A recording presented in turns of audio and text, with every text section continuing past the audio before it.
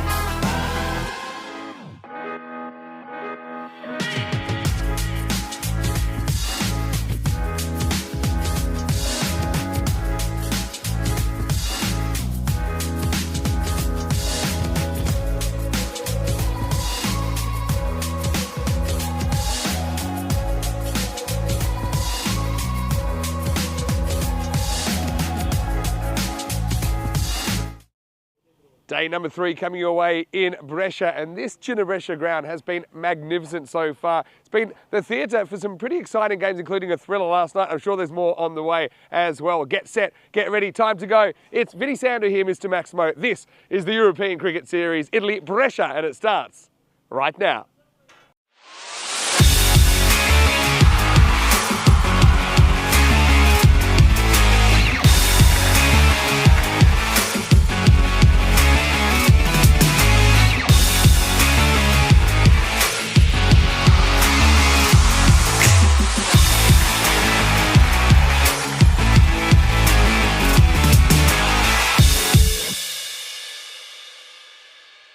This European Cricket Network event is proudly brought to you by HCL Software and Paramatch. Buongiorno, good morning to you wherever you're watching from around the world, and welcome to another huge day of European cricket. Day 3 here in Brescia. I'm loving this ground as well. It's a great facility. In fact, you've got 3 ovals kind of back to back to back. There's a 4th just across the way as well. So a lot of cricket happening up here in the north of Italy, and 5 T10 matches coming your way on day 3. So we're starting with Brescia CC. They're taking on Fornaci in this one. It's a real established club against one of the newcomers to the ECS. Let's see what happens at the coin toss. Tyrant's off today, so Samir is handling the duties. He's got the 2 captains out in the middle. It's heads. Brescia win the toss and they're going to bowl. So Brescia CC have won the toss and they've elected to bowl first. So maybe something to do with the conditions, although I don't see a lot of dew around this morning. Conditions-wise, we're expecting a pretty nice day, actually. There was some forecast of rain earlier in the week, but that seems to have gone away now. And we're expecting a maximum temperature of around about 23 degrees, currently about 16 to get going. But yeah, no dew on the field today. So I think it's pretty fine to field on first. I think it's fine to bat on first. I don't think it'll change too much during the day today. Maybe in the first 2 days it did kind of dry out a little bit as the day went on. But Brescia CC, we know they're a very good side. We know that they actually made it to the ECL in 2022 as the champions of Italy. I got to say, Kalab Sajjad is just a really clever bowler. He'll probably come on just outside of the power play, and his change of pace has been really, really useful for his side. And they did win both of their games on day 1. They're hoping to remain unbeaten here against a Fornaci side who didn't come up with a win on their first day yesterday on day 2, but they still, they showed that they kind of pack a punch. They've got a bunch of guys that are attacking. They will take the game on. I think you need to do that in this competition. So for them, I think it's a battle to see if they can kind of get their first win today and get some momentum going and maybe potentially qualify for the 4. Corey Ruckers is standing by. Corey, I know that you're keeping a close eye on this tournament. I'm going to let you handle the first game, and I can tell you that in the toss news, it's Brescia CC winning it, and they're going to bowl first. So over to you. Let's get ready for the start of day 3. Thank you very much, Vinny Sandhu, and a warm welcome to everyone around the world, wherever you might be watching from, for some more T10 action. Looking forward to today.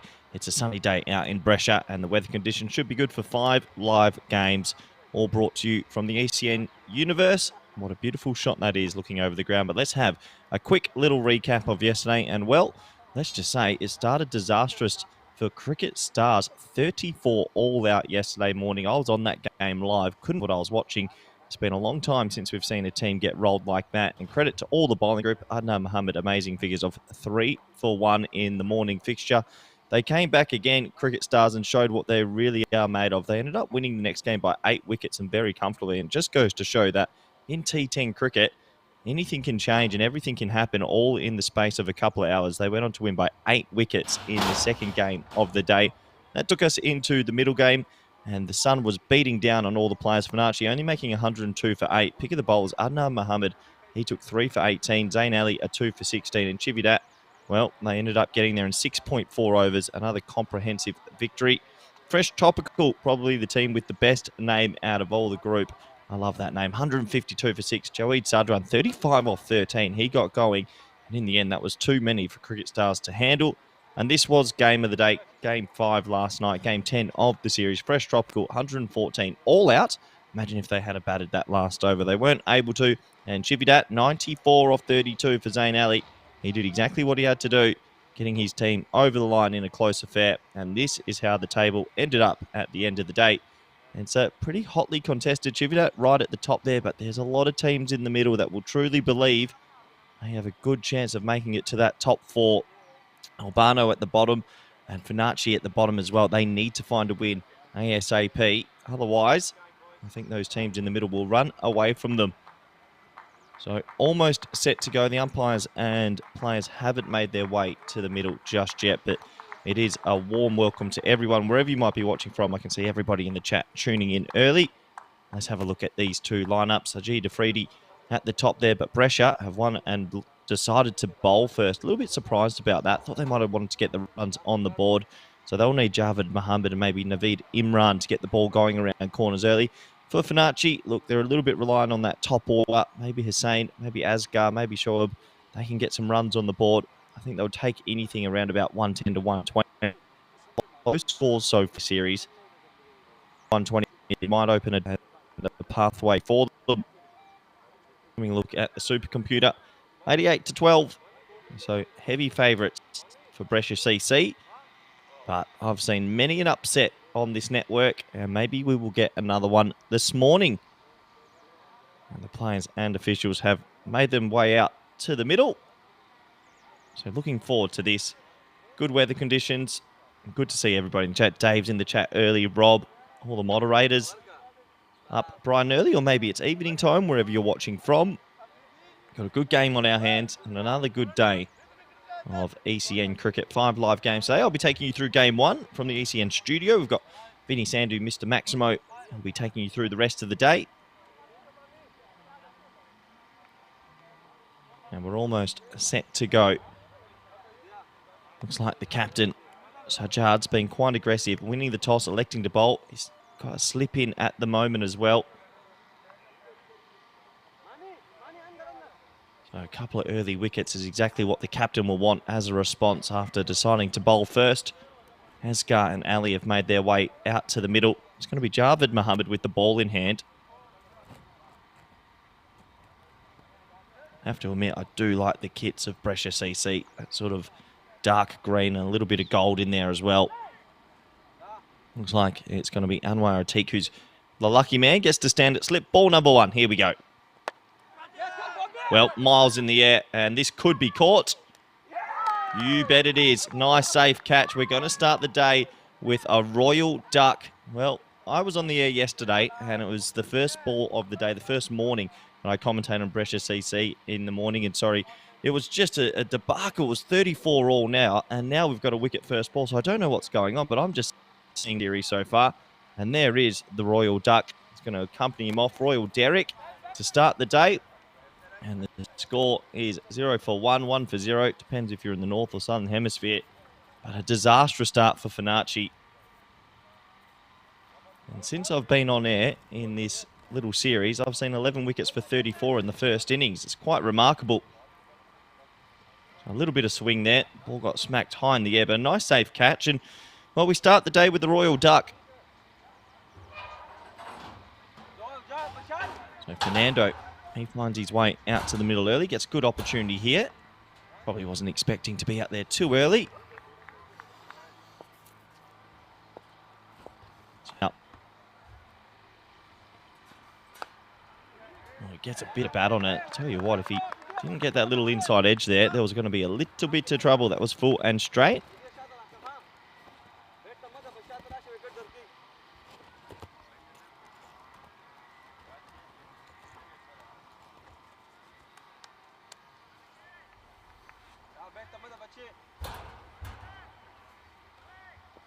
So, good start here from Mohammed with the ball. Getting it to go right to left. A little bit of swing.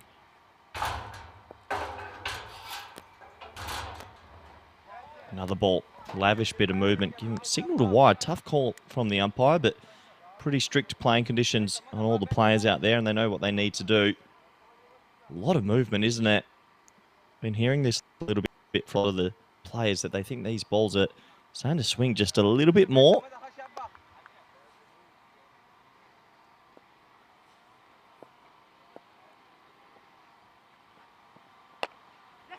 That's a better line. Sort of scuffed away. Not the most attractive looking stroke as it goes out to deep middle. One of the two boundary riders early. Yeah, so for Fanachi, they just need to find a way to get some runs on the board. If someone can get in and maybe get set, try and turn a 10 or 15 into a 40 or 50. That's going to be their best result to potentially make a good score.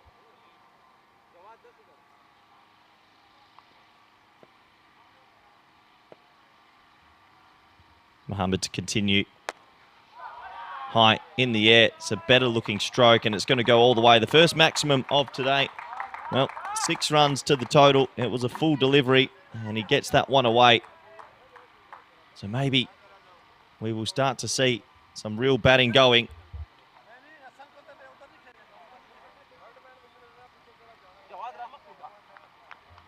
A little bit over-pitched that delivery and ends up smacking it for 6. So Ali starts his account 6 off 1.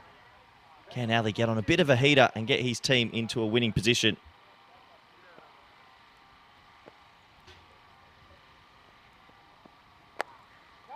Nice looking shot, over-pitched and driven through the offside. Well, a little bit slower. There's one of our brilliant blue crew doing the mopping up in the match referee tent. Yeah, a little bit slower, over-pitched and pumped away. That's good to see. There's always room in this T10 format for some conventional cricket as well. That's a lovely cover drive. So Ali starts his account really well, 10 off 2. And despite the wicket, they're already on 12. Comes back with a bit of a shorter delivery. That one signalled wide also. So there's definitely some movement from right to left. Just losing his line a little bit. That's what can happen when you hit a few boundaries against a bowler as well. They feel a little bit twitchy. Not as easy to get that rhythm that they would have liked.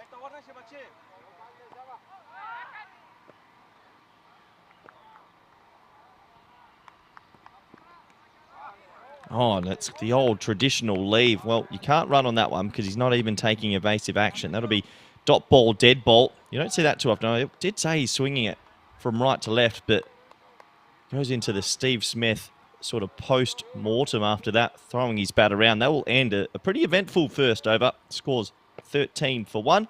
This is the stats so far from our ECS here in Italia. 113 wickets so far. Just looking at the wicket rate, 6.3 wickets per 10 overs, actually quite high. Obviously, we've had a few teams that have been rolled out here and a couple of teams bowled out, so that's why you'll see it at 6.3, 9.5 Maximo so far. It's only a small sort of database we can go off, only 10 matches played. It'll be interesting to see what the Maximo rate will be after we've played maybe 30 matches out here and the teams have found their form. The average batting first, obviously around that 110, and I think I always sort of touch on this. I think when teams sort of get into their flow, you'll see that average score go around to about 120 to 125. So I think it's been a bit bowling dominated so far. We'll have to wait and see what Wednesday brings. And obviously, we don't stop. We've got plenty of cricket coming up in the next week and a half. Actually, and we have some ECIs to follow. So sharing the sort of new ball. It'll be a teak. Bowling to Fernando.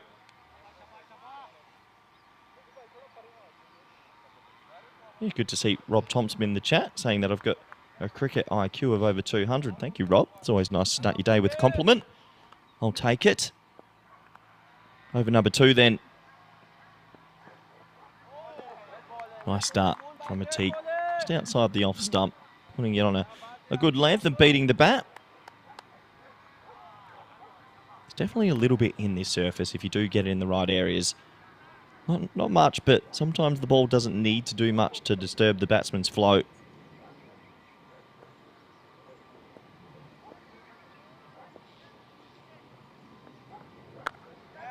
Well, it's a length delivery. It's hit away pretty nicely into a big pocket of space. They'll come back for 2 here, or at least they should. And they'll get home pretty comfortably in the end. Good aggressive running. That's another thing that we maybe don't touch on enough. A lot of teams that are switched on out there will steal a couple of singles or a couple of doubles and will add up to the total in the end. And good running there from Fernando.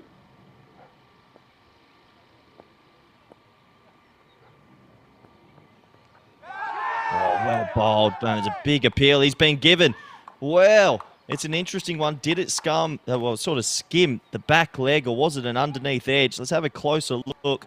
It was given out straight away from the umpire. There was definitely a noise. The bowler was confident. The keeper was confident.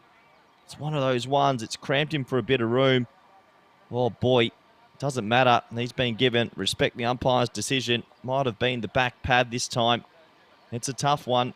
It easily could have been a little underneath edge, but when there's a noise that passes you and that point of contact, well, you're always running a bit of a risk.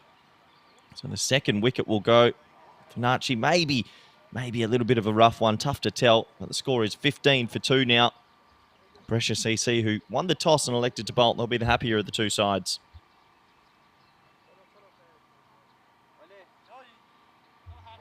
So Newman makes his way out to the middle now. Abdullah at number 4. He's definitely got a job to do here. Good bowling from Atik, though. Even if it wasn't an inside edge, it's a perfect length to bowl.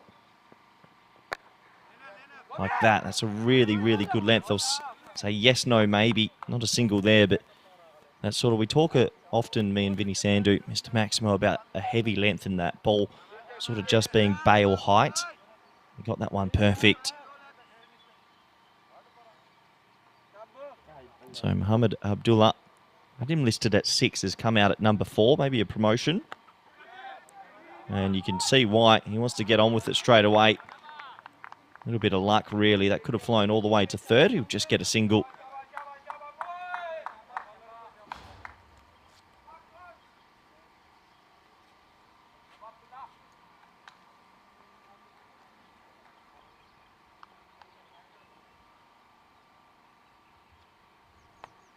So good over this from Atik. You'd love to get out of it with no damage. 1 for 3 so far. Well, he's the one man that's looked a little bit different from everyone else. He's 10 off 3.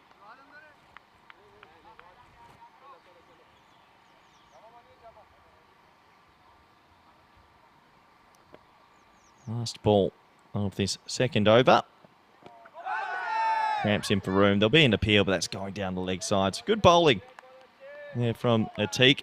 Pretty tidy over. Different to his opening bowling compatriot. He was swinging it in mostly. That one's going down the leg side, but a really tidy over. 1 for 3. You'll be happy with that. And after 2, score is 16 for 2. We'll have a quick look at that table. We're talking about this morning. For Finacci and Albano, big morning and big day for them, really. If they don't pick up a win today, it's starting to get really difficult in this group. Brescia CC, they're a good team. They haven't dropped one yet. They'd love to go 3-3. So still a long way to go. Some very good teams. I saw a little bit of the afternoon games yesterday. It wasn't game 10, a bit of a thriller. Game 5 yesterday. Over number 3. Nice looking shot there from Abdullah. That one was swinging onto the stumps, but he'll get a single.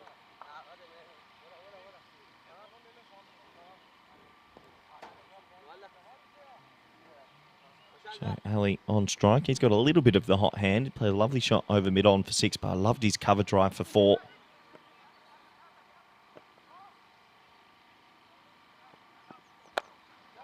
Well, full straight. See you later. Boom shakalaka. That's a massive 6. He's got every piece of that. I remember Vinny Sandhu in the pre-match telling you, there's a couple of cricket grounds around here. Well, he just hit it into the opposite field. That was a half volley, and he got every single piece of it. Good shot. 6 more. Hopefully that didn't hit a fielder on the second field. So 6 runs to the total. Only 16 off 5 now. Yeah, there's actually, I've played a couple of games in Australia. Australia usually have quite big grounds, so the grounds don't overlap. But I remember there was one place in Perth that overlapped, and sometimes you'd be fielding on the boundary, but you'd actually be on the field of the opposite game. It's a good comeback ball. And they'll go yes, no, maybe direct hit. Oh, he would have been gone. Jonty Rhodes at point almost pulled off an amazing run out. I think if they go straight away, there's a single here, and you can see it was actually Abdullah that wanted it. Got sent back. That's a chance. That's an opportunity missed.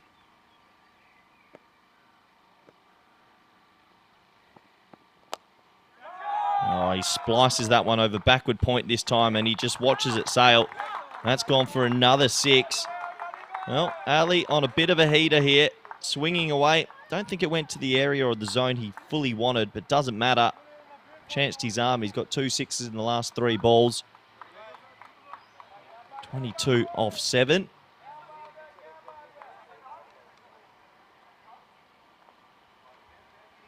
Gets a warm round of applause from the ECN studio. A couple of people watching here also. 2 balls remaining here in the power play.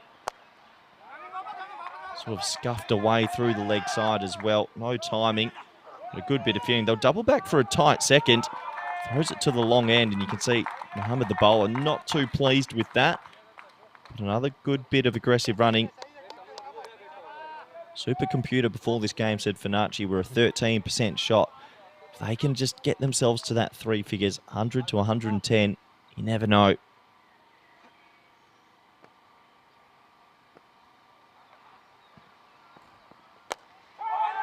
Another one. Bang.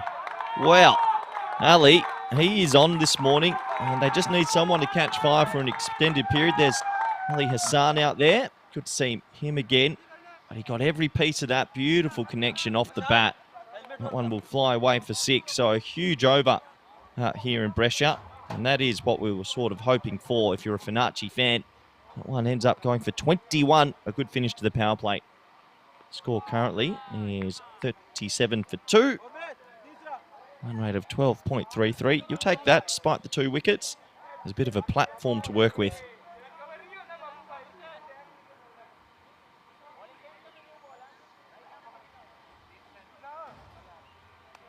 So it looks like a little bit of a bowling change. Going to see a little bit of spin. This surface has had some assistance for the spinners.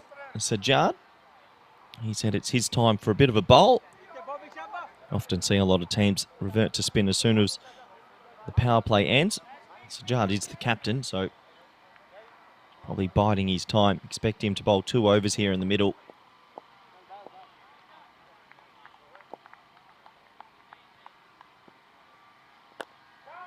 So flighted delivery first up. It's a nice looking flick shot. I think that's going to be one bounce ball. Close to a 6 actually. I think they'll have to use the old super zoom here. Spring Media. Flighted delivery. Nice looking shot. Clipped away. That'll be 4 in the end. Great work from Spring Media there to catch that one. A little partnership starting to grow here for Fernacci, who haven't won a game in this competition just yet. They were 15 for 2. This partnership now on 26.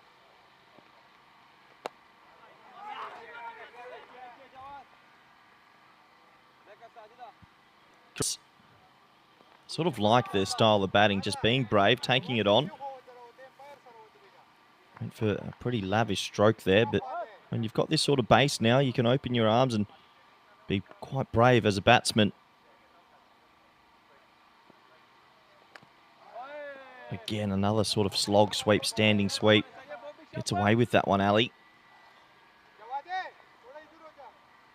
Not a bad over this from the skipper of Brescia, Sajjad.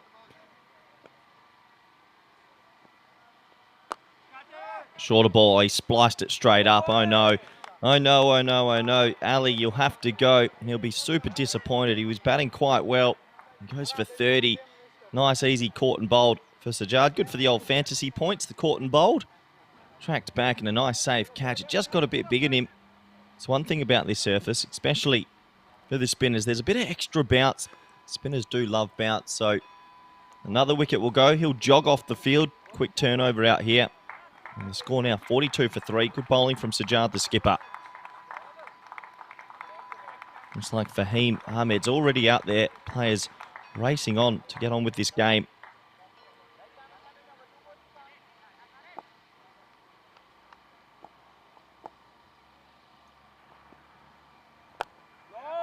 Well bowled again from Sajjad. That one's going to be sort of jarred out for a sedate single. Yeah, I like what Sajjad's actually bowled. There's not too much pace on the ball. Traditional spinner, giving it a bit of flight. Nice ball for him. And he'll end with a dot. Pretty good over that. 1 for 6 after he got hit for a 4 early in the over. 4 overs complete out here in Italia, in Brescia. 43 for 3.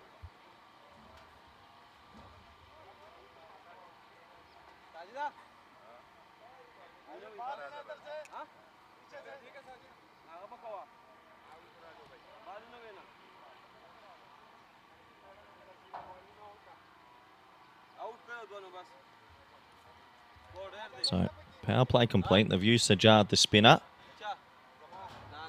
Obviously, going to have to go to some other new bowlers here. Looks like Afridi. Said it's his turn to have a bit of a roll. Going to come right arm around. The old 3-3-3 on his back. And homage to Chris Gale, maybe. Oh, Slingy. Very slingy indeed sort of action. We'll start with the dot though. Yes, Ajid Afridi. I wonder if there's any relation to Shahid Afridi. I'll have to go check the notes in the commentary file. Right arm around the wicket. Full delivery, and that's going to go away from. Now, was there a bit of bat or was it leg bites? It's a very loose delivery. Let's have a look at the umpire signals. And that's just a little bit of kiss of the pad. Keeper can't get across. Now, Nasir Hussain gave it his everything, but that's going to be 4 handy runs nonetheless.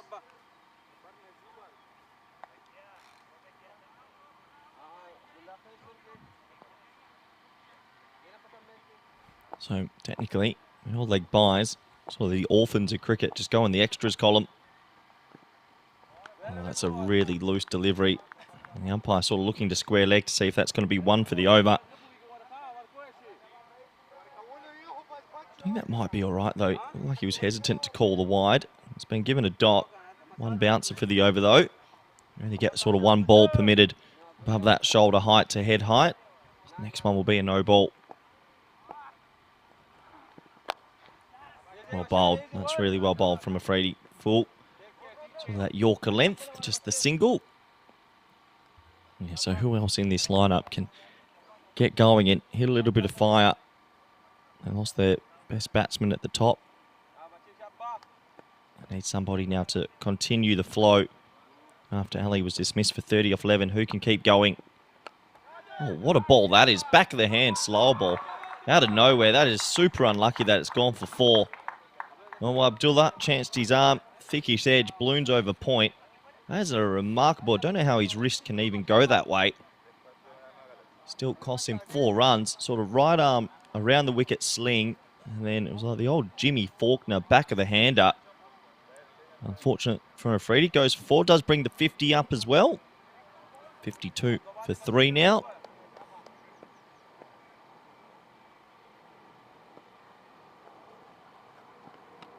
Comes over the wicket. Oh, and that gets big on him. Almost lids him.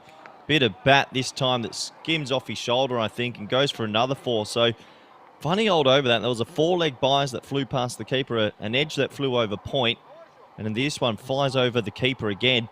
So we're talking 12 runs behind the wicket, and I don't think the batsman had too much of a clue. It doesn't matter, runs are runs.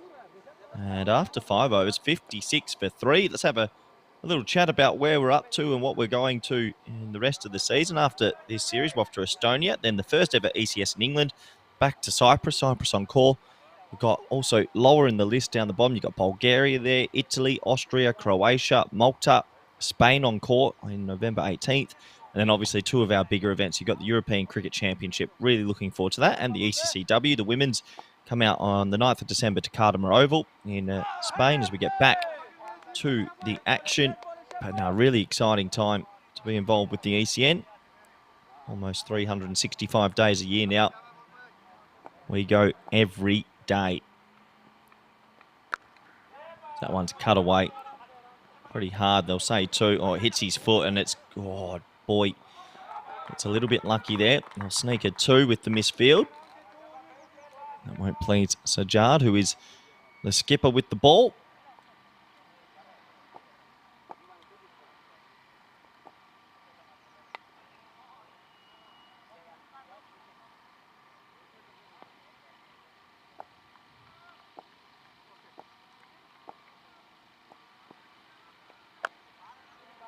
Been impressed so far from Sajjad in this spell. It's cut away just for another single. Doesn't give it too much of a rev, the leg spinner, but it's more about your length of your bolt. Sometimes you get a lot of leg spinners that drag it down or don't have that consistency. And so far from what I've seen from the skipper of Brescia CC, lands it on a good length quite consistently. Again, and right on cue. A perfect length from Sajjad. He deserves that wicket. He's got 2 for 9 now. That's hitting the top and middle and leg. Doesn't give it too much of a spin. Sort of goes on with the arm, but at the top of the stumps, that bail sort of length. And another wicket will go. Brescia CC just fighting back and picking up wickets at the right time. And Sajjad, he's got himself a cheeky little 2 for 59 for 4 now.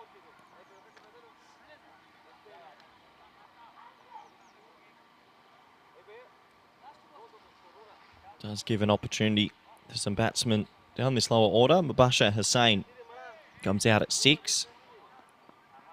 Boy, if I had a lefty in this lineup, this is where I'd be throwing the lefty out there just to disturb the length of the leg spinner. 2 balls remaining in this over.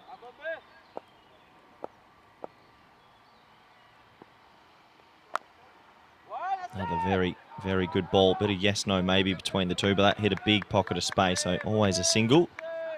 Hussain gets himself off the mark comfortably. Yeah, lots of people in the chat. Good morning to Dave as well. He's saying hello. Another flighted delivery, this time miscued down the ground. A good bit of fielding. Well, does brilliantly, doesn't he? I'll have to double check just to make sure his foot doesn't touch the rope, but I think that's okay from Imad Khan down at deep long on. It's probably the first ball. He's missed his length completely. It was hit well down the ground, but a good bit of fielding. Not always easy on this outfield. I think he saves a couple of runs for his team there. Extremely well done. So another run to the total. That'll end another over. Let's have a quick look at that scorecard. 62 for 4. Yeah, 30 off 11 for Ali. 15 off 9 for Abdullah. They need someone else at this back end to click, don't they? But yeah, let me know in the chat. See, the Australians have released their T20I World Cup squad overnight. No Steve Stiff. No Fraser McGurk. Let us know what you think of that. It's going to be an interesting T20 World Cup, that's for sure. Plenty of teams announcing their squads and a lot of teams starting their preparation. Naveed now with the ball.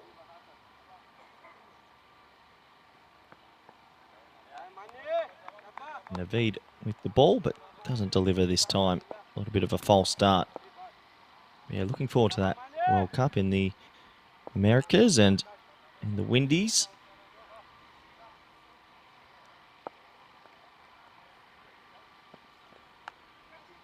Short delivery.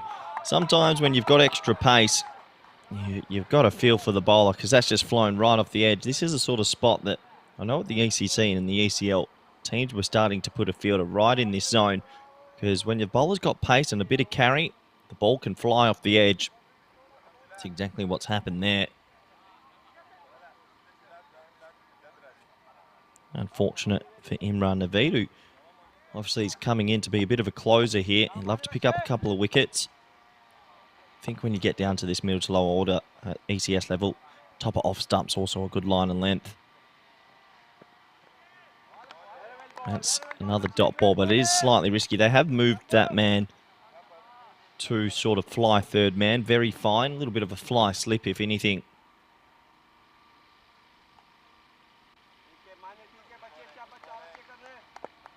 66 for 4. Pretty important 3.4 overs coming up here for Nachi.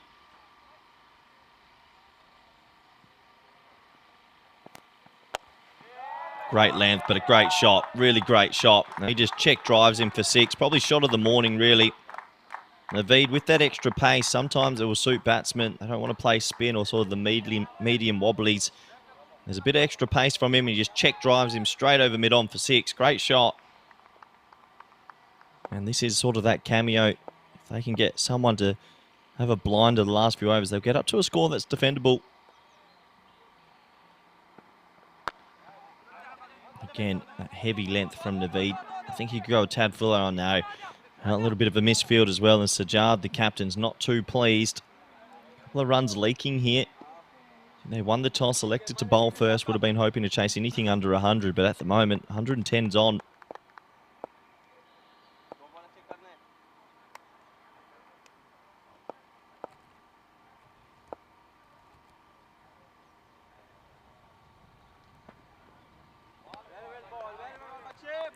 Yeah, so let me know in the chat what you think about T20I squads. Saw that there's a bit of controversy in India as well. Some people saying Rinku would have made it and a few others. But I guess it's quite difficult in the T20 World Cup. You only get 15 spots. You'd think for a World Cup, actually, there should be a few more. I know there's reserves and sometimes travelling reserves. But I reckon you could have a squad of maybe 17 that could all play. Give the coaches and captains a few more headaches. Last ball, the 7th. And smacked by Hussain. Chance for a catch potentially, but it's going to land in a big pocket of space. They should double back for 2. The running's been quite good between the wickets, and they will get back for 2. So a good over there. Naveed goes for 14 off his first. The extra pace working against him. And the score currently is 76 for 4. Let's have a look at ECC. Yeah, coming up later in the year. Obviously, we've got the Challenger Division now up against the Premier Division. There's going to be relegation and promotion. Looking forward to that. I think in the Challenger Division, you look at some of those teams, what an opportunity for them to win some silverware. And I do like the concept of this because you're giving some other teams that may be of a lower level in their development stage an opportunity to win something. And then you look at the Premier Division, obviously, big part of that being with Spain for a few years now. Looking forward to that. It's going to be a good group. And a difficult competition to call. Plenty of good teams, plenty of good players. They'll be out at Cardamom Oval later in the year. That ball just worked for a single, but yeah, looking forward to all the cricket out at Cardamom Oval, the home of cricket, home of European cricket anyway. Usually a nice warm time of year out there in the Andalusia region of España.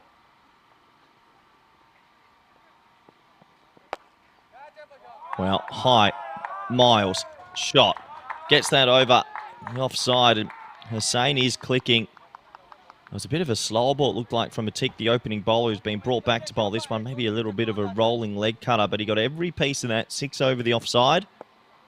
And an impressive batting display so far from Finacci. For a team that was given 13% chance, they're looking a bit better than that. Miles high. Well, good luck. This has snow on it.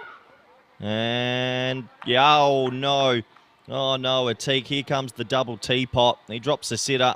Has a little bit of a glance to his wicketkeeper. I think that's probably a wicketkeeper's catch unless he fully called him out of it. It's a tough one, especially off your own bowling. He'll be disappointed as it sort of just hit the tippy fingers and rolls out, so dropped opportunity. 84 for 4. Life for Hussain. And what I've liked about this innings is they've been able to pick up the singles here and there as well. It's good from Ahmed. Just realising that don't have to hit a boundary every ball. Got someone that's batting well at the non-striker's end and get him back on strike.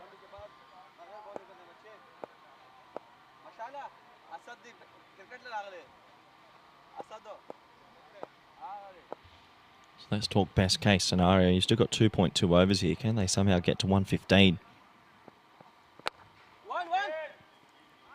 Well, when bowling like that, it's not going to easily get to 115. It's a really good Yorker, actually. Good line, good length.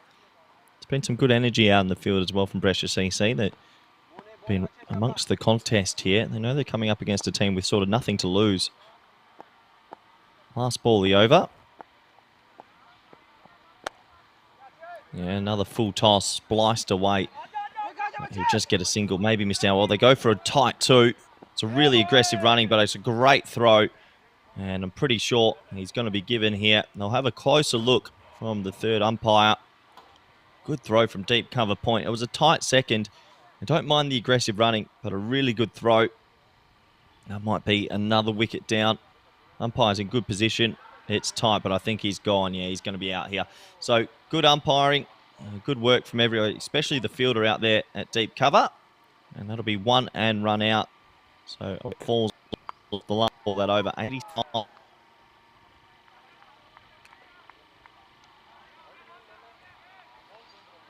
Balls first in.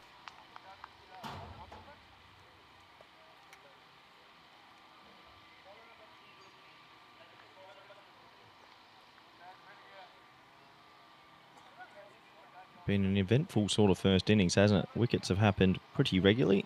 Wicket in the first, second, fourth, sixth and eighth.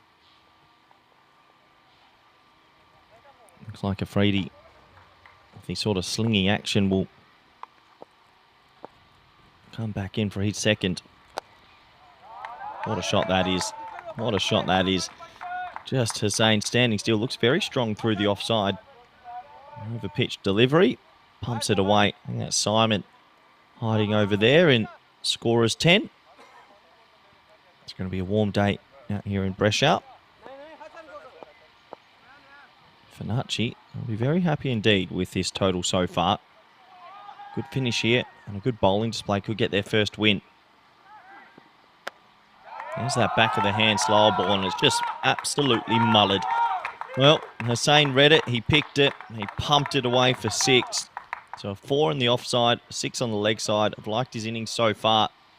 I think he looked like he was setting up for a slower ball. He's racing away now. Talking about someone in this lower order having a big finish. Looks like he wants to be the man.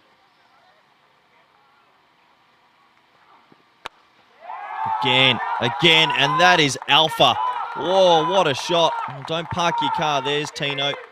That is huge from Hussain. He hit it and he just turned around as well. It's probably the most alpha shot I've seen in a while. Afridi bangs one in and he just slaps him straight past the sight screen into a car. And that's a massive 6. He's 39 off 13 now, hitting fire. A 4 through the offside, a 6 over the leg side, and then just a baseball home run straight. Shohei Ohtani. Hundreds up. Well bowled. Oh, the old Steve Smith draw shot. Oh, French cut. So he's gone 4, 6, 6, 4. Didn't know much about this one. But the French, if you're watching, what a French cut that is. So Hussain, a bit of a terror here. 43 off 14. Freddie's been taken to the Wolves here. Hasn't bowled the worst over you'll ever see, but it's good batting. 2 balls left.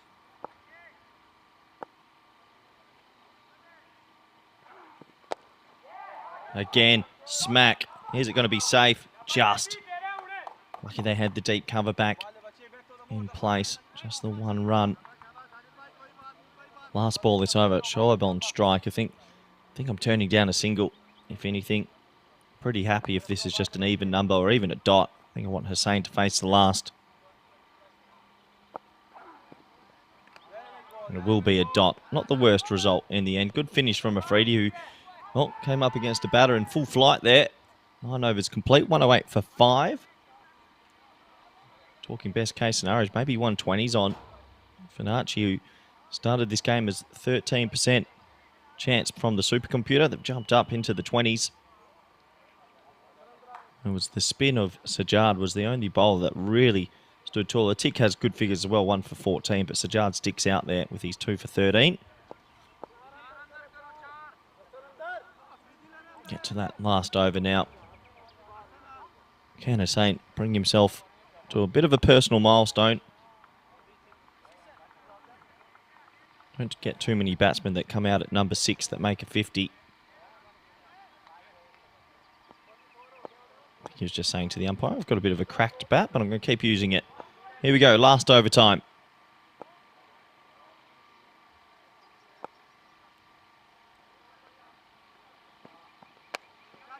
Miles in the air. Oh boy, that's got snow on it. Good luck. And shelled. Yes, no, maybe surely they had to come back for 2 here. There was a bit of hesitation in the running as well. Not an easy one. That went miles high. Sort of like a shot to the sky. Just the 1 run, I think. Not too sure if they double back. I was watching the fielders. Sort of got in each other's way. That'll be frustrating. He could have been dismissed, and remarkably, just the 1. Not a bad result for Brescia. Shoaib here, bit of a licence. If he can minimum get a single, does a good job for his team.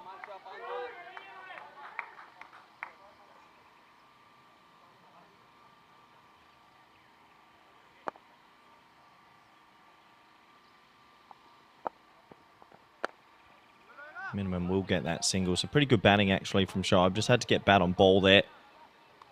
Brings Hussain back on strike for the last 4 deliveries.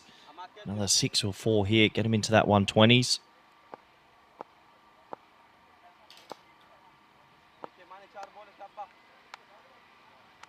Naveed's got a little bit of extra pace. Probably the quickest bowler, I'd say, in this Brescia lineup. There's that fly slip as well. Like that position. Slapped. Slap, slap, slap. Nice shot, but it's going to find the fielder. A little bit lazy in the running as well. I think that's one of those times where a bit of cricket education, if Shoaib's just coming back for 2 no matter what, even if he gets out, you get Hussain back on strike. So 3 balls remaining. Still have been impressed from Finacci. They're going to have a score definitely defendable, especially if they take some early wickets.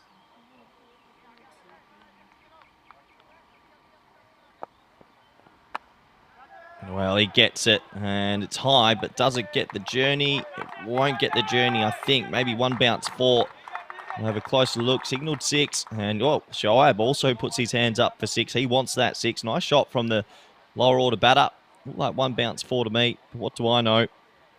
Handy 6 from Shoaib. There was a short delivery, and that's what I mean, that extra pace from the bowler, working against him a couple of times. Yeah, just clearing the rope. Feed's not bowled a bad spell, but a couple of balls have flown off the bat behind the wicket. 23 off 1.4, 2 to go. Again, that back of a length ball. I'd love to see him get a bit fuller. That would be my sort of little analytics for him with his genuine pace. Maybe target those stumps a bit more. Perfect bouncer. Perfect height. Thankfully, that wasn't too straight. Might have dinged him.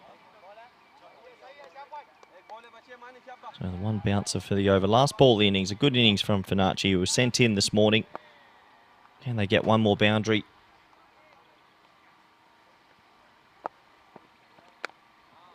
Well, they won't get 1 more boundary because it's fielded, but they'll get a single at least. So they'll look for 2 here. They probably should, but good backing up, good mopping up. That'll end a pretty eventful first innings of the day. On a sunny Wednesday out in Italy, 118 for 5. A pretty good effort considering they were sent in. Lots of people wrote them off, haven't won a game. It was Ali at the top with 30 off 11. Hussain 46 off 17 at the back end. Well done to him. A couple of cameos in the middle from Abdullah as well. 15 off 9 with 3 fours in there. And overall, a pretty good effort. Let's have a quick look at the highlights. And a wicket off the very first ball of the day. It was the Royal Duck to start the day. I thought maybe this is a sign of things to come, but it didn't happen to be. It was Ali who got the runs starting to flow for the batting group. He made a quick fire 30 off 11. Thought he batted really well. Fernando was a little bit disgruntled with being given out off this one, but still think maybe there was a little underneath edge. Difficult to tell. But it was Ali, 30 off 11, 4 sixes in his innings. And he started to believe that Finacci might be able to cause a little bit of an upset. Loved his shots over the offside especially. Sajjad for me was the pick of the bowlers from Brescia. The skipper with his right arm leg spin. He bowled pretty well. And it was the pace of Afridi and the pace of Naveed that sort of worked against them. They ended up going for 30 and 24 off their 2 overs. Some gorgeous shots, but I think man of the hour, obviously, Hussain coming out at number 6. Obviously, when you bat number 6 in the T10, you don't get too much of an opportunity. It's a shame to drop that cord and bowl there, but yeah, he made 46 off 17, striking at 270. And it has to be said, that sort of little cameo at the end has definitely got them to a score that could be defendable. That was probably shot of the innings, the alpha shot over the top, almost hitting a car. Big 6, biggest 6 of the day so far. There was a couple of drops and a couple of bloopers right at the back end. Not easy though. As is the early morning fixture game. Shoaib came out. He made 8 off 5, 1-6 at the back end of his innings. And before you know it, that was the end of innings. 118 for 5, 119 required for Brescia CC. Let's have a very quick look at the scorecards. The Golden Duck to start the day, but it didn't matter. 30 off 11 for Ali, 46 off 17 for Hussain. Only the 6 extras in there. And a couple of cameos from batters in the middle, Abdullah and Ahmed. And 18 for 5 from a team that hasn't won a game just yet. I'll be pretty happy with that score at the halfway stage. Have a look at those bowling figures. And everyone, 2 overs apiece. Pick of the bowler, Sajjad, 2 for 12, 1 for 14 for a Atik. Everyone else getting a little bit of tap. It'll be an interesting chase. Brescia CC will be a little bit nervous. I think 119 is in interesting zone. Maybe it's even in the Goldilocks zone. I'll have to wait and see. We'll be back in a little over 10 minutes for the all-exciting run chase. Thank you.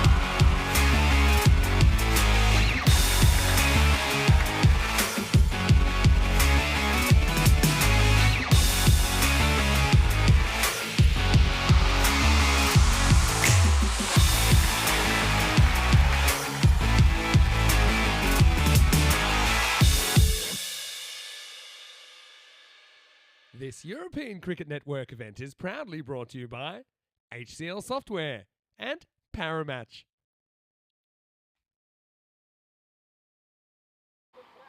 Hello, everybody, and welcome back to the ECN network. We're at the halfway stage of a pretty interesting encounter at the moment. 118 for 5 made from Finacci, the team that hasn't won a game just yet. An impressive total considering they were only given 13% chance from the supercomputer this morning, I should say. And Brescia CC, they've looked a very complete team so far, but they'll be under the pump a little bit to get these 119 runs. I think this will be a good game and a good chase. A couple of really right up. Feel like it's in the Goldilocks zone, this one. So 119 required. We're all set to go. Welcome back, everyone in the chat, wherever you're watching from. Hope you've had a nice morning or evening. And we get viewers from all over the world. Looking forward to seeing how this one pans out. 7 overs obviously constitutes the bonus point parameters. I don't think they're going to chase it inside 7. It'll be a mighty effort if they do. And if they get restricted to less than 82, they'll also give up an extra point. So we're almost set to go. You see the supercomputer there, 29% now for Finacci, and that's fair reading, maybe even a little bit more. Afzal will have the new ball. He's going to have to get rid of some dangerous openers, though, Michelle and a tick. Batsmen have made their way out there. Michelle, left-handed, tall batter. Always nice to see teams open with the lefty. Can give you quite a big advantage. So we're all set to go. Ball number 1.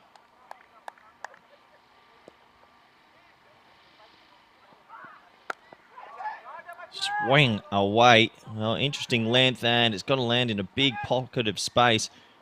It's a brave shot from Michelle first ball. Backed himself. Ballooned up, didn't it? Swung away to the leg side, but he'll get 2 to open his account. And he'll begin the run chase. And a good power play is always important when you're chasing anything over 115. A good start can set the tone. If you have a poor start, it does put a lot of pressure on the middle overs, middle order, when the field is spread.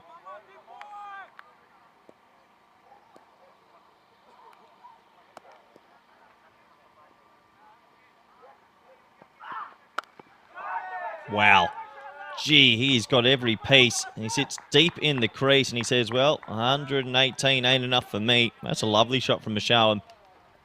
I've got to love, there's always something aesthetically beautiful about a left-hander that has a good pull stroke, and that was a lovely shot. Not the worst ball.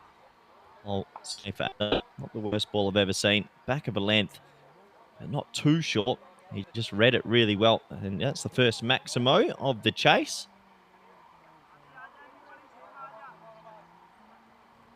Obviously a player at the top of his confidence radar. That was a really nice cricket stroke.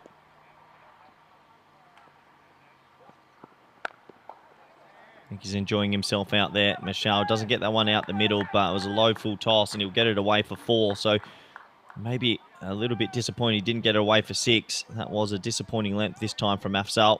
But what a nice start this is for Brescia CC. Raced away to 12 already. All going to the left-handed opener with the grey nickels in hand. A little bit like Matthew Hayden. Big left-handed opener. Grey nickels. Just have to be careful, Finacci, after doing a lot of good work with the bat. Don't want to give away a really poor power play here.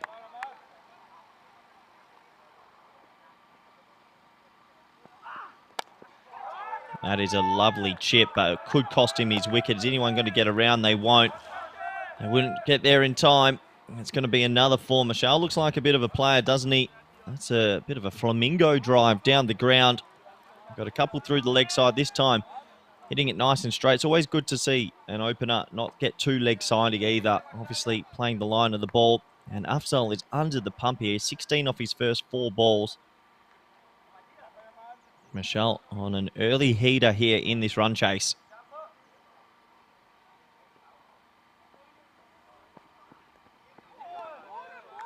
Good comeback from Afzal, who looks like he's just getting it to go a little bit away from the batsman. A little bit of swing there as well. Better length. Obviously, Brescia CC still favourites in this game, but a couple of wickets throughout the innings might cause some nerves in the dressing room. Last ball this first over. Can he get out of it? No more damage.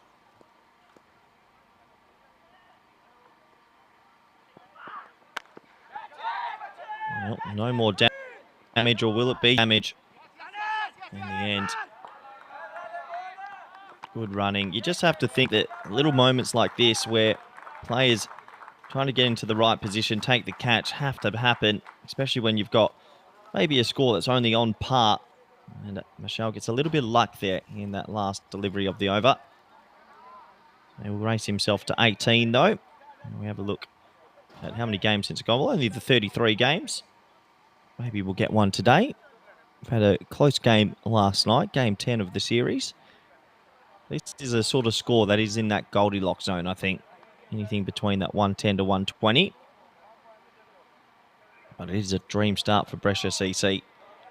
18 off the very first over.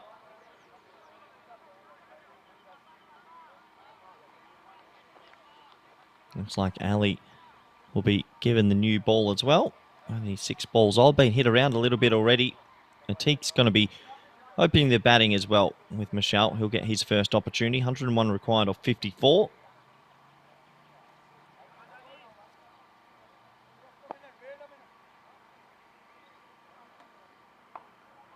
Just getting the field right. Finacci skipper taking his time out there. That's Jard. Just making sure he gets all the fielders in the right zones. Over number 2.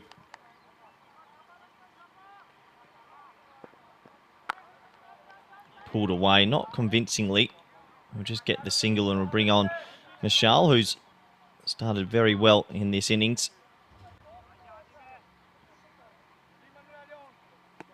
Deep backward square and sort of deep point where the 2 boundary riders there. This is always the test, and this is why I like it. The old traditional left-handed opener, right-handed opener. Someone like Ali just can't steam in and bowl to 2 righties and find a rhythm or a line or a length. Has to keep adjusting, and if you do have it in the order, and if you can keep a lefty in the middle order as well, it really helps against the spinners. Really, really good bowling, though, from Ali here. Just straight away, and that's where you got to give credit to the bowler. Talk about that lefty-righty opening partnership and a bowler having to adjust. He adjusts perfectly. Looks like he wants to take it right across him. Pitching on middle is the right line if he's going to take it that far across him.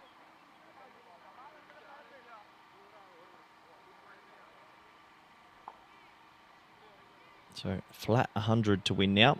Basically almost 2 a ball.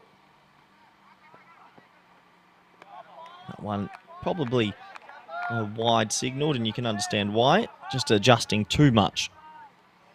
That's one thing for Finacci to be careful of as well, is the extras column. Let's not let that balloon up too much. He's made a quick adjustment here, deciding to come around the wicket. Don't really like that call. Think that the first ball he bowled to Michelle was good. Sometimes I think a bowler bowls are wide and they panic and go, well, I need to change my angle.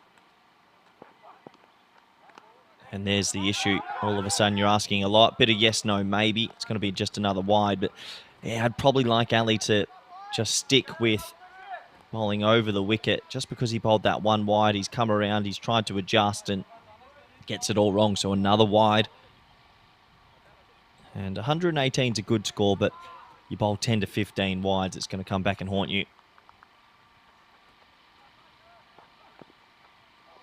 Just losing it now. So right on cue, sort of put the kibosh on him a little bit. He bowled a really good first delivery to Michelle, and then he bowled a wide, and now he's come around and he's lost his rhythm a bit. I think at ECS level, at club level, sometimes you've got to keep things simple. Don't overdo it.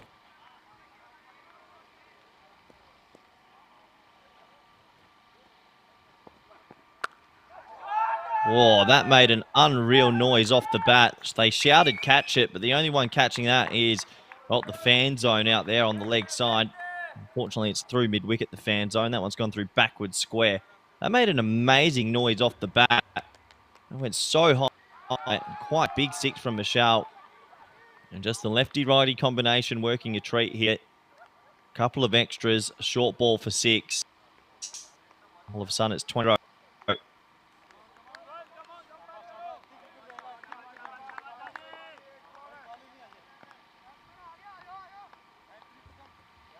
So a lot of pressure on young Ali here. He needs to respond.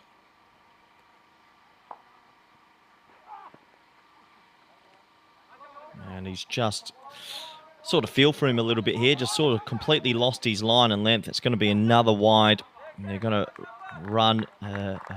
So that time he tried the rolling leg cutter, got it wrong. And he's just under the pump. It was a good aggressive running also to get a couple of runs there. So it's 3 free runs. Yeah, Julian Dawson in the chat just saying captain needs to go have a word. And I think so as well. Just this is where a good cricket education, a captain might run up and say, look, take a breath. The over started well. Keep positive. You can change it around very quickly in T10. Good to see him coming back over the wicket now. And that, though, is a remarkable bit of batting. Sometimes also in T10, it's difficult because you always feel like you're under the pump as a bowler, but you've got to tip your hat to the batsman. That is a remarkably good pick-up shot. It's a length ball. Yes, it's the wrong line. Yes, it's on sort of that hip. But he gets his hands through it quickly. Michelle looks like a bit of a player. He's racing away here. And for Brescia CC, well, I said if they have a dream power play, they'll be in complete control of this game. You'd have to say at the moment, unless there's a couple of wickets, they are in complete control. Already on 37 off 10 deliveries. Still 2 balls remaining in the over. Great ball. Well done. Well done, young man. That's the line. That's the length. Going across the left-hander. Kiss the wicket like this. Get that little bit of extra lift. And you can see the movement all the way to keeper. You can see a big sigh from him there. He knows hasn't been the most smooth over, but he's showing glimpses as young Ali. 19 off it. Last ball.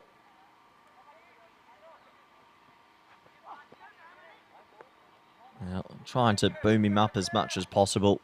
Just not coming out completely right this morning. That's the magical over already complete. 20 up now. Good work from the keeper, actually, as well. Not always easy when you have a bowler that's lost his rhythm a bit and spraying it around. The keeper's got to be pretty alert. Last ball of the second. Maybe. Unfortunately, not. Still 1 to come. So, yeah, this over, it's been a long one. Let me have a quick look. 1, 2, 3, 4, 5, 6, 7, 8, 9, 10. I think there's already been about 12 balls, so probably a bit of fatigue coming in here as well. He must be tired. He's been running in pretty hard, but just not getting it right. I'm not going to put the curse on him and say last ball of the second again.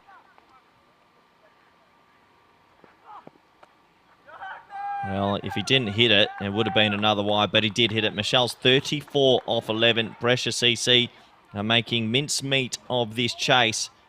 Really good batting from the tall left-hander. A bit of a hit-me ball. Just had to catch up with it, and he did exactly that. 4 more to the total. 43 for 0 after 2. Let's have a look at the table, and this is why I thought with that 118 on the board for Nachi, maybe they could cause a bit of an upset this morning, get themselves some points on the board, but if they keep going this way, Brescia CC will take the win. For Brescia CC, a win's massive for them as well. They'll go 3 and 3, move up into first or second on the table, and they've set their tournament right up. So it looks like it's going to be Fahim Ahmed. He's going to be given the responsibility of bowling the last over of the power play. They've got the required rate down from 11.9 at the start of the innings. It's already dropped to 2.4. It's now at 9.5.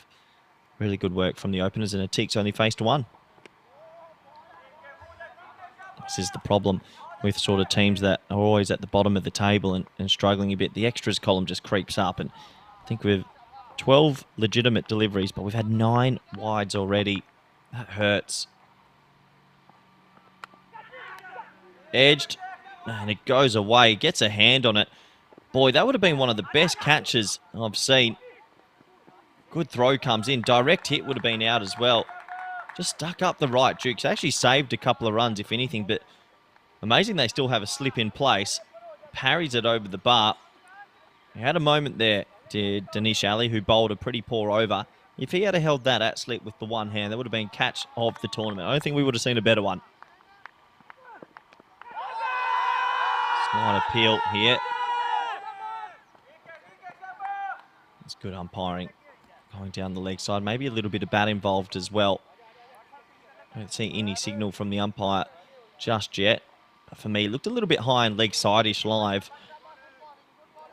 It's a bit of a nervous run from the batsman as well, was sort of looking around. Does bring the dangerous Michelle back on strike.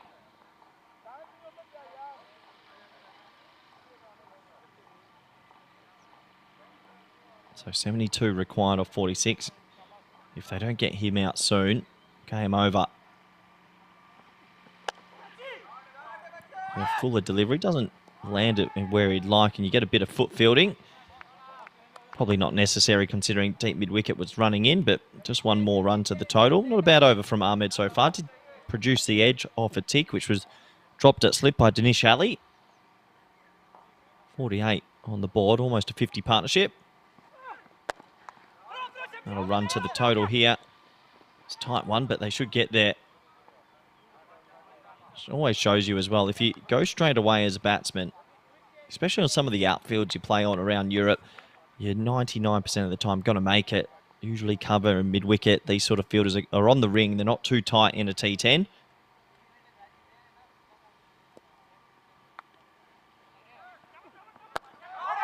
What a shot.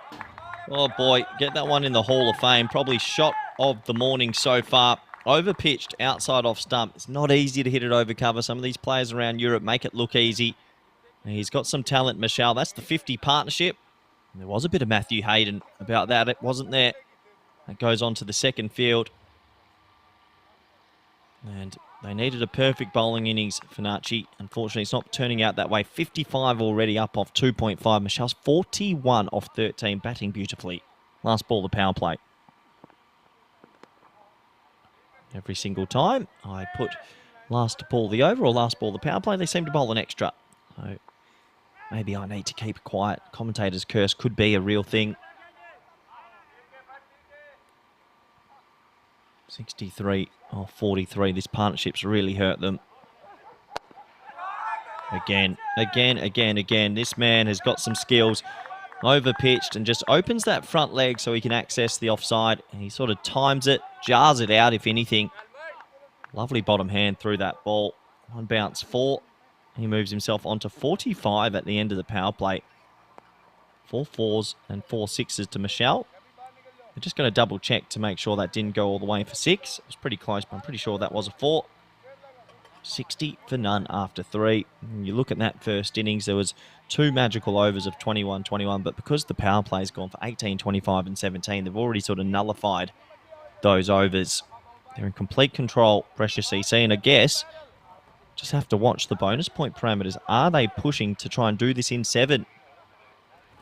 Wouldn't be easy, but they've definitely given themselves a little bit of a shot about it. 24 balls, requiring another 59. Definitely doable now. It looks like going to go to some spin. Sajjad, the captain, says it's his turn. Interesting to see both captains on the opposing teams, both named Sajjad, and both bowl leg spin or a bit of spin. Not too often you'll get that.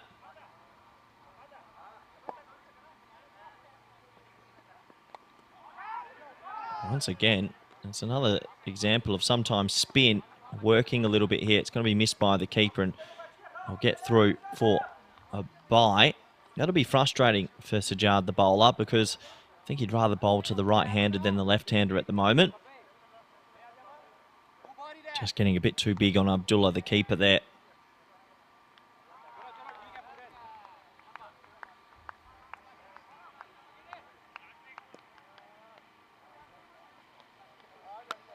Oh, boy. Oh, he gets away with it. He gets away with it all right. That should have been hit into another dimension. A juicy, juicy full toss. And Michelle has a little grin on his face and taps himself on the head. I think he knows he missed out on a big opportunity there to bring up his 50. Sort of scuffed the shot. I guess sometimes when you get that big full toss, it's the last thing you expect. Pulled away from a tick, who's sort of being the Robin to Batman at the moment. Just playing a second fiddle sort of innings. they do want to win this inside 7, probably need another boundary or 2 off this over to stay up with that rate. Michelle, 46 of 15, 4 4s, 4 6s. Can he bring himself up a 50? Lovely batting, and that will be his 50. Really good. What I liked about this innings is he's just reading the length and the line perfectly. If it's outside off stump, he'll try whack it over the offside, and whoa, the double helmet and bat celebration means a lot to him. 50 off 16. This looks very good through the offside for a left-handed player and also on the leg side. 50 off. What's he doing? He deserves the round of from everyone. Goes for an adventurous shot the very next ball. Still a little bit of work here for the keeper to do as well. Up to the stumps. Never easy. Another bye.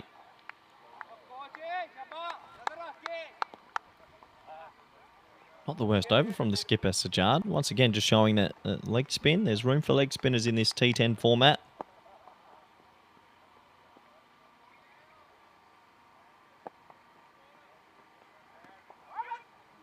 This time, he'll get through for a little bit of a single attack, and he will hold on to the strike. He just hasn't got his timing going just yet. Nice over from Sajjad. I'll only go for 7 off the ball. There's a couple of buys in there, so 9 in total off the over, but only 7 off Sajjad. And that is 4 overs complete, 69 for 0. They've got it down to 50 required of 36. You'd imagine they probably will chase that.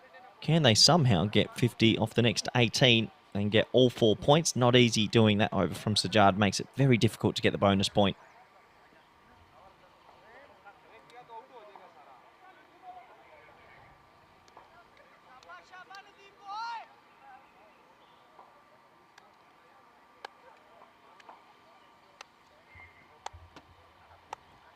So, interesting sort of field. You can sort of see on your screens there, 4 men up on the offside, all in the ring.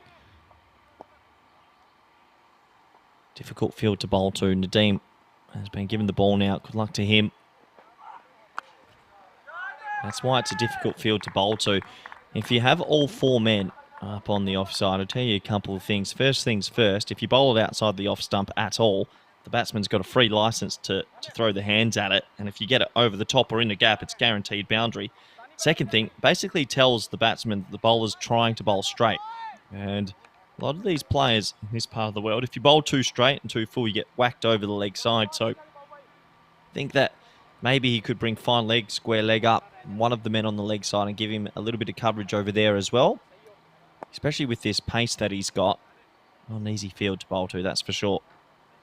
Nice shot from a tick, though.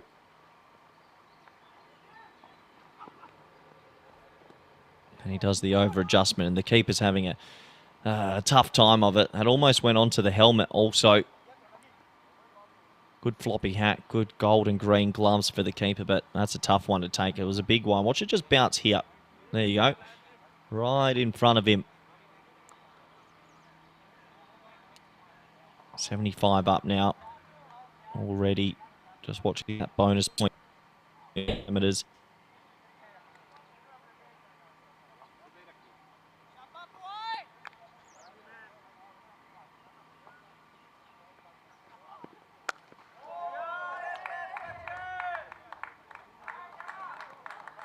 Bowling. Moment.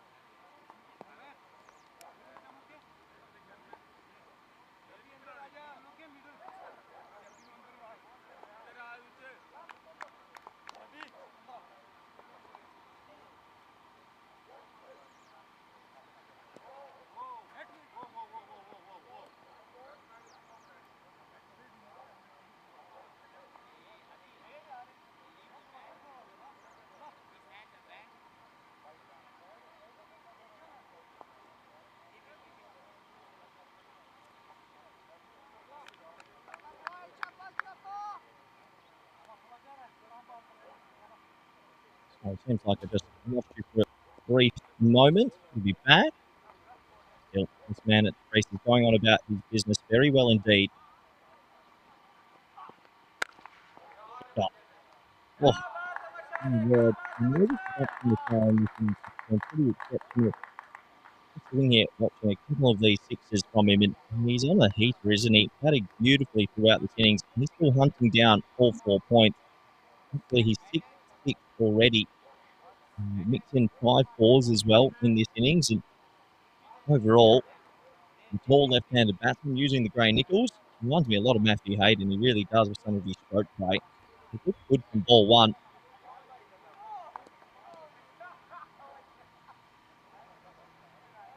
We've moved on to 62. Nadeem having a tough time and with better sort of length. Asking him a foolish drive, but was hanging back. I think he wanted a short ball.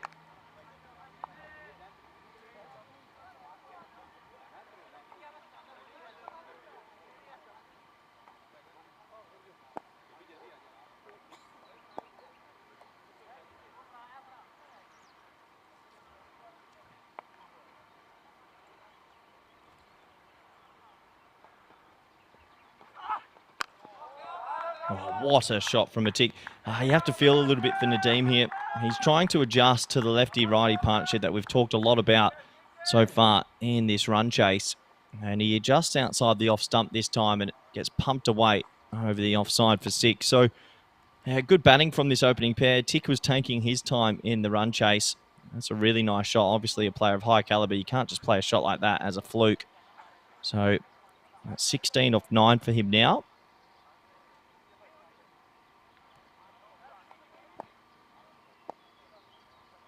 .94 already up. Can they turn this into 100? They're going to get a chance at it at least. Unfortunately, the sort of rhythm has been lost by the whole bowling group here. You got to feel for them a little bit. They put the runs on the board. They would have been excited to have a chance at a win here, but it looks like they're going to lose and could potentially not even pick up a point in the end. 95 for none. Almost 100 partnership, and will this over in the end go supersonic? Oh, I sort of just feel for the keeper as well. It's been a tough old innings for the keeper. When the ball's going around and yes, just going around corners, you can't do much. Abdullah, the keeper, Muhammad Abdullah it is, has tried his best this innings, but when the ball's going around corners, you're not too sure where to stand as a keeper. You lose a little bit of confidence and the extras column has ballooned out of control. So having a look at it now, we're already up to 18 extras. We've only bowled 4.5 overs. So, I mean, if we took that 18 off the total, you're definitely at least holding on to a point. Last ball. Good comeback. Really good comeback. But cricket is sometimes the cruelest mistress of them all. I feel a bit hard there for Nadeem. He gets the perfect ball, the greatest Yorker you'll ever see, swinging into leg stump. And, of course, he gets French cut for 4, which takes his over to 32. And, well, incredibly, it goes supersonic. We have a look at some of the upcoming events. We've got a lot coming up. Really looking forward to Saturday, 18th of May to the 30th of May. We have T20Is here in the Netherlands, T20 cricket, the ECN women's cricket out here as well. And also that T20 in the middle is actually the finals day of the T20s out here in the Netherlands. So looking forward to that. We'll get to see which team will make it back to Carlton Road for the ECL. And then obviously we've got Cyprus, England, the Continental Cup, the Medina Cup. We're still here now in Italy, Brescia. So a lot to look forward to. Just around the corner, more cricket, more T20 action, and more T10 action, which is our sort of bread and butter. 100 came up with that French Cup. Great partnership. 18 to go. Can they do it inside 12? Shoaib with the ball. The keeper is having a right old time. I think this time the batsman, Atik, actually got a little bit in his eye line trying to hit it to the leg side. The umpire just signaling a little bit of an error there.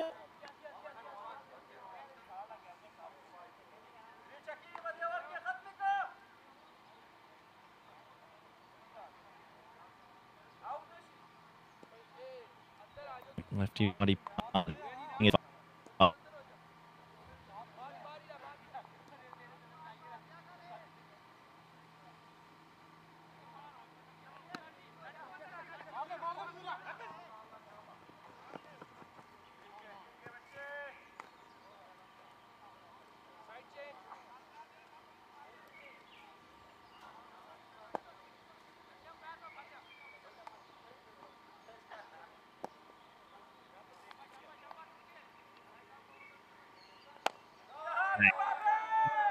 quickly. It's a matter of time now. Looks like they're going to be able to take all the points. And, these two openers have just found fire. It took a little bit of time to potentially sort of get into his groove. And he's found it now. He's wasted 23 off 11. 10 to go off 9 for the points. And just the writing's on the wall. Tough old day for Finacci. The keeper's had a hard time because the ball's been going left and right. That one missing leg stump by only a whisker, but it just doesn't matter. It's going to be runs, another boundary, and matter of time now before they're off the park.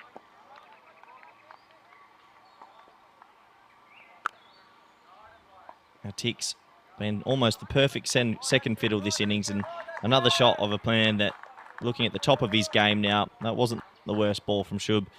He cuts it beautifully in the gap for 4. So boundaries galore.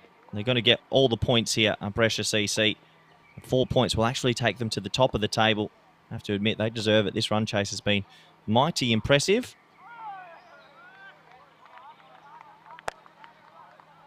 I was about to say game, set, match, but just the one, meaning it'll be 1 run to win. They've got 6 balls to do it. And if they do it inside those 6 deliveries, all 4 points for Finacci. They'll get a couple more opportunities, obviously, in this tournament. It's not all over just yet, but they need to find a way to get a win. This bowling group needs to find a way to click. Having a look at that scorecard, and the 2 openers have been fantastic. But look at the bottom left of your screen. 22 extras. Yeah, that hurts. Just frustrating, I think, and especially for the captain, Sajjad.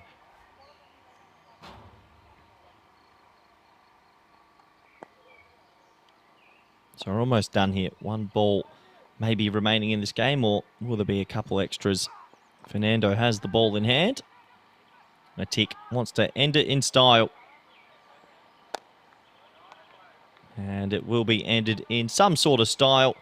Just square drive out to deep backward point. 1 run to a tick, and that will end another game on the ECN network. 119 for none. These 2 openers have really flown here this morning. Michelle made 68 off 22. A tick 29 off 15. Overall, 119 for none. Good job. Went out there and did it pretty easily in the end. 8 sixes and 8 fours between the 2 of them. Finacci, they get an opportunity to come back straight away. They'll be playing Milano. And looking forward to watching this game of cricket. Finacci, they batted well in this one. If the bowlers can get it right, you never know. Milano have won the toss there and elected to have a bat first. Let's have a quick look at the highlights. And overall, I think we'll treat it to a bit of a batting masterclass from especially the big man, Michelle, the left-handed opener. He pumped it to all parts. Beautiful sort of driving on the offside. That was probably my favourite highlight of his innings. He's covered driving. I know he looked good on the leg side as well. And there's a couple of shots here in these highlights you'll see where his check drives through the offside were fantastic. That was a hot chance to Ali. Saved 2 runs, actually. I don't think many players are actually catching that. Yeah, some of these drives were just beautiful. There's one of them. Inside out over cover. He got a couple others away for 6. Nice cutting as well. 68 off 22 is a rapid innings, striking above 300. Wasn't he pleased with his 50? Big celebration to his teammates. That was a nice sort of pick-up shot as well on the leg side. And yeah, Finacci, they tried their best over a wicket, around a wicket, Yorkers, wides, whatever you wanted. But unfortunately, they just couldn't pick up any wickets. And if you don't pick up wickets, you're not going to win a game of T10 cricket. Have a very quick look at the scorecards. 68 off 22 for Michelle. Teak 29 off 15. 22 extras hurts. No one else in that batting lineup required. And yeah, as Dame says in the chat, extras were the 3rd top scorer, almost the 2nd top scorer. 22 is quite a lot. Let's have a quick look at the bowling scorecard, shall we? Obviously, everyone tried their best. Sajjad 1 over none for 7. The skipper, pretty good, but I think all those bowlers will be a little bit disappointed with their effort this morning. They need to get back into some rhythm and try and keep that extras column to a minimum. So that's game 1 today, match 11 of this ECS in Brescia. Vinny Sandhu will be with you for the rest of the day. Good luck to him, and hope you all have a fantastic day watching more ECN cricket. 4 more live games. Next game's just a little over 35 minutes away. Do join us back for match 11 of ECS Brescia. Bye for now.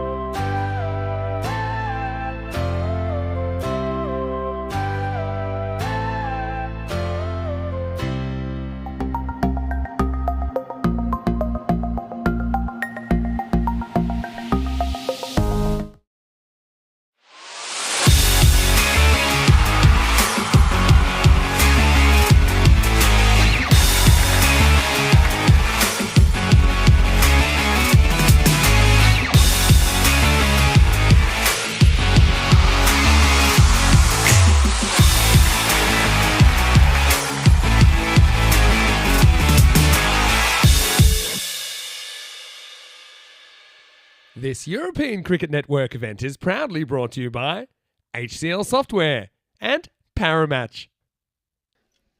Hello, cricket lovers, and welcome back. Vinny Sandhu here from the central commentary position at the Brescia ground. I say ground, it's actually grounds with 3 fantastic grounds here. And there's another one just across the pond there, so 4 grounds in really close proximity. And now it's time for match number 12 on the calendar. And this one is going to see Marco Milano appearing for the first time today, taking on Fornaci. Let's see what happens at the coin toss a little bit earlier. It was Samir Nayak doing the duties today with the 2 captains.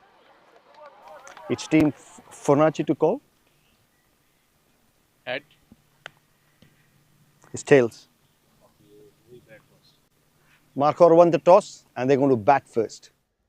Well, good decision, I think. Marco Milano do look pretty good to me, but I mean, they had a bit of a mixed start to say the least the other day.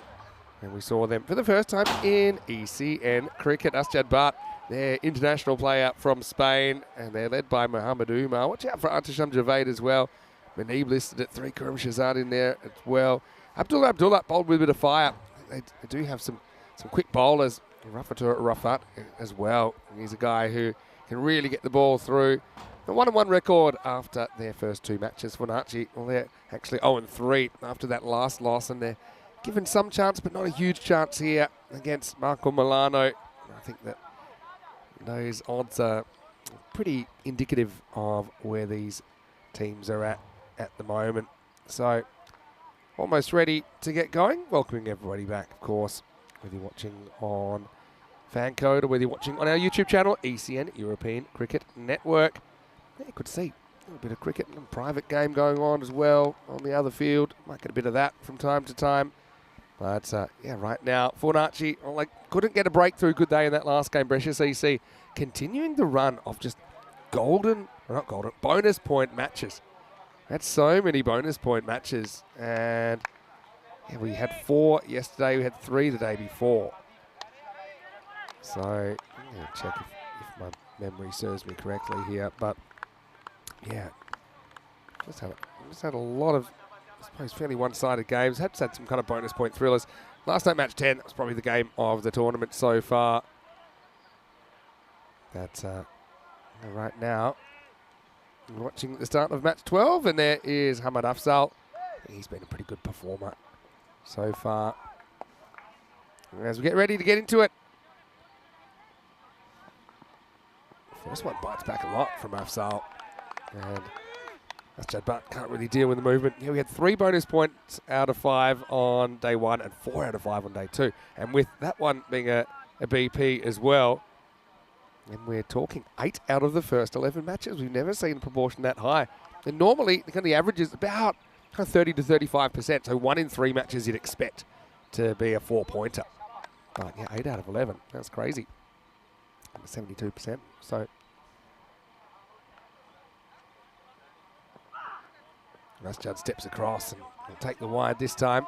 Well outside the leg stump. Been just kind of lurking during the first game, preparing a few things because we've got a lot of cricket happening on the network over the next month or so. It's going to be a really busy period, and then even more going forward, actually.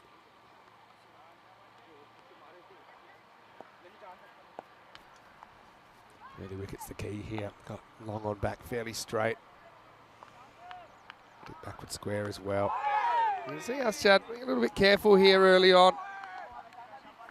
He's a guy who's made a lot of runs on the network. His guy also holds the record for the fastest century on ECN when he brought up 100 in just 21 balls.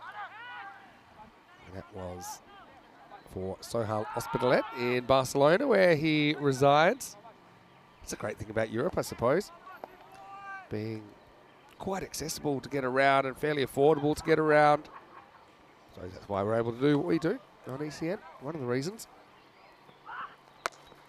Another in-swinger. It's really getting this ball to go at the moment, Afzal. That'll be a single down the ground. So Asjad gets off the mark. Asjad's also played a little bit of cricket for Spain. Kind of in and out of that national side. It's a lot of healthy competition for spots.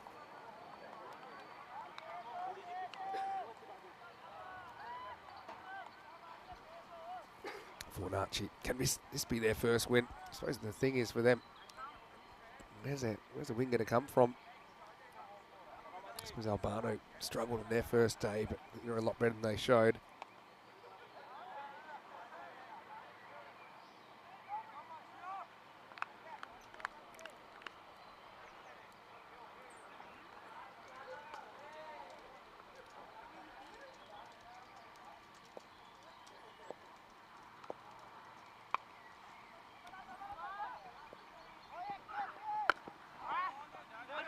Just kind of plays this one out on the offside carefully. Javade also pretty cautious in the power play here. I think they can afford to be a little bit more attacking. I mean, you've already seen what Afzal's doing.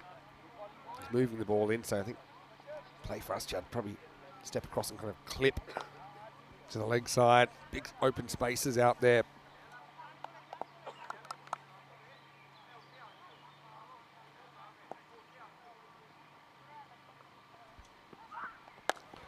Well, this is more than a clip. This is a step. It's a hit, and I have more worries about the cars in that area. We saw some issues in France with the cars being parked too close, but Maximo, we are away. And you can understand, especially us, Judd, he missed out on the first day with the bat. Doesn't want to throw his wicket away early.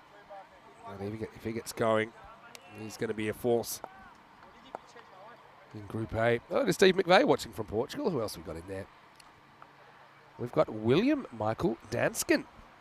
There's a name I haven't seen before. Hi, William. How are you?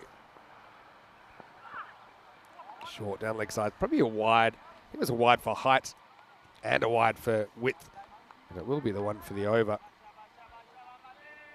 Yeah, let us know where you're watching from, William. Great to have you in the chat. Hello to Dave B as well, to Rob Thompson, watching from New Zealand. Rahat Khan is in there as well. If you want to drop me a line, feel free.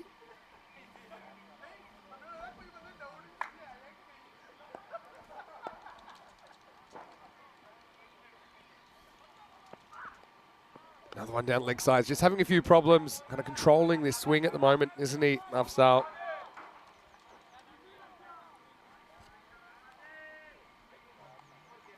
And yeah, Fornacci, they did struggle a bit with the control in the first game as well. If you're watching that, certainly was myself.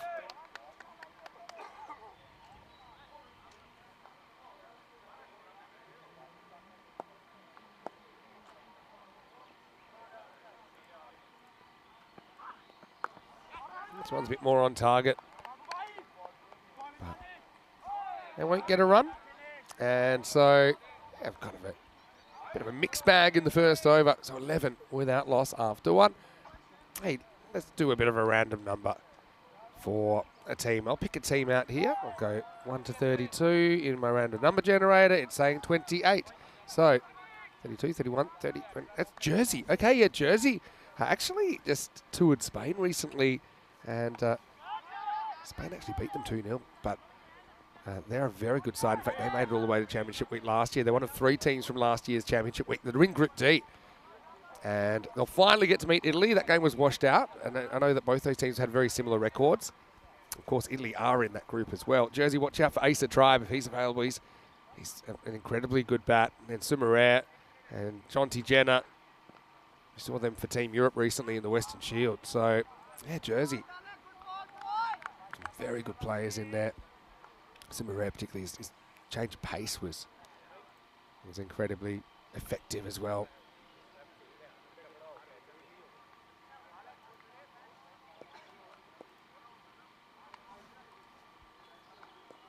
Danny Charlie comes in and goes. Fielder's back there, but he's going to have to watch it go over his head. Maximo!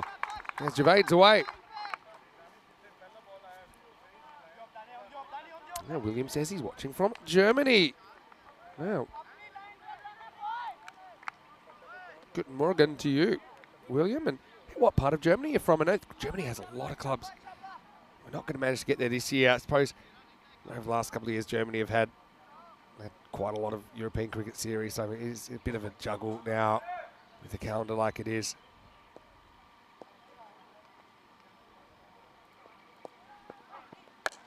Oh, this is up, it's in the air. Can anyone reach it? Not quite.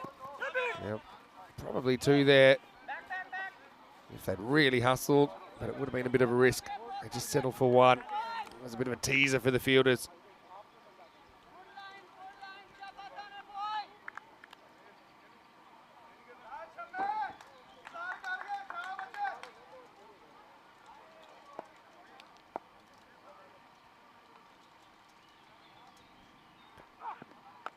Now it's an educated edge this time. That's going to run away for four. Looking pretty untroubled at the moment, aren't they, these two? Despite Fornacci getting some good movement, but it's kind of swinging from the hand, isn't it?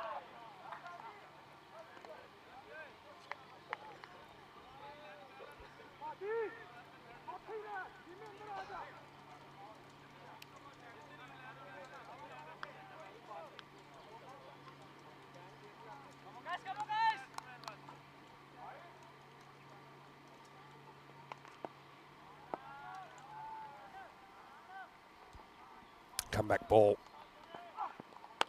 Now he goes after this bit of width again. Outfielder's there, but he's powerless to stop it. Maximo. That's Judd, but this is the start that he wants. See how he gets that back foot back and across and gets in a really good position to hit that up and over the top.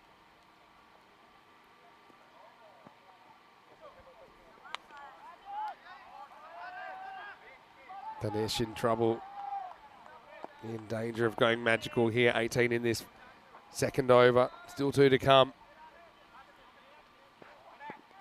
Now that's going to be 6 more off the stick. That's a good shot by Asjad. And as predicted, well, that was almost a kind of unseen ball from the back job there. And I can't give you that player's name. That's a private game next door. But, wow. Obviously didn't hear the heads up or didn't get a heads up. That was almost a Maximo that might have brought the ambulance back. Those of you watching the French final, you know what I was talking about. First time we've ever seen a player retired because an ambulance crew have ordered him off the field. Nubby was that batter.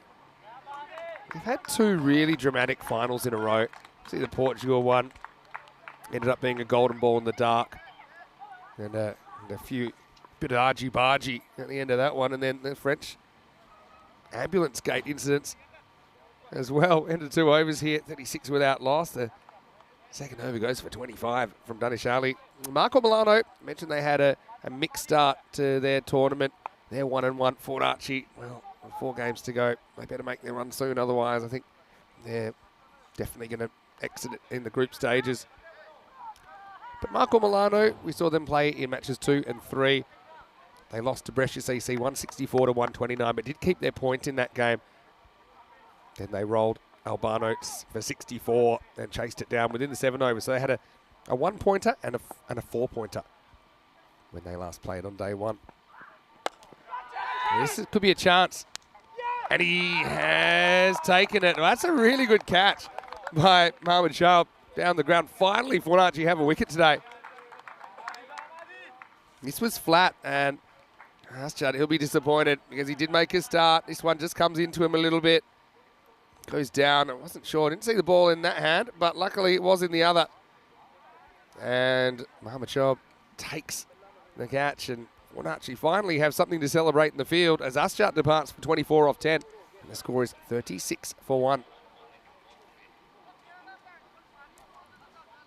Husnain Kabir will be the new batter. He's wearing the old fake phone number from the movies, 555.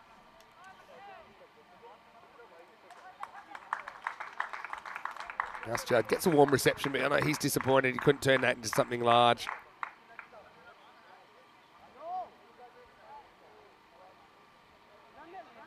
Yeah, Husnain, he's a guy who likes to swing the bat, that's for sure. And he's a player we have seen previously for Piotello United. They're part of the Marcor setup. He's going to start with the ball down the ground. This could be out as well. Oh, great effort, but not able to pull it back in. Maximo, game of fine margins. Kabir takes on the outfield and wins. Kind of helped that it was a bit away from the field. If he was on this line, and he may have been able to kind of jump back, maybe don't know if he'd catch it, but he might have been able to kind of pull it back into play. Who's named? Getting an opportunity here. There's a high score of 27 on the network.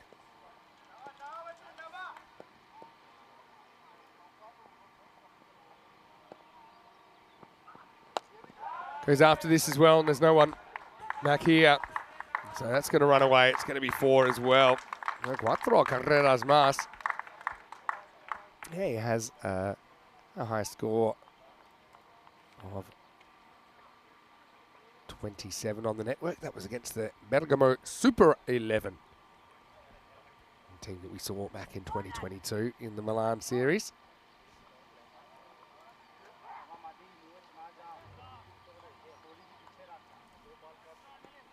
One thing about this area, we see a lot of teams because there are a lot of teams. Well, skied. Can anyone reach this keeper? Probably should get there. Oh, it's just a bridge too far. Bit too long taking the hat off, not enough time running. And they'll get back for 2. Yeah, just kind of kept going. I thought he was going to reach it because it hung up in the air for so long. Yeah. Long march to nowhere for Mohamed Abdullah behind the stumps.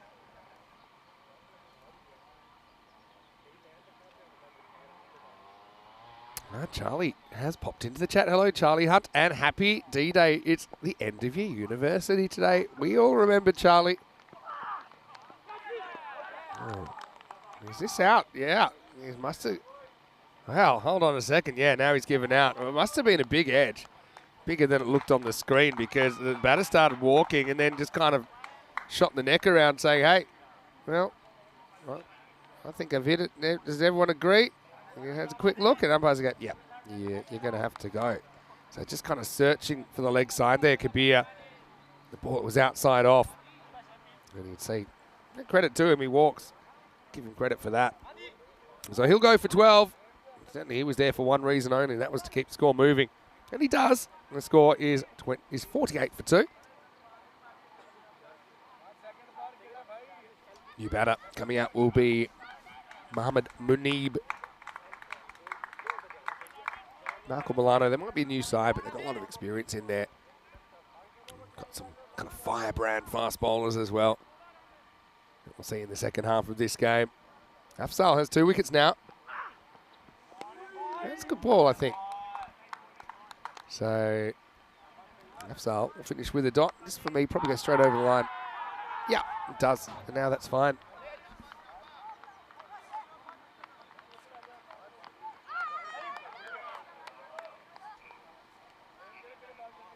(11, 25 and 12). Pretty healthy power play. Yeah, I mentioned there's 3 grounds here. And it's pretty cool. I think any time we get to see multiple games of cricket being played at once. And yeah, there's a bit of a shout over there, so it must have been a wicket falling. And what it does, it creates this kind of community feel. You'll probably catch that from time to time.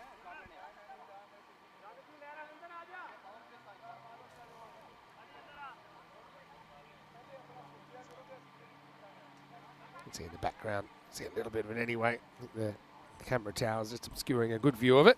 Anyway, here is over number 4, and it's a spectacular attempt at a catch, but it gets over the fielder. Maximal, 6 runs to start the over, and Javed hasn't actually had much to do so far. He's only faced 3 balls going into this over, but he puts that one over the fence.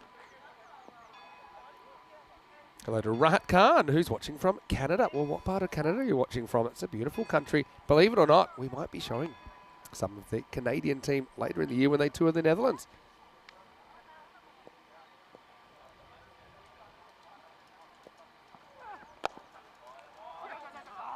Down the ground. He'll just get a single here.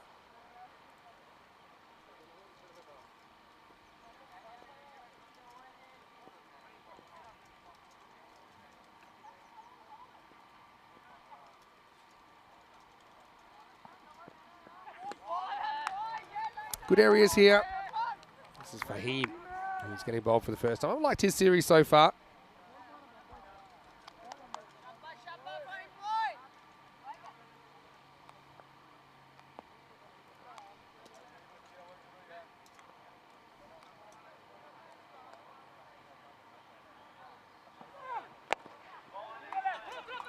This is going to get through one field. I don't think it's going to really cost them a run. They weren't really looking for a second.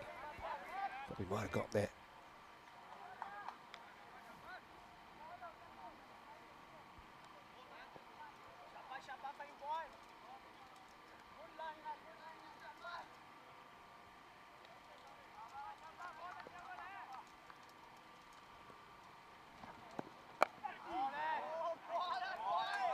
Clever bowling there from Fahim.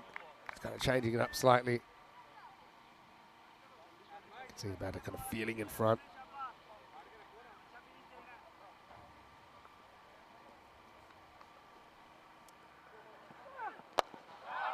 Now this is up and it's out of here. Maximo says Carreras. That's a powerful strike.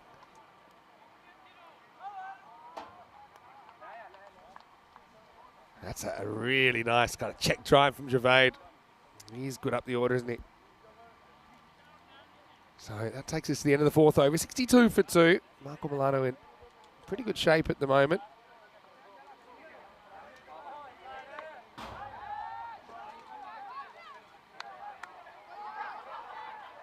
So two wickets in the third, but not really slowing things down too much. Yeah, so, yeah, Rahat. He would love to meet us. We'd love to meet you one day. Yeah, Charlie, of course, having just finished his uni, saying it's pretty stressful, but it's all finished now. I hope everyone's doing well. You'll be hearing plenty of Charlie before the end of the year. Well, we had the summer of Charlie, didn't we, back in 2022? Remember the summer of Charlie? Hopefully we can give you another summer. Maybe a bit longer than a summer as well, Charlie. A lot of games.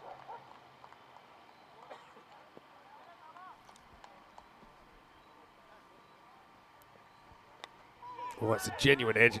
Funny, we have seen a slip sometimes. That would have gone straight to slip. Instead, it's going to be pulled up just inside. And Mani will get a couple of runs.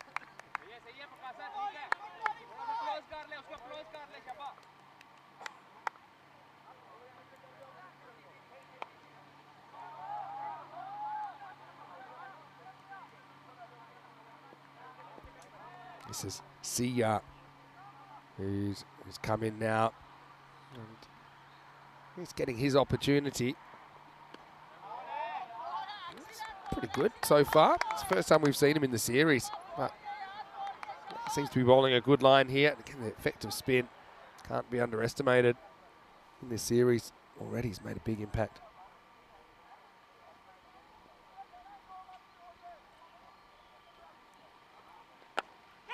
This is clipped away, and quite have the power to pierce the gap. And again, they'll get another single. Yeah, so Charlie, actually, he'll be commentating next weekend in France for the T20 Internationals. The Manita Cup there, featuring France as well as Malta and Belgium. It's a little bit short. That one is Hoyt out of the ground. Maximo for Javade. Hasn't had a lot of the strike, but when he has had it, he's done plenty with it. It's just dragged down, and he had such a promising start there, Sia, but unfortunately that one goes a little bit wrong.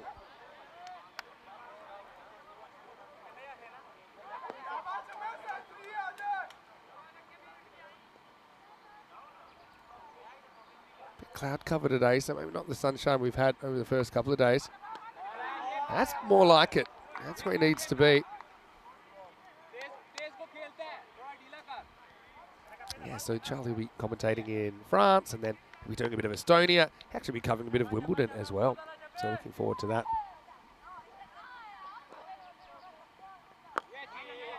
And I like that over from Sia. Just kind of had that one long hop that went the journey. But he goes for 10 in his first over on ECN. And the score is 72 for 2 after 5. Time to welcome you into the commentary cube. Vinny Sandu here, Mr. Maximo, on behalf of ECN and all of the European cricket family. It's great to have you with us as we get into day 3. And Group 8 is starting to take shape, isn't it? And look, Marco Milano and Fornacci, these are teams I think they're going to have to do something pretty special to work their way into the 4, I think, at the end of Group A. Don't forget, we have 8 teams here in Group A. We have 7 in Group B. And the quarterfinals will be next Thursday. So, yeah, conditions at the moment, it's a little bit of cloud cover. I do think it's still pretty dry, though. Hopefully it stays that way with a little bit of rain forecast in the next 24 hours. But hopefully we don't have any interruptions. Right now, back out to the middle because it looks like we're going to have a little bit more spin. And it's going to be Sajjad. And that one just misses the mark.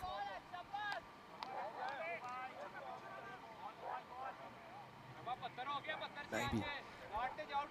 Got a tiny bit of line, probably not though.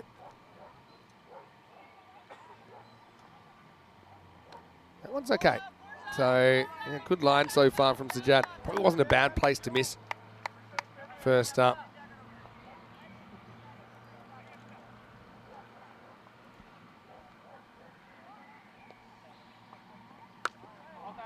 This is leg side, and it's well cut off in the end. Allowed 2. He did well to cut the boundary. In fact, never mind 2, they're going to get 3. So really, that's only worth 1 run to save in the end. A rare triple for Javade as the throw eludes Sajjad on the way back. That's 3 decent balls in a row, though.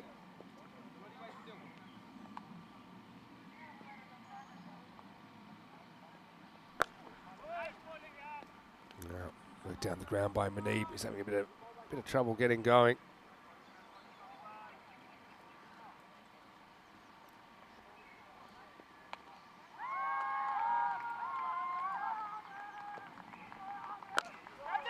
This is in the air, but it's in the gap, and it's going to be 4. It's going to bounce just inside. There's Javade. Well, just going to check this, but for me, it landed just inside. I've been wrong before, though. Let's have a look. Here it comes, and 4 runs. Just inside, about half a metre or so. The umpire will signal that now. Javade marching on through this first innings. And this is a powerful strike as well, takes it on. That one flies straight out of the ground. Maximal.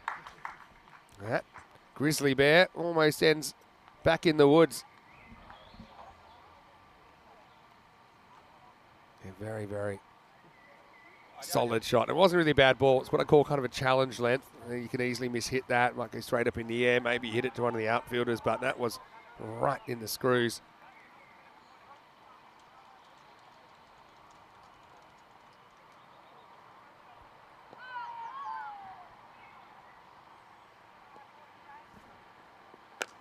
Now that's lifted up. That's a really big slog sweep there. And that's almost car territory. It's going to go to the ghost tents and over. It's Maximal. 6 more. Sajjad having a hard time. And that will be the end of the 6th. It goes magical in the end. 21 come off it.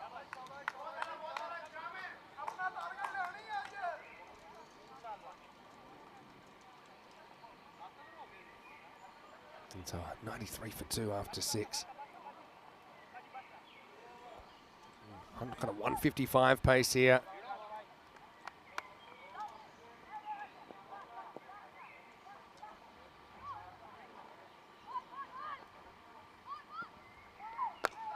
All right, well, that's in the air, and that's going to travel as well. Going, gone.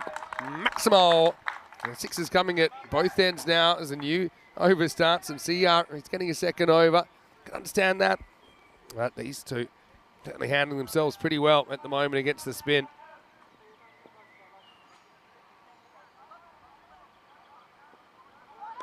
Oh no, that could be high as well. That's going to go. I got a feeling this could be 7 up. I mean, it is dipping a bit, so maybe it's all right. Go back again. That's going to be a no. I think this is going to be a no ball. I think it's waist high. Yeah, so it has been called now. Just kind of had that feeling. And remember on ECN, if it's waist high, it's a no ball. And yeah, for me, that's kind of the definition of waist high. It's kind of tippy toes when he hits it. But well, we'll get 7, and we'll get another delivery. Free hit. Not a bad ball, actually, so it'll stay in the ballpark. Just a single.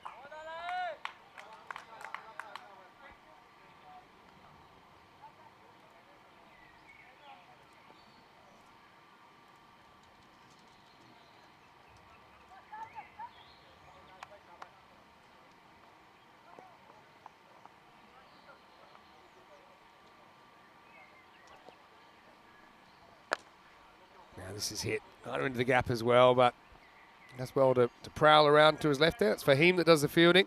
100's come up as well. You can see they're on for kind of 160s here.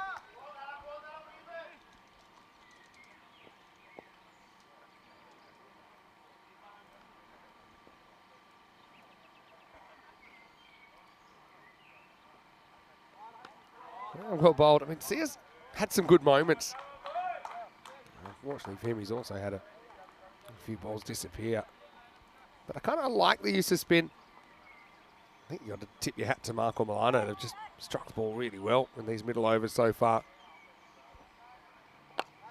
This is no exception because that's going to go out of the ground as well. Maximo for Manib. Now he's getting in on the action.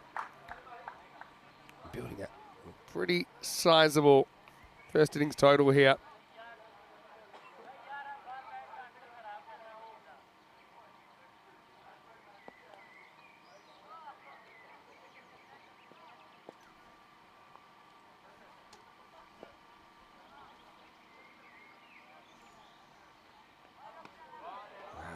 Good comeback. Well, he starts well, he ends pretty well, and in between, cops a bit of tap. Still, we've seen worse figures than that. He'll finish none for 31.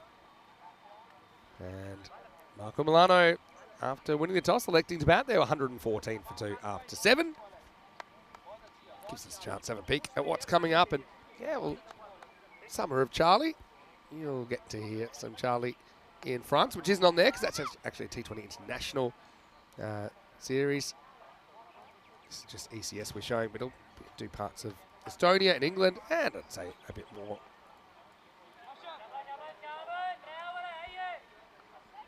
And for all our viewers out there, I know a lot of people love to watch T20 cricket as well. I'm one of them. We'll be showing a fair few T20 internationals around Europe. I know that was one of the comments in the chat earlier. All right, now this is in the air. I think it's got enough. It has.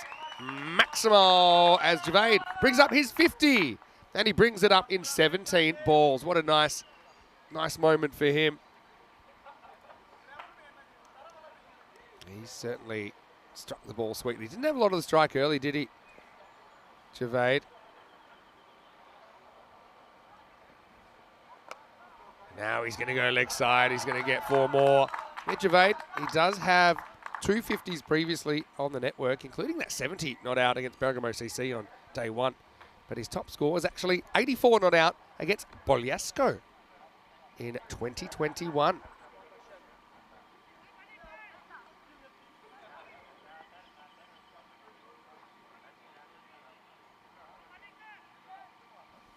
Yeah, so he's striking the ball very nicely at the moment.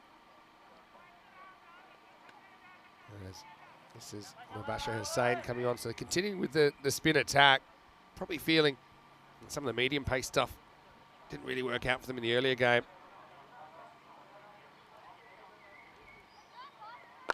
That's hit pretty well as well. That's camera tower. Oi, pretty close. That's Maximo. Well, Dennis, hopefully he's got the change of underwear because there's been a couple that have flown past him so far.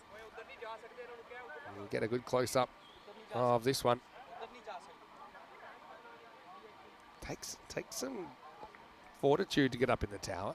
Looks like there's no wind right now, but kind of an eerie feeling. This is the quicker one. I'd say this one is maybe something you need some work on. Just a little bit of a kick. It's only that variation though. Either way, a bit wide, so bowled again. The next one is knocked away to leg side, and we may think of a second on the bat throw, but they'll settle for one.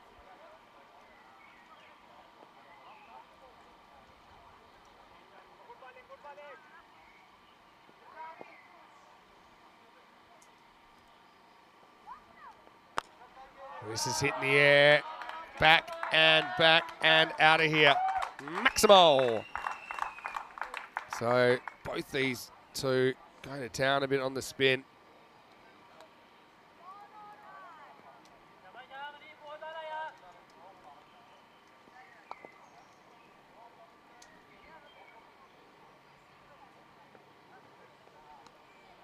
Well, good comeback. That over goes magical as well. Mabasha going for 25 in the 8th. It's 139 for 2.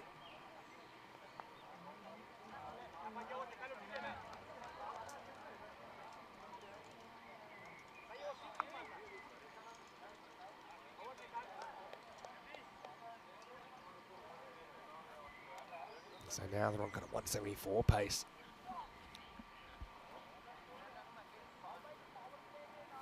Dave, of course, will be going to the Wimbledon series, he said. This is his first time back in England since 1991. I'm sure a few things have changed. Dave lives in France these days. We saw him briefly at the last ECS. Right now, this is going to fly. That's going to be another 6. Geez, Maximo's been flying here. 17 sixes in the innings. That's 100 in sixes alone. Continuing with spin, Schaub comes back, and he disappears just as quickly.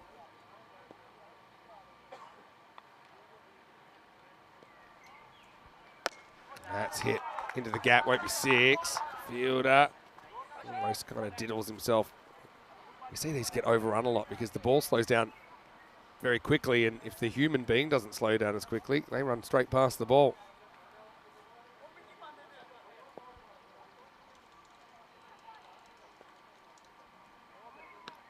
Oh, that's missed something, I think. And they've only got one end to aim at now. But yeah, this is kind of the quicker one. I think it's a premeditated charge.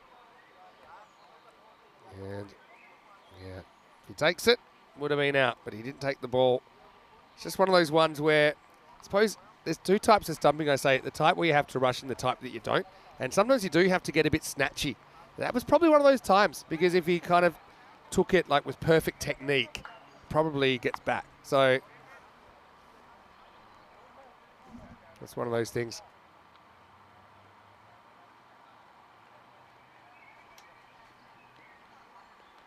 A little leg glance, and that was a quick one as well. That's going to fly for 4. So Javade having a field day here. He shouldn't have been on strike because that bye allowed it off the missed stumping.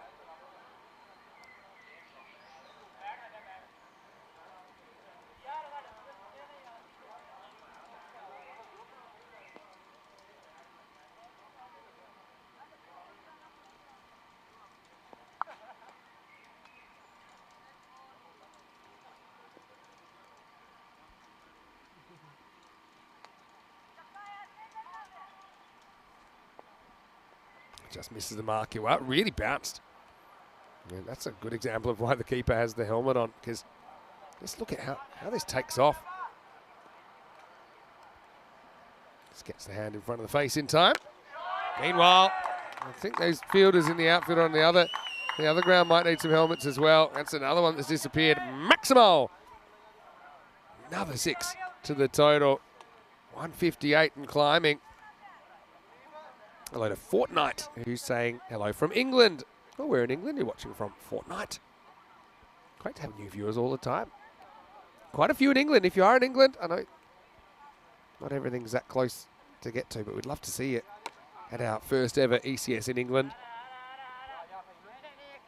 This is knocked out to square leg for 1, and that means Javade, he will retain the strike. 159 for 2 after 9. He's on 83. He's hit the ball very well. This is now his highest score. Actually, might be 1 off. Let me just double check that. But he's on 83.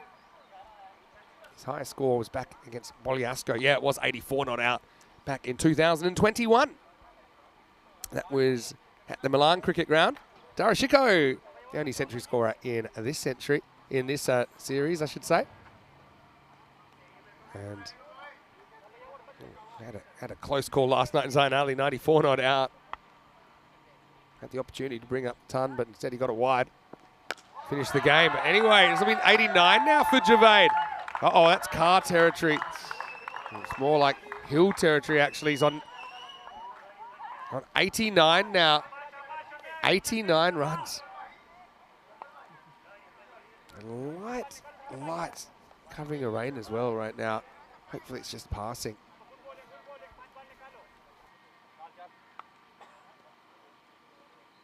To 165. That's going to be out of the ground as well. So 95 for Javade.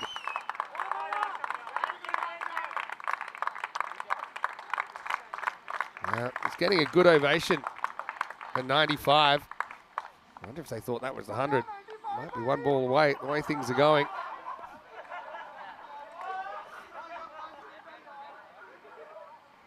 He's confused, Gervais. That was a very big clap, but it's kind of muted at the end when they said, oh, hold on, that's not it yet. Can he get there? Well, he won't just yet.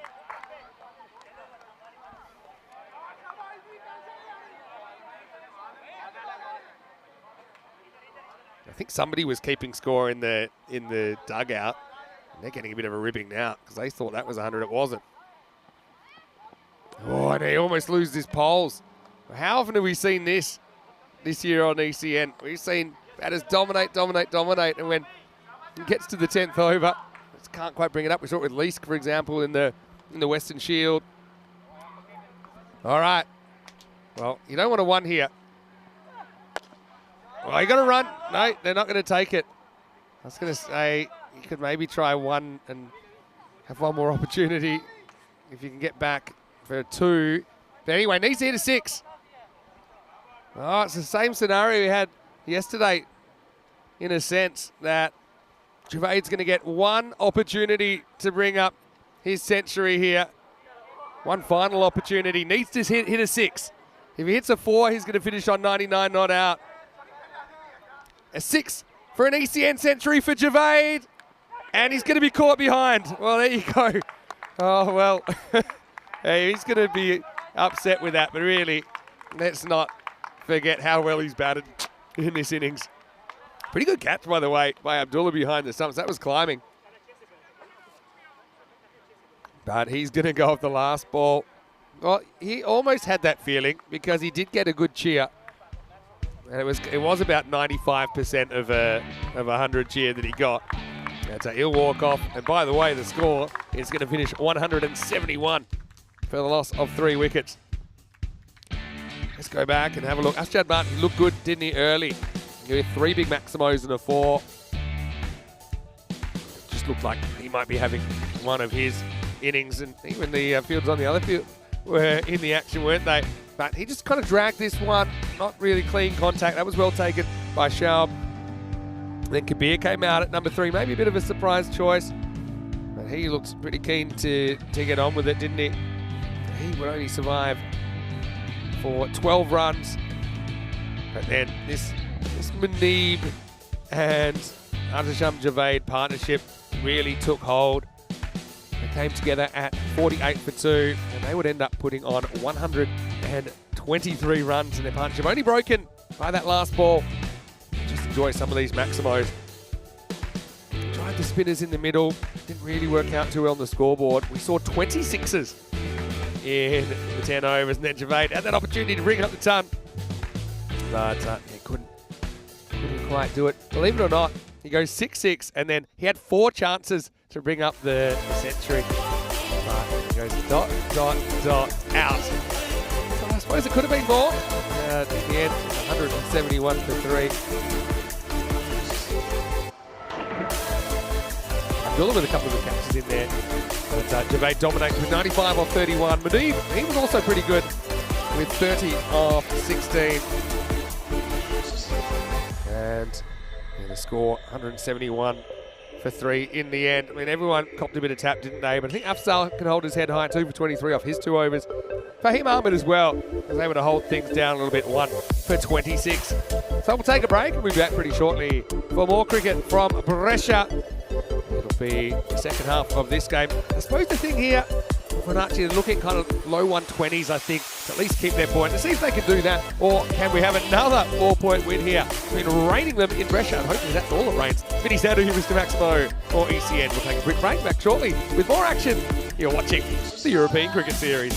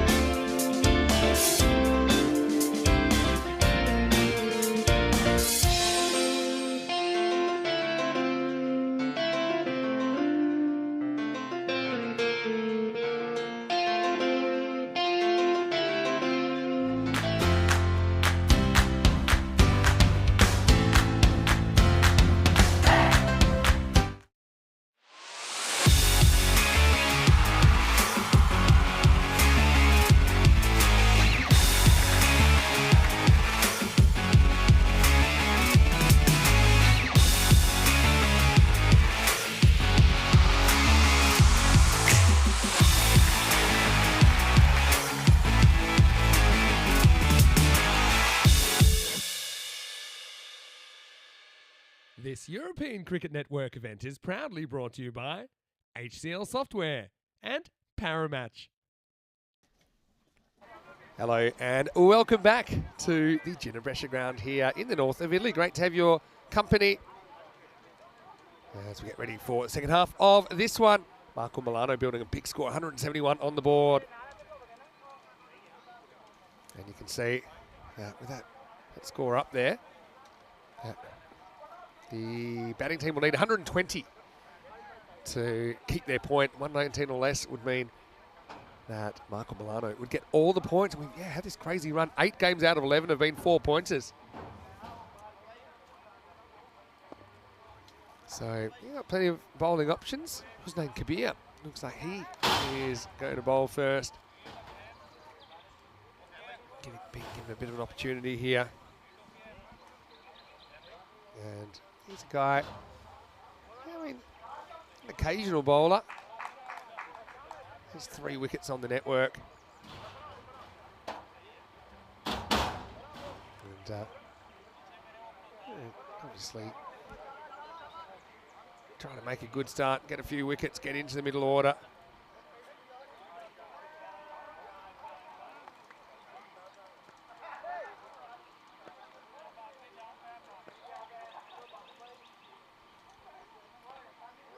First one, very whippy.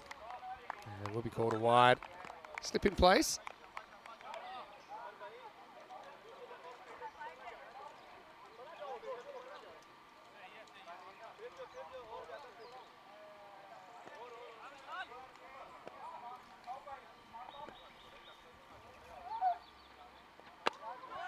Heavy ball does get that kind of in movement, doesn't he? Muhammad Ali is opening up. He certainly swung the willow earlier on for Fornacci. Opening up, he had 30 off 11. If he can get going, anything's possible.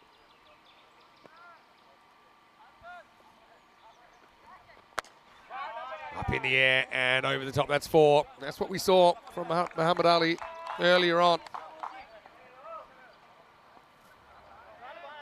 Early blow, knocked down the ground by Muhammad Ali.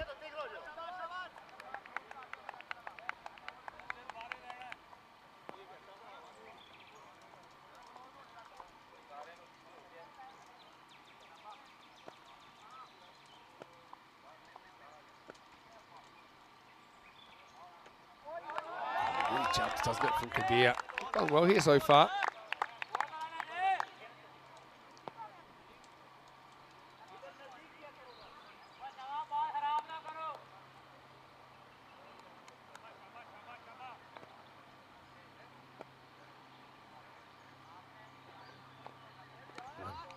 Just kind of doesn't get that same pronounced movement. It's a little bit too far to the left.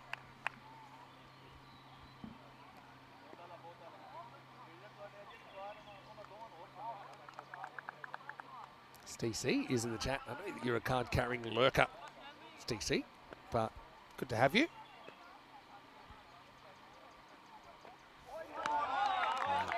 Big swing and miss once again. Muhammad Ali likes to go all-out attack, we know that.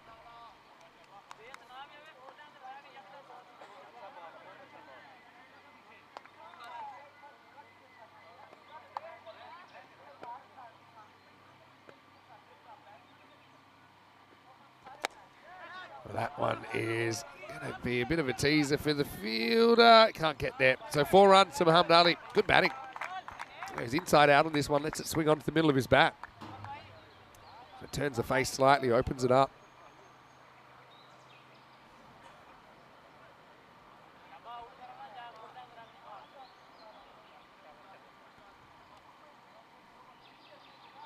So Kabir searching for this early wicket. Remember that 120 would get Fornacci a point. This will be lifted leg side, and that will be 4 as well. So a decent first over for Fornacci. They're going to finish at 14 without loss.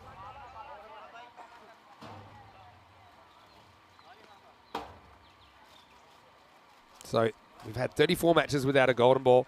Now, I don't know if you saw this yesterday, but what I'll do, I'm going to give you the link in the chat for after this game. but watch it. It's about half an hour, but you can fast forward through some of the little bits in the middle, but it has the last ball of every golden ball game and then the golden ball. So it gives you those tense moments. So yeah, volume 1, it's the first 10 golden balls that occurred on ECN, and they're all from 2020.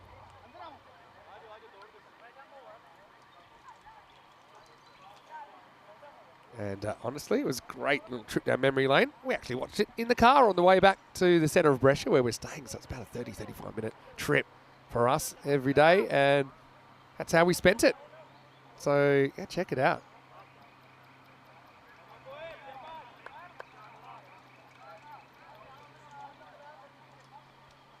Abdullah comes in and muscles this one down first up.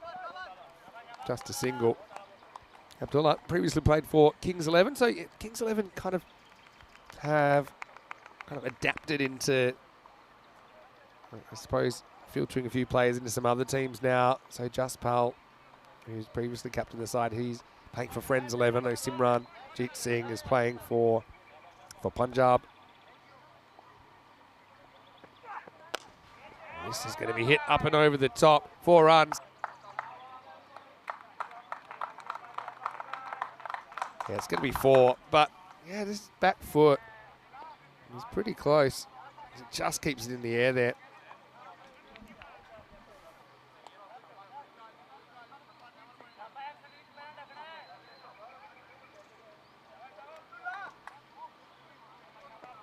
He's just got to make sure he doesn't get done for back foot no ball here, Abdullah. And this next one, well, I think about it, but I won't take the run. Have a change of pace that time. He does get very close, but that heel is in the air.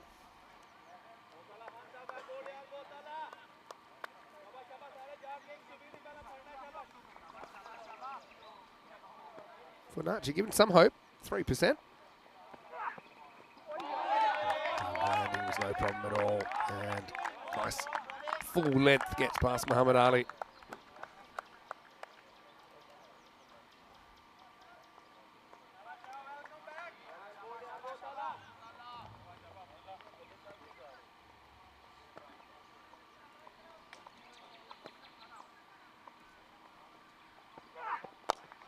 Lifted up and over the offside. It's a pretty nice shot.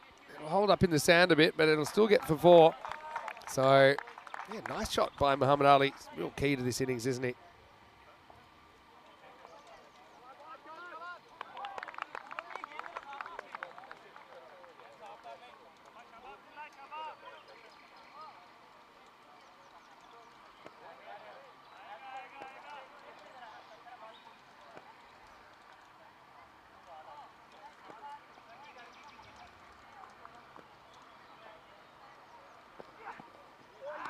Wild swing this time. And that'll take us to the end of the second over. Abdullah stays in the single digits, and the score is 23 without loss after 2. Look at the table. Fornacci have some moving to do, and really it's an improbable road to the top 4 for them. But Marco Milano, they're in the 4 at the moment. They've got Fresh Tropical kind of nipping at their heels. The way cricket stars are playing, may or may not be there. They need to certainly play very well in their remaining games. But only the top 4 teams will go through.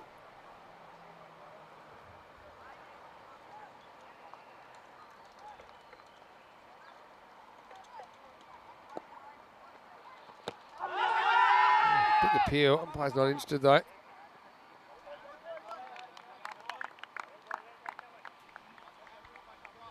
Checking out the replay. I mean, kind of an inch one. Almost hit both pads there. Probably 10 down leg side. That's what the umpire's thinking anyway. Maybe some bat in there as well. It was kind of a messy one, wasn't it?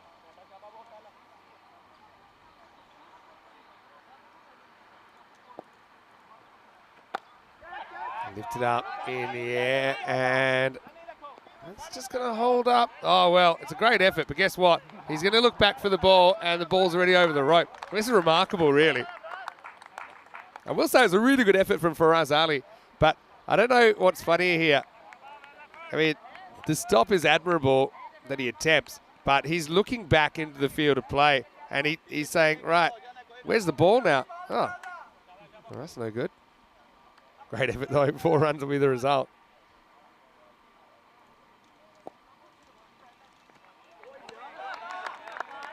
Bowled by Kabir, searching for a wicket and given his 2 overs in the power play. Yeah, Kabir, he's a guy, he's reliable, I suppose, when you call him with the ball. Got a key role to play here with Marcourt. Now whipped away and it's put down. Well, again, can't fault the effort. He just kind of lost his footing, lost his balance. Whipped away, but you see there, that last step before, he kind of hurls himself at the ball, doesn't he?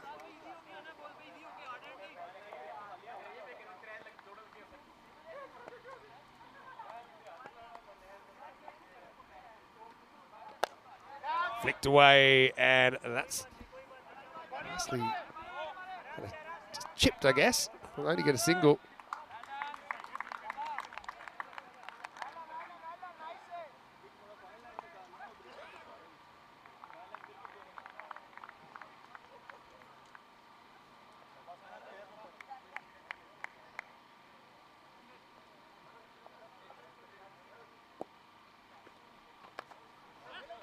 This one won't be the fine leg, so yeah, no wickets down, but also that rate has kind of crept a bit out of control at the moment for Fornacci. 29 with that loss after 3.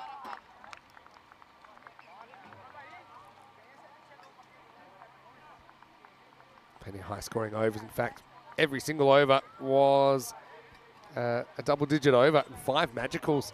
That sets up a big score of 171. Consistently high scoring.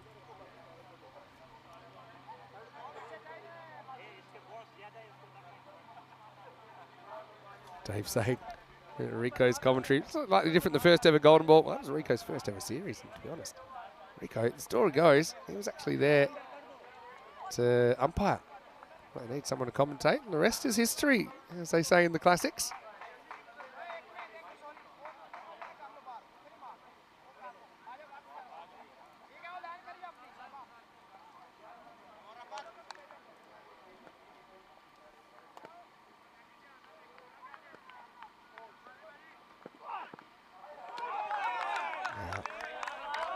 Got a bit of pace with Rafat. I like what he's bringing to the table. He's spicy.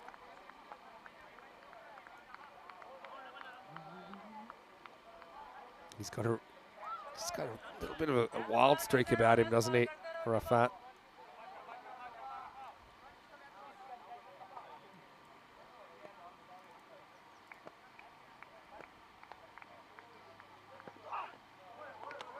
This one misses the mark, though.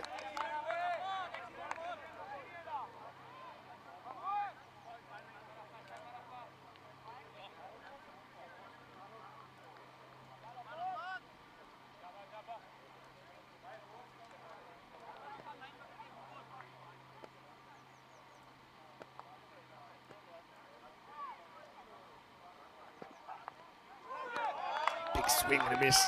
So you can see that the runs required at the moment it's crept over 20, so I think that's happening. I think it's more about can Fornacci get to that 120.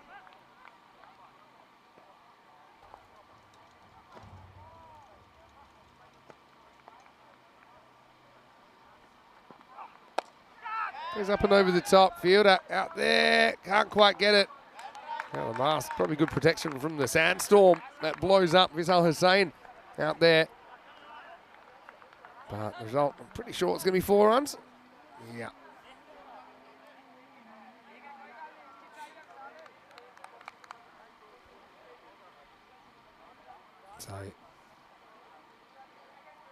It's a good effort out there. I think 4 runs will be the result.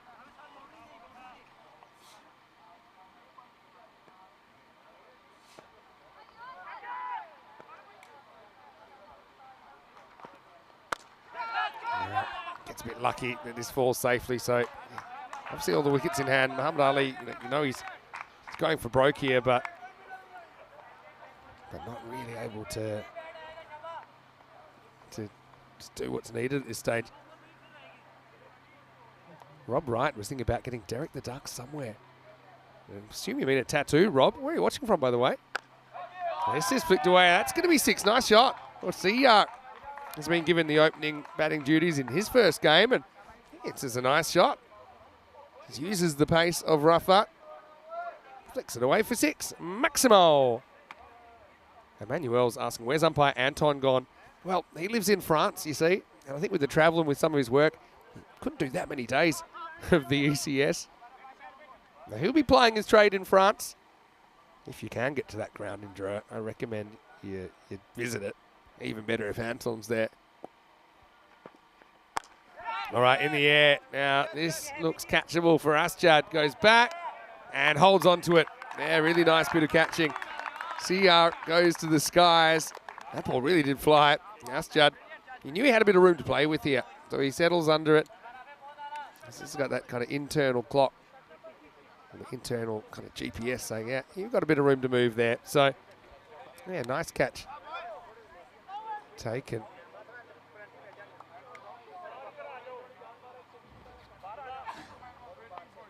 But yeah, I don't remember there being a bouncer in the over before that, but as it was, I don't think it was too high. That's yeah, nicely taken by Asjad. Whenever you see such a straight ball, it's an indication it's probably not over the shoulder. Anyway, so we'll get to the end of the 4th over. The score is 41 for 1. And, like I said, the real battle here, I think, is for the point.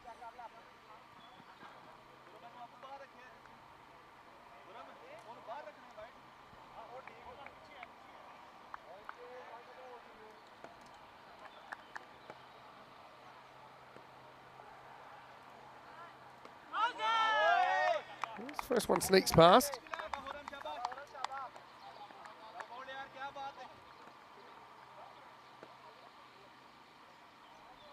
It's pretty close to the plane there.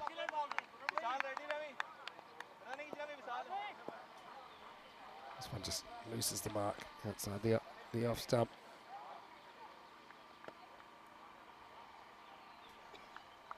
See how Mabasha takes on this spin.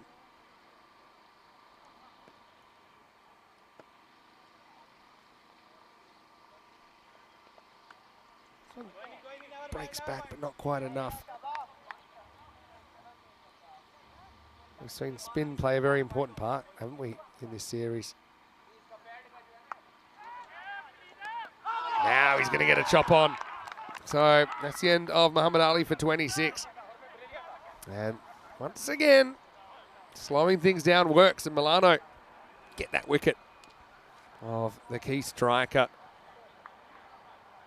Fornaci lose their opener, and it's 43 for 2.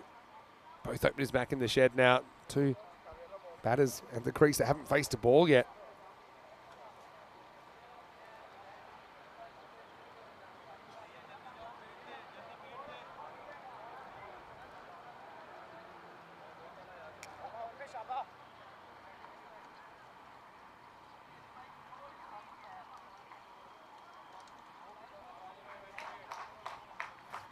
So disappointment for Muhammad Ali that he couldn't go on. But Rob said he's watching from Galway in Ireland. Loving the broadcast so far. Thanks for great commentary and games. How long have you been watching, Rob? Great to see you in the chat. Welcome to the community. One thing about ECN cricket, there's a lot of it. It's a bit of a tempter for new batter Mubashir Hussain.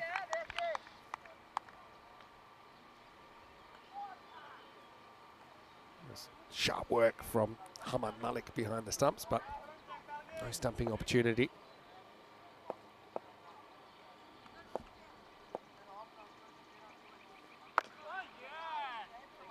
This will be knocked away for a single.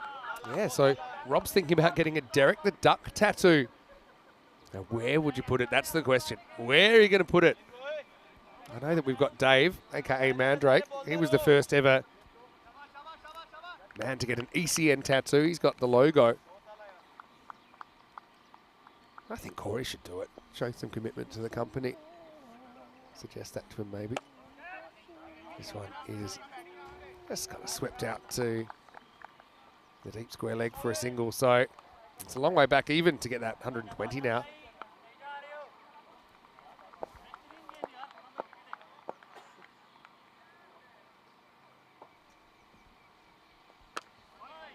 And in the same direction, slightly awkward one. Yeah, you could see that coming a mile away. Had a few bobbles on the way, and the fielder had to make some ground.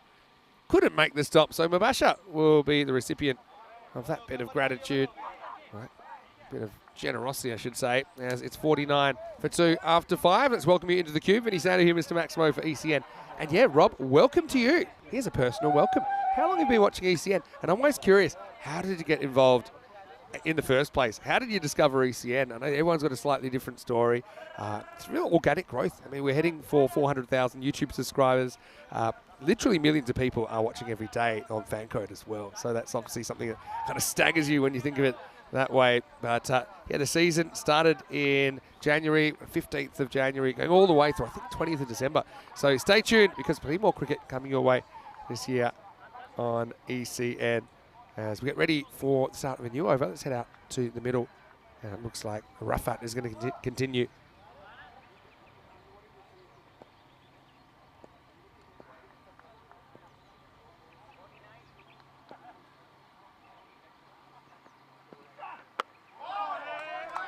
Here's the first ball of a new over. And Fernando, we'll get another single here. So you see, for a point, they need 14 and over. So you might as well go for it. One thing I've liked about Fornacci, they have kind of always had this attacking intent. And so that's pretty important. They show that now. Fight for their point. 50's up now.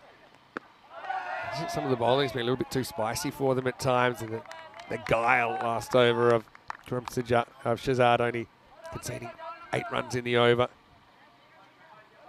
I know that Manuel's watching from Brisbane. What's the weather like in Brisbane down there? Must be pretty good. Heading into the Australian, what they call winter. In Europe, we call that summer. Depends where you are, I guess. It's well bowled, straight over the stumps.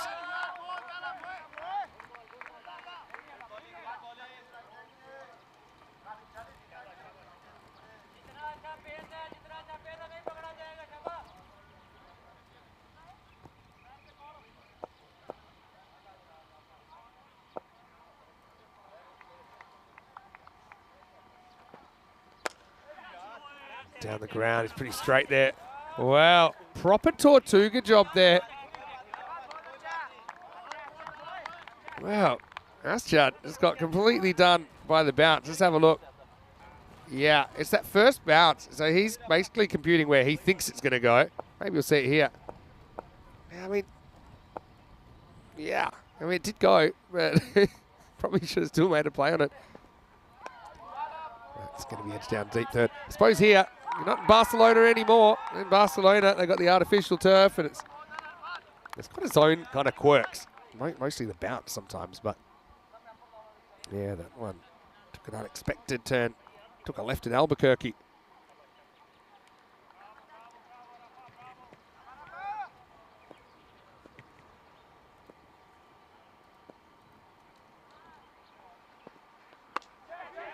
All right, this is in the air, holding up, and what a good catch. I mean, let it go really low on him, but does take the catch in the end. So Rafat will get a wicket, and Fernando's going to go for just 2.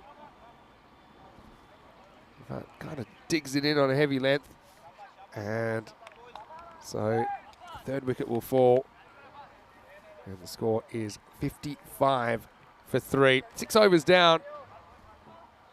Yeah, you can see what they need. 16 and over. At that point, who can do it? Can someone come out and swing the bat? Mohamed Shoaib coming out now at number 5.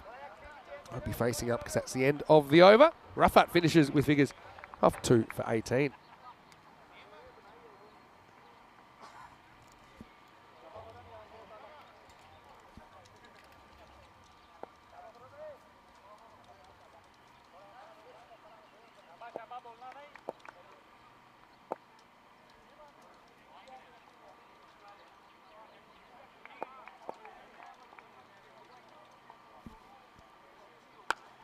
Well, this is a full toss, hanging in the air. That's out of the ground. Maximo. Oh, that looks like it might be Armani down there. Was that Asad Ali? You can see this is Kuram Sajjad.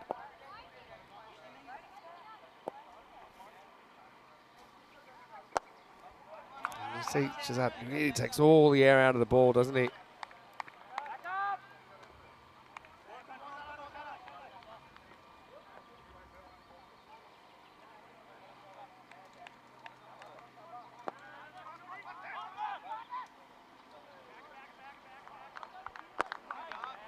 It's clipped away for a single, so I suppose I'd like to see a bit more intent here. Needing 16 and over to keep their point for Narchi. Can't look for a team that's had the stuffing beaten out of them a little bit though, don't they? That's more like it. Steps back and puts it down to the ground. Well, my voice must be carrying today. Maximo! It's just the third six in this innings. We're into the 7th over. Rob says he's been watching since the end of January. Looking to put something on in the studio. Don't know how, but the magical ECN button and curiosity got to me. Oh, well. Good to have you, Rob. Hello to Jay Wild as well, the Prez. Watching from the Costa del Sol. Hopefully you're well.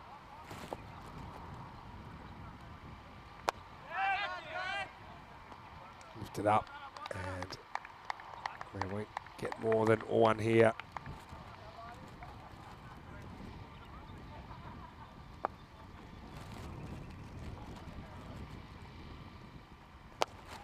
Well, that's hit pretty well. That's out of the ground. Maximo, there you go. So, he's still on. If they can keep hitting like this, it'll be the end of the 7th over as Karam Shazad will go magical. 21 coming off that over. The 76 for 3. Let's have a look at what's coming up. I won't be able to show you the teams just yet, but I can tell you what's coming up. It'll be Brescia CC on the park against Marco Milano. That should be a blockbuster of a game. Brescia CC winning the toss, electing to field in that one.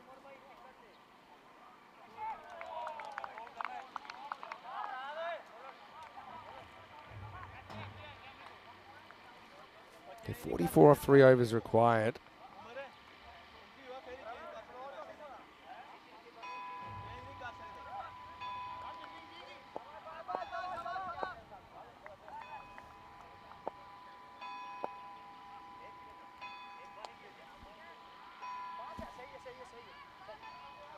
So this is Faraz Ali. He's come into the side. He's getting over number 8. Let's see if Hussein can get after him. Yeah, always takes out the umpire. It's going to be 4. That was a proper belt. A line drive. Straight down the second baseline. Look at this, bang. There goes the hat. There goes another hat. There goes the umpire. There goes the ball. 4 runs.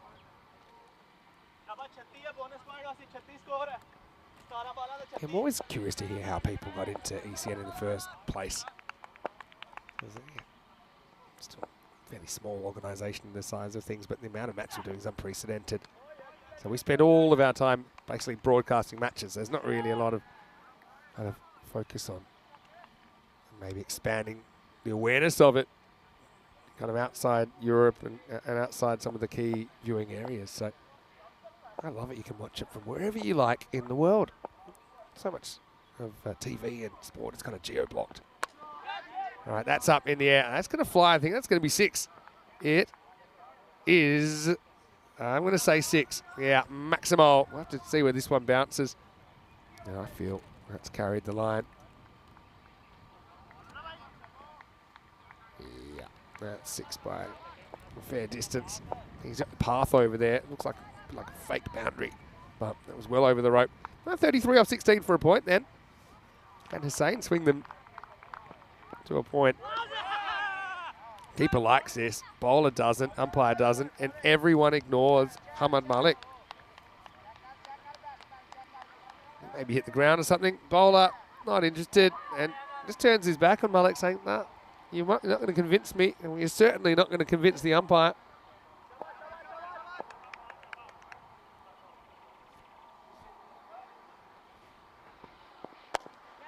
It pretty well. Asjad, he's certainly getting a bit of an initiation to the Italian outfield here. Like I said, Plays a lot of his cricket in Barcelona on that artificial turf. And really, yeah, Grandma would be fielding the ground balls fairly easily out there. This is different. 32 or 14 for the point. Big swing and a miss. As far as muscles one past the right-handed Schaub.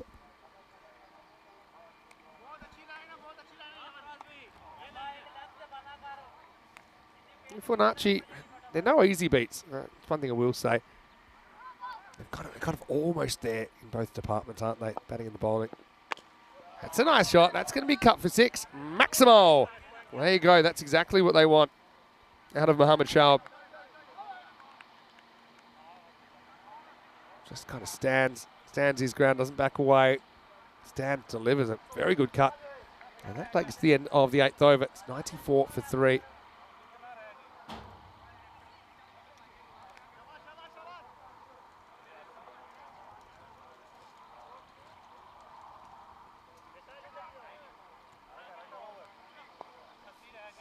So, kind of sneaking up slightly behind that blue line, which is where they get to keep their point.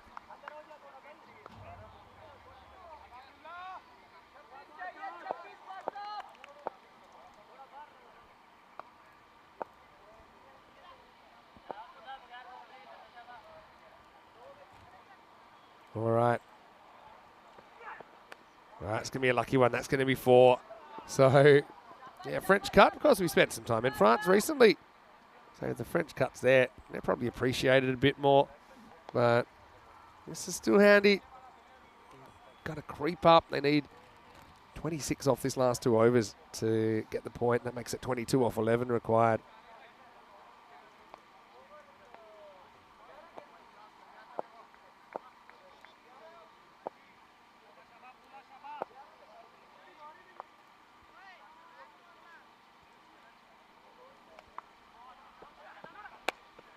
All right, lifted up in the air.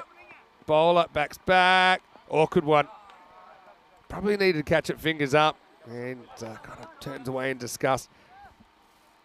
If you're going to catch it this way, you do need to get the little fingers together. And you see here, then it's not quite together. It bursts through. And so they'll get a run where they shouldn't have had a run. Now Schaub is just going to pop this over the top. And again, a little bit of the crocodile style there from Mohamed Umar, the captain. Not quite sure his feet leave planet Earth there. And he's just trying to time this over the top. The ball gets a bit big on him, but gets just enough to get it over the fielder. So, a bit of a bonus point thriller on the cards here.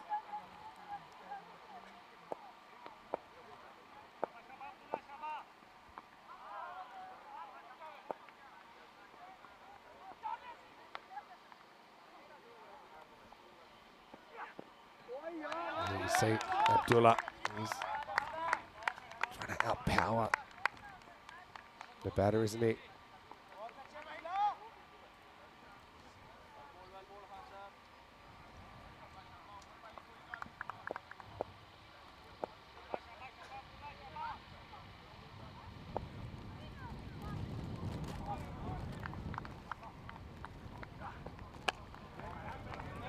This will be the not quite the last ball of the over, actually. The 100's up, though.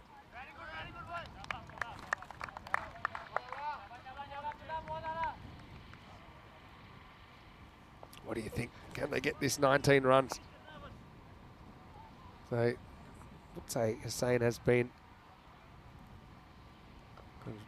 more of the hitter in this partnership. Schaub. Take one here, so he'll be on strike. And Fornacci, they need 18 off this over to keep their point. To see if they can do that. End of 9. Fornacci 102 for 3.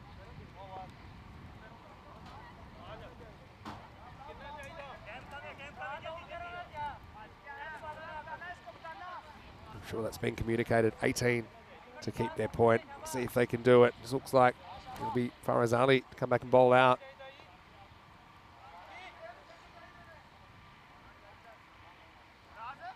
It's quite remarkable. We've had 8 4-point wins out of 11 games. Now the average is kind of, yeah, it's 30 to 35%.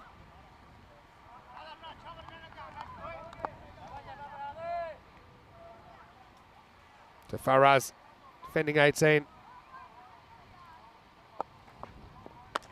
Well, that'll help. First ball is, oh, I thought it was going to get to the boundary, but it's a great stop. And they're only going to get one. I mean, that's the kind of stop that might actually get you a point.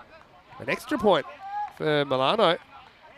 I thought that one was going for at least 4 or 6. Let's just check his feet here. Yeah, that's fine.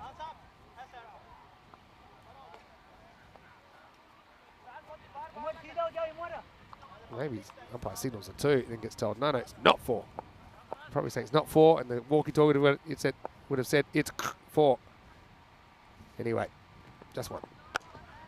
That's a great shot, though. It turns the strike back to Hussein, so maybe it is a good result as he puts the next one through the covers. Nice shot. And, yeah, it gives us a chance to look at Brescia CC and Marco Milano, those lineups. Match 13. You know, weird things happen in match 13. You know it, folks. Brescia winning the toss, bowling first, so Milano will get the chance to bat first again. I don't think they'll be too worried about that. That's Judd Butt. He's kind of lurking, isn't he? He's going to have some good bowlers to deal with. Join us for that one in 35 minutes.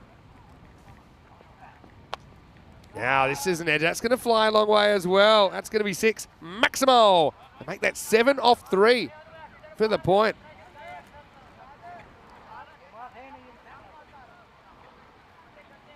All right.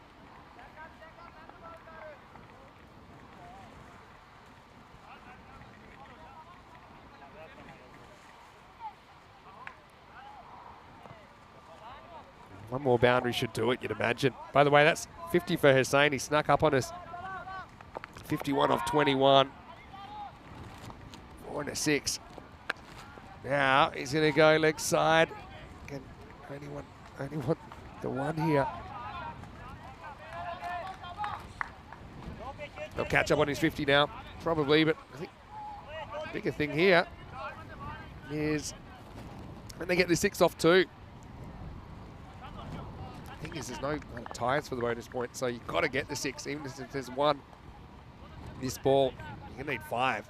4 won't be good enough for anything. Well, he's going to hit this one. He's going to hit it really well, so he's going to hit them to a point. Maximo! Well done, Fornacci. And Marco Milano, well, they'll be kicking themselves. They won't get the 4-pointer here.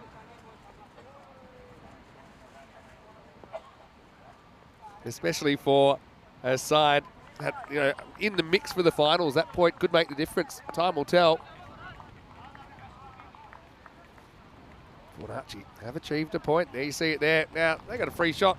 Do whatever they like. They'll get another one, because that's a wide. So, yeah, the next match starting in around about half an hour's time.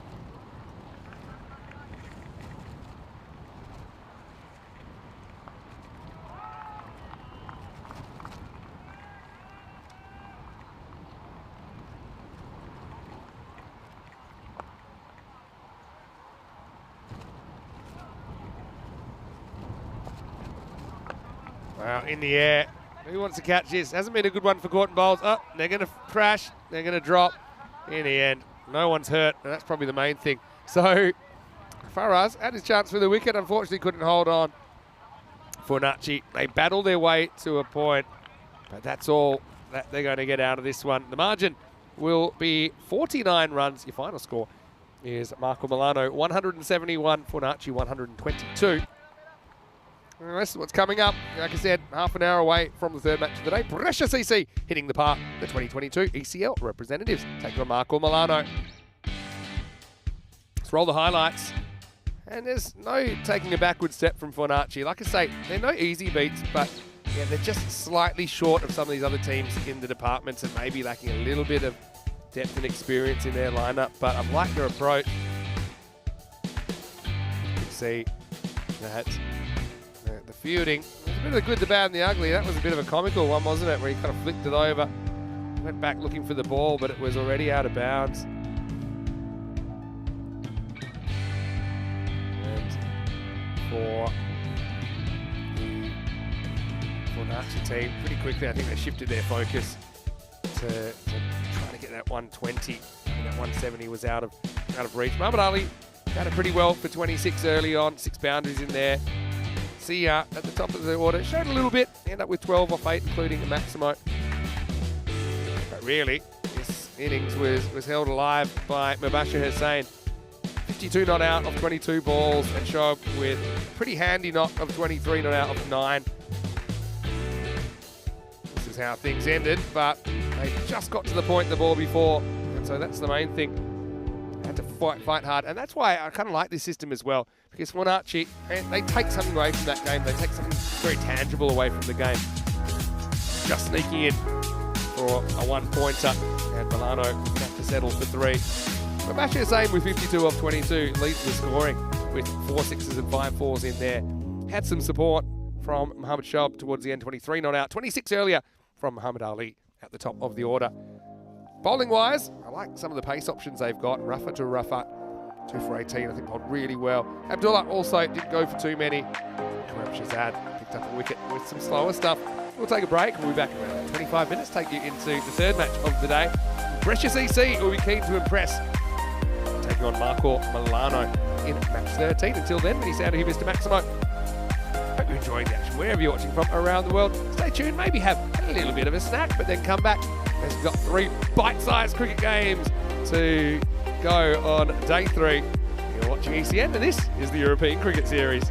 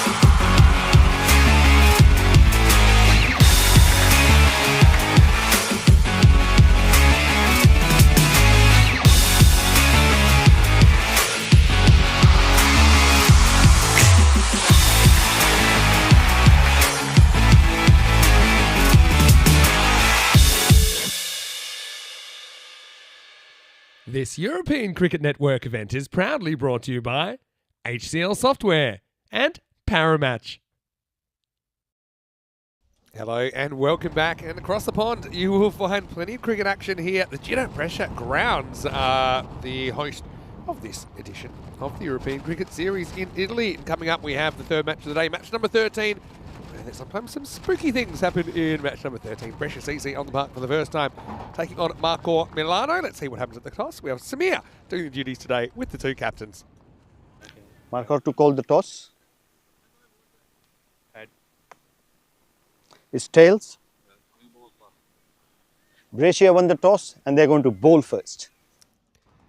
So Brescia CC sending in Marco Milano. I don't think that'll bother Marco Milano too much because they put on a mountain of runs in that previous game, albeit against the winless Fornacci. They put on 171. Brescia CC going up there to bowl, and they've got plenty of good options. We saw them earlier in the series. In fact, they're 3-0 at this stage, so they want to continue their undefeated run. And look, for Marco Milano, I've got to say, Arsham Javed went within a hair's breadth of his first ever ECN century earlier in the day. Had 4 opportunities to bring it up, but couldn't find the Maximo when the milestone was on the line. Interesting for me that Brescia CC actually underdogs. And what do you think about that? Marco Milano, they're a new side, although they have plenty of experience in that side individually. But yeah, it's a bit of a curious one for me. But hey, supercomputer, it's smarter than any human. Kind of a few dark clouds a little bit at the moment, which are a little bit of a concern, I suppose. Hopefully we don't have any rain here. There's some broadcast for later in the day.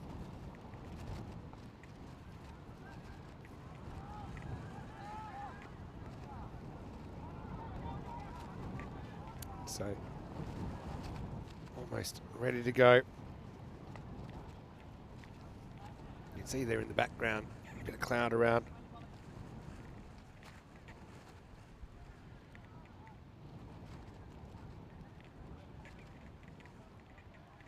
Hello to everyone as well in the chat. Dave B coming back, and Terry Richmond watching from down under. Julian Dawson from the UK, and so is Kroom.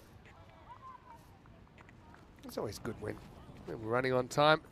I might just have some tape or something on his hand, and that's being discussed at the moment. It's no problem as long as the batter doesn't have an objection or the umpires. So I'll sort that little issue out. Looks like the clock's ticked over, so we should be ready to go.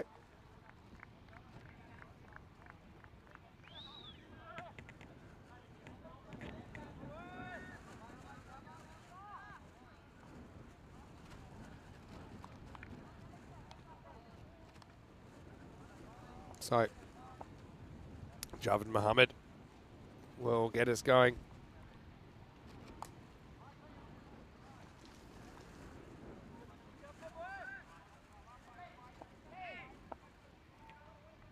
Here we go with match number 13. Really good outswinger first up. Pretty well played. And oh, well, that's an incredible bit of team fielding. It probably doesn't save a run because they don't run. But have a look at this. Now, I'm not sure how deliberate it is, but it's a classic kick and catch. Don't think I've seen that before.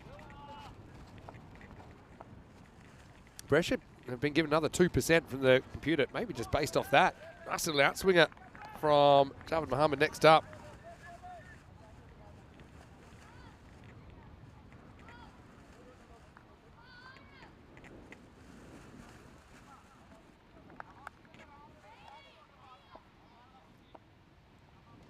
Back to 50-50.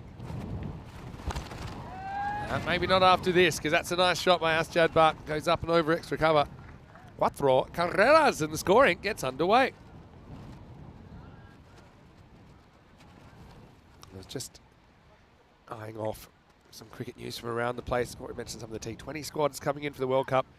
I actually got my eye on the Tri-Series we'll be covering in a couple of weeks. 3 weeks away, actually, in the Netherlands. That's a tough one for Sajjad to cover, and he's going to let it go through, and that's going to be 4. So, yeah, an awkward kind of a bounce out of the sand for him. Yes, so I saw that the Scotland side has been released. I don't think It's going to be a really good series. It's the Netherlands as well as Ireland and Scotland. Anyway, this one gets on it pretty quickly. That's Judd, but has had a few kind of injury hassles with fingers and hamstrings and things like that.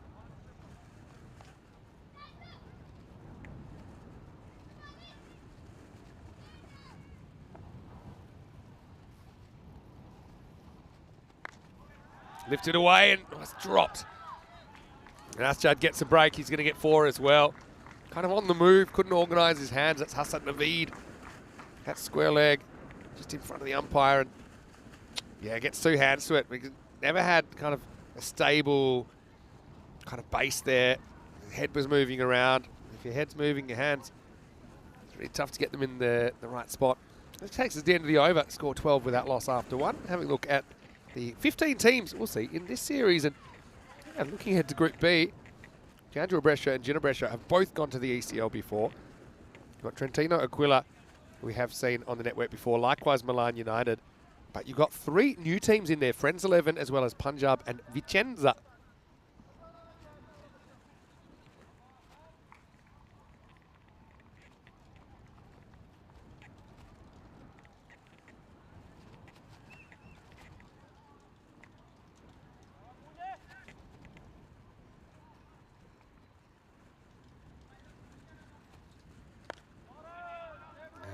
This is the second over, and it's Anwar Atik who's into the side.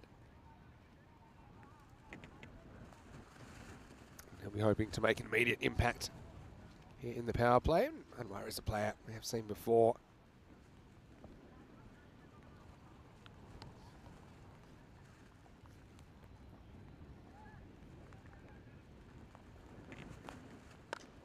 Now in the air, fielder goes back, can't quite get a play on it. They're going to go for 2. It's a bit of a tight one, but they get there.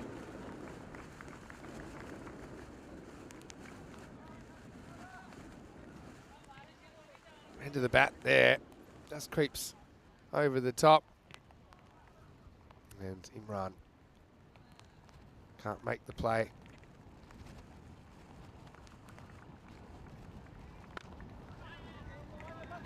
Comes in and it'll just be a single. No one backing up there, so couldn't really have a throw.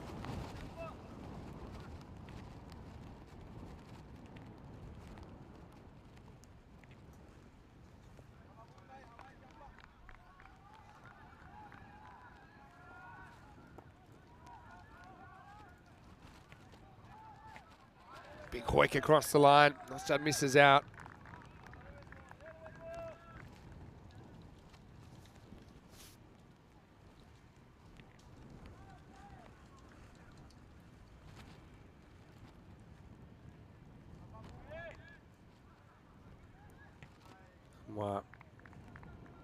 Play we haven't actually seen for a little while. Last played in 2021.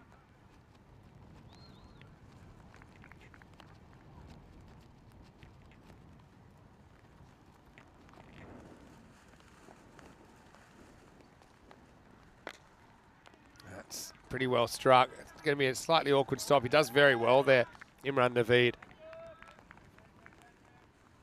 And keep that to a long single.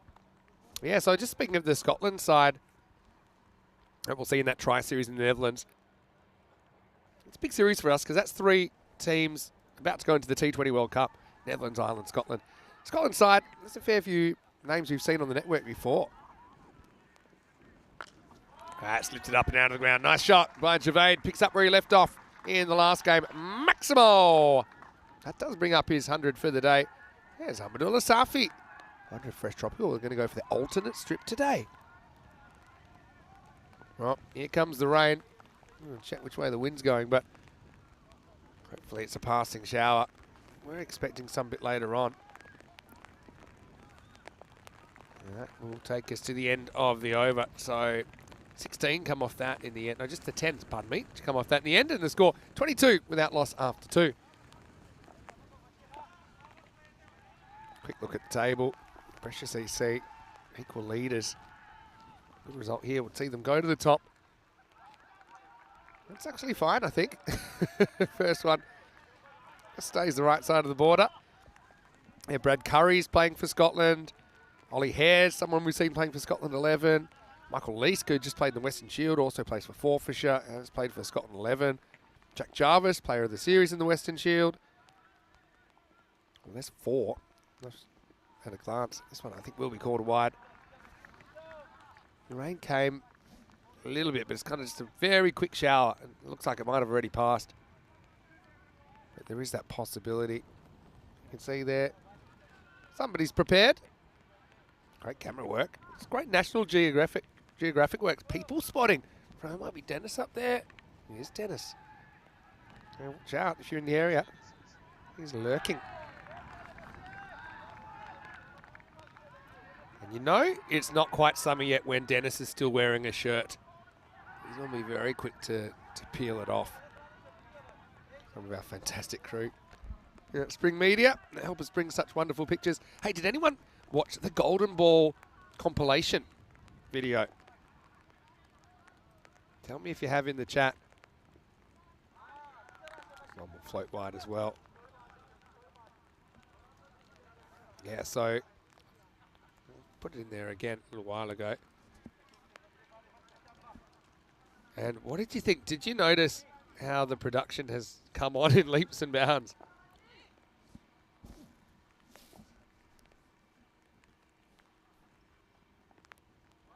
Now, swing and a miss. This will be called a wide again.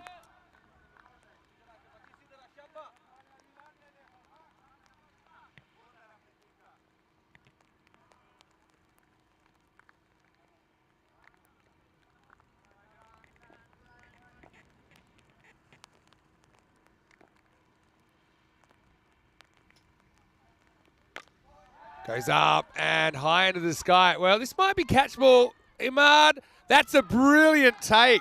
Oh, well, he had to turn and face the rope, and he just kind of could tell in his peripheral vision how much room he had. But that is a brilliant catch. That could be your HCL play of the day. Asjad Butt is just fresh out of luck. And in match 13, he goes for 13. What a catch by Imad. And he has taken some great catches on the network. That's right up there.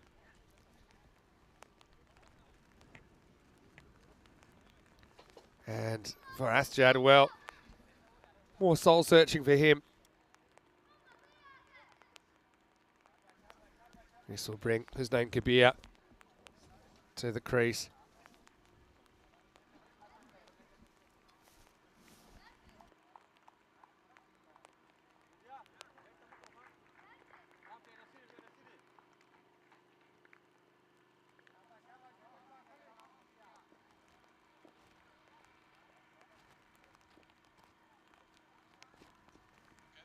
This one just misses the mark as well, but he's getting the ball to swing, isn't he? David Mohammed. Yeah, so if you did watch that Golden Ball compilation, what did you think? And how far have we come on ECN?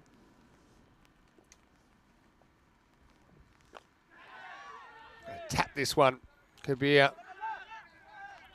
Turn for 2, but there's not 2 there.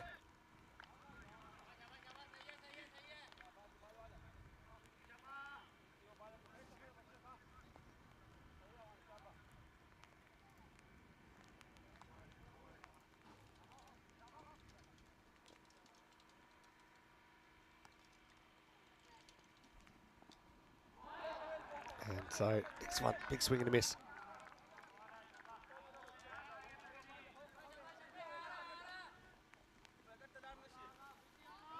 Shahan Mohammed, not going for too many. Interesting, Brescia started to slide underdogs. But now have found their way into the lead. Edged and gone. Well, you wouldn't read about it. The slip is in a great position there. And it was a perfect kind of height, perfect little pace. And, well, that man, believe it or not, he's 51 years old. Anwar Atiq, he says, yeah, I'll take that. And so great captaincy and a great result as Javed is going to have to go. He scored 90 odd in the first innings of the day for him. Now, just 9 in this one. And Marco Milano lost both openers now. It's 27 for 2. But you love it when a plan comes together.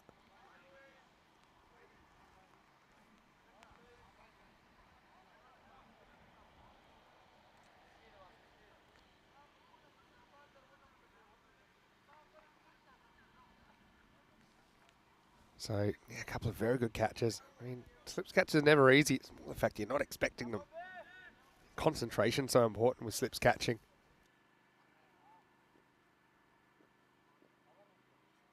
End of the over as well. End of the power play, 27 for 2. Kalab Sajjad predictably comes on in the 4th, but he's going to go for 4. Sandstorm time. I like the effort, though, from Javed Mohammed out there. Yeah, I suppose the thing is that with the slight rain falling, maybe becomes a little bit more difficult for the spinners to grip. I mean, the rain stopped already. It's just a passing thing. There's always that threat of it at the moment.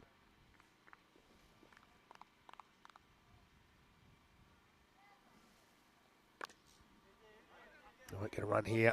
It's chopped and there's a Teak in the game, isn't he? Sunglasses on their head. Probably don't need them at the moment.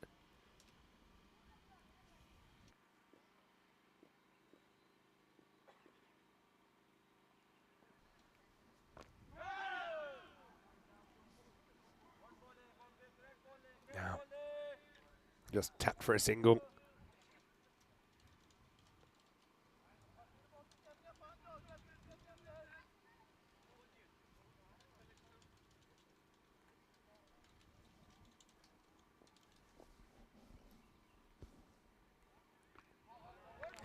An extra bounce there for Sajjad. He doesn't seem to be too bothered by that slight greasiness.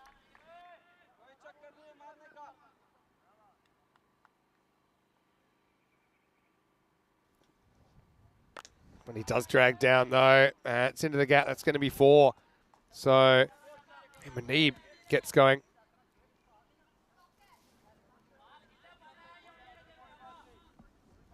And Marco Milano up to 36. You might be wondering, some people asking about what's the Teak wearing? Is that different to everyone else? He's wearing the sleeveless pullover. Well, it looks a little bit different.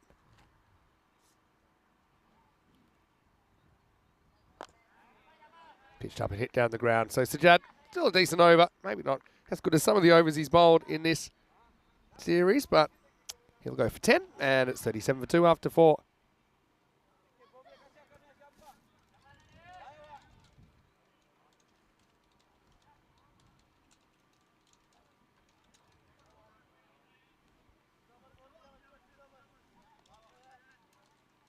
So 9.25 and over. Brescia CC kind of roared back into favouritism.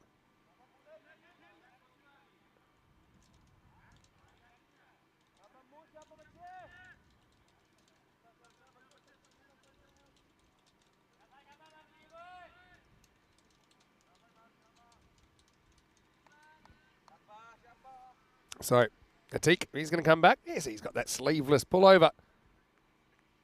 A little bit chilly, I suppose, at the moment. Leg cutter first ball. Nicely bowled, and he misses out. Marco Milano just can't get going in this innings. And partly, I think it's because the bowling's been good and pretty much on the money.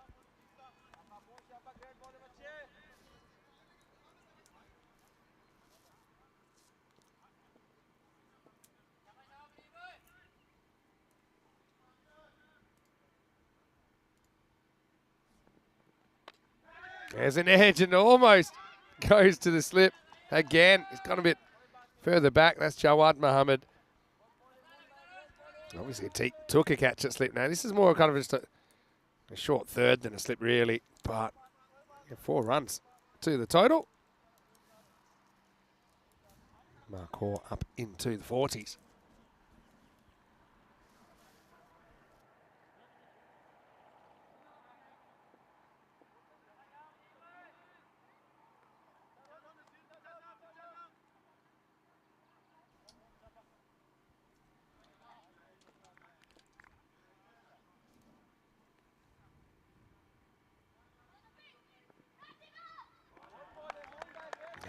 You can see pretty consistently in that offside channel, isn't he, Natik? Well, the robot saying volume 1 is done, but expect more volumes to come. Well, that's what I would say. Break him into groups of 10. So it's about 34 minutes if you watch the whole thing. Watch in stages, of course.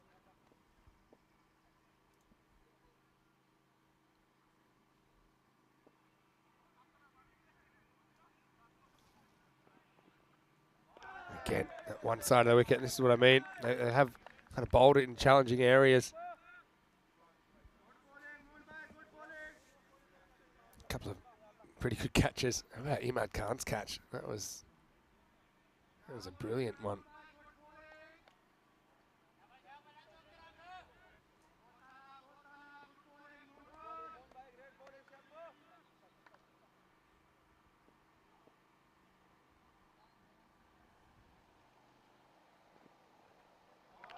Yeah, Muscles one through again. So Manib just can't get going here.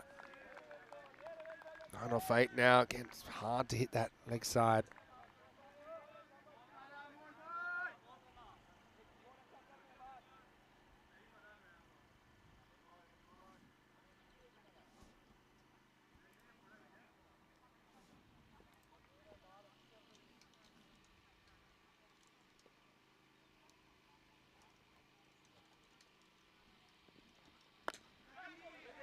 This is hit down the ground. That'll only be a single. So end of the 5th. And really, a bit of a malaise in this inning so far. Credit to Atik, though. He comes back and does a really good job. Takes none 15 in his spell. 42 for 2 after 5. So 5 overs in. 5 overs to go. Looks like Sajjad's going to come back.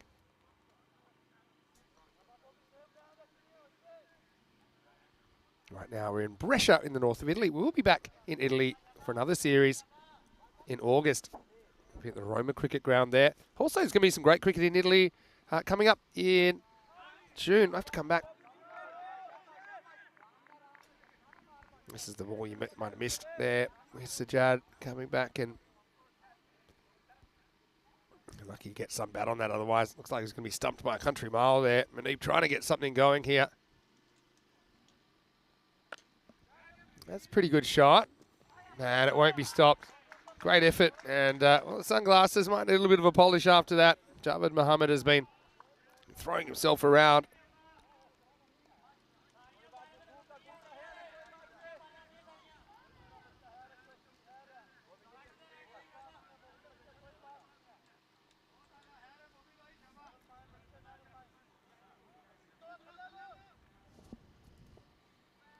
Manib. And he turned that into something more. Slow full toss, and he'll be annoyed he can't get more of this either. He'll have to settle for one.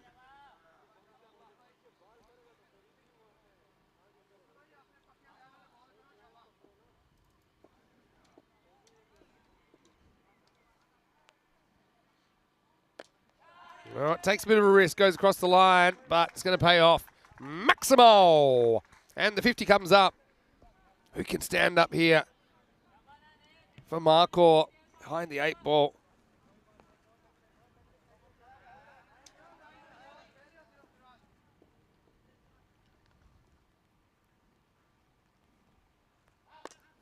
Pitched up again, but Sajjad, his accuracy is outstanding, isn't it? And really, this is probably one of his slightly off games. I say slightly because, look, he's still got very good figures in the format. Now lifted up and going, but caught. And yeah, can't really fault Manib's thinking here, trying to go over the top, trying to hit the 6, but he finds Imran Naveed. He's also wearing that sleeveless vest. That will be the end of Manib for 15.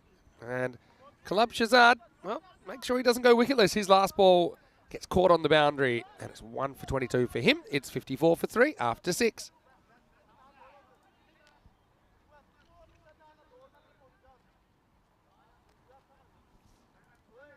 He starts, but not really able to go on with it at the moment. any of the Markhor batters.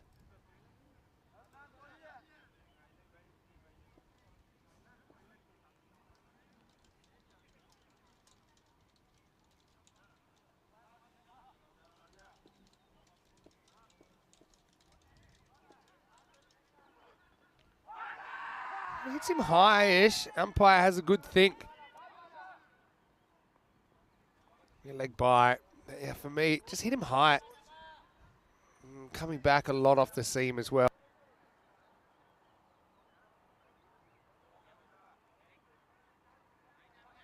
But, yeah, Kabir.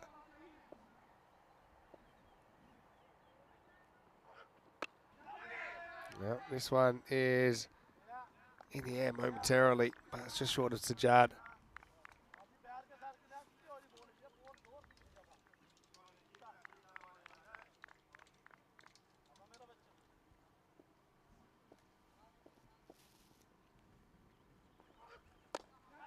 Oh, dropped opportunity, but Imad Khan, he has taken one sensational catch on the boundary. This is one of those that's kind of an instinct catch.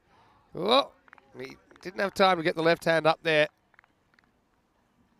Look what he does do. Make sure it's only a single, but that would have been a stunning one. And anyway, this is up in the air. Well, it won't quite carry. That's Jawad Mohammed out there. There's Javed Mohammed and Jawad Mohammed, both in this Brescia CC lineup today.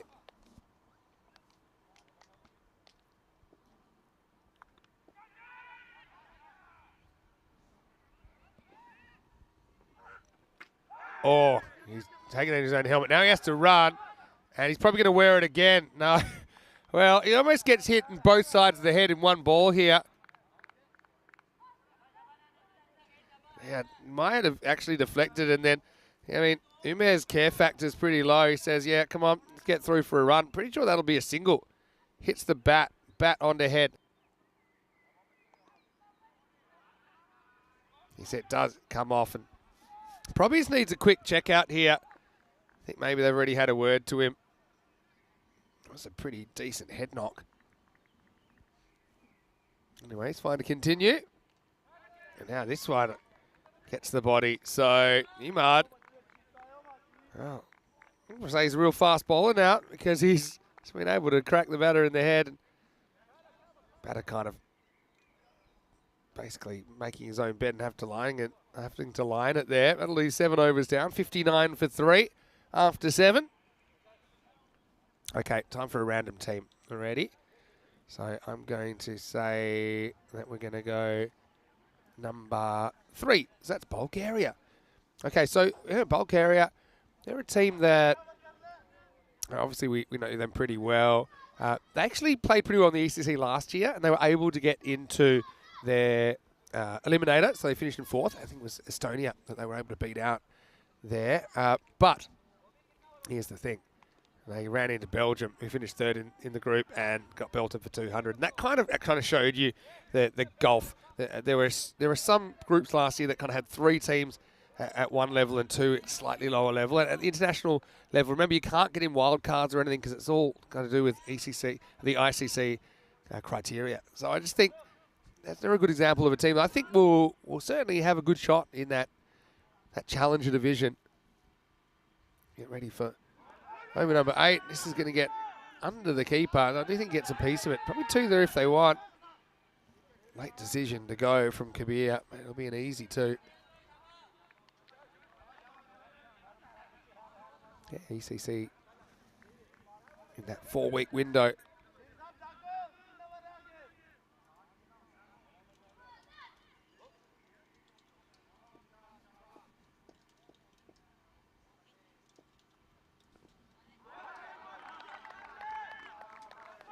This is Mashal. Hasn't he had a good tournament so far?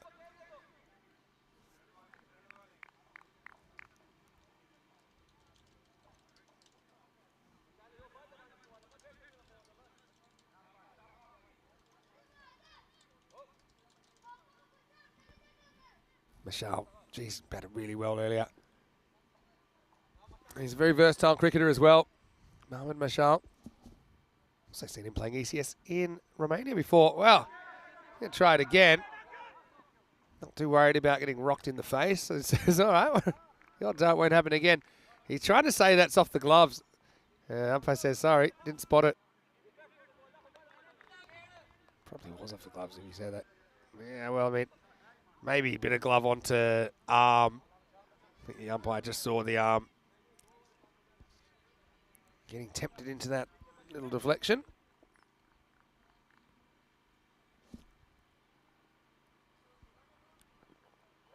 Big swing and a miss this time from Akil. I want to say hello to Gulam Dastgir.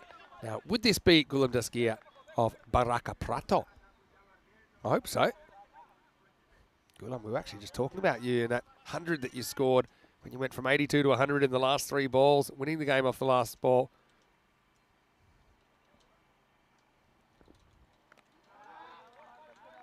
Next one's called a wide.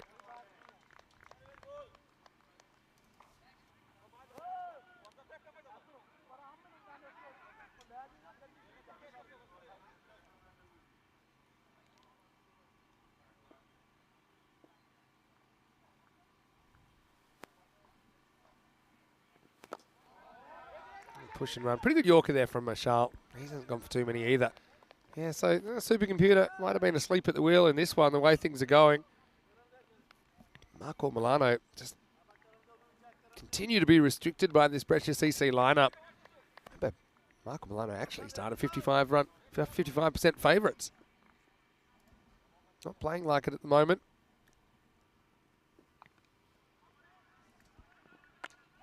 Okay, into the sky. This is catchable. Coming down and caught. So it'll be a wicket for Michal to round out his over. Kabir could never really get going there. Goes for 15 off 13. Just tries to lift this over the leg side rope. But high into the clouds and safely taken out there. So that'll be a wicket to finish the 8th over. It'll be 64 for 4 after 8. Imran Naveed with a safe catch. And up there.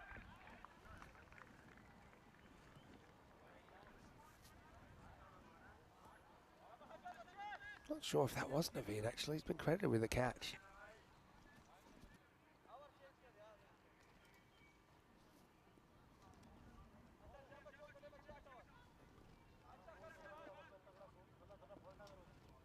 Yeah, it's well taken. That ain't. That's Hassan Naveed. Of course it is. Okay, in the air, and that's going to run away, and it's going to get for 4 in the end. So it's just going to sneak away from Mashal. Can't do that the way he planned. Yeah, Hassan Naveed's a pretty good pair of hands out there. I thought it was Hassan, but I got done because I think they might have typed in the wrong Naveed, but I think that's been sorted out now. There you go. Here's Hassan that takes the catch. And now he's got the ball in his hand in over number 9.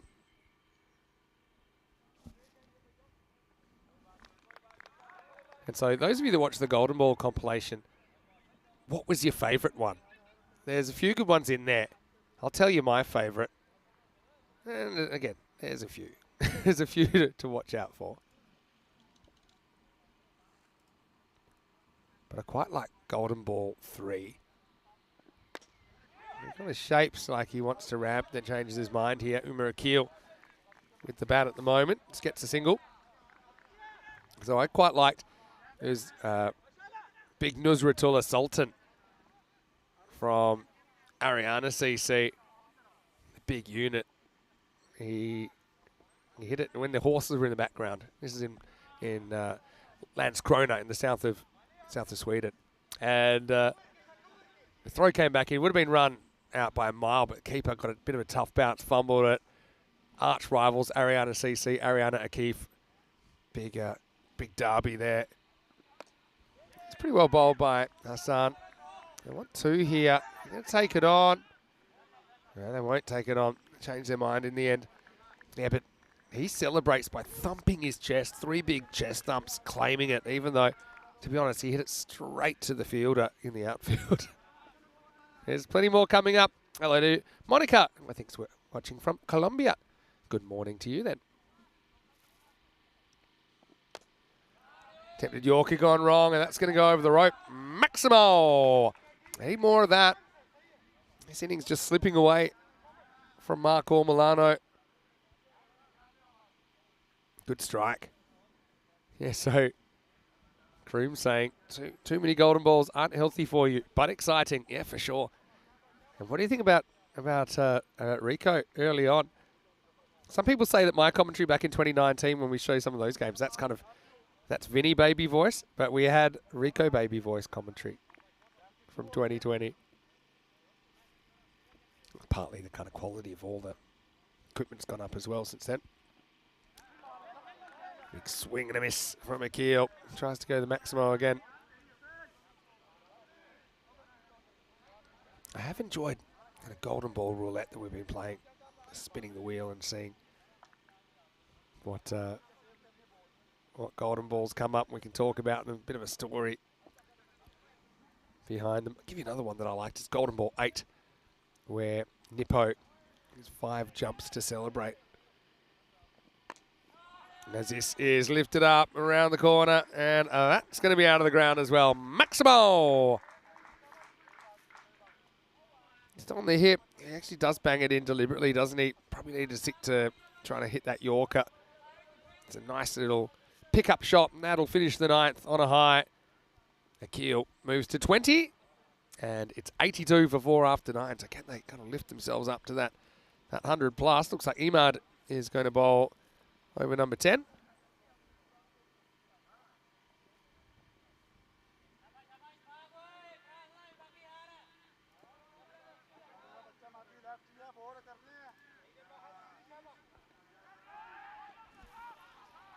All right, round the wicket to Ashfaq.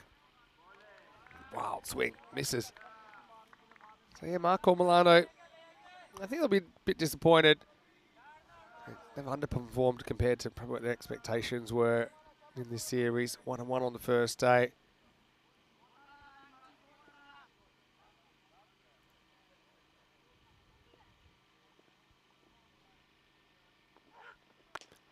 This one's hit pretty well, and that's going to go out of the ground. Maximo! Long on was kind of crept around a little bit. But otherwise, I think this might even be kind of catchable height. But useful runs up to 88 now. Can they get a fighting 100 on the board?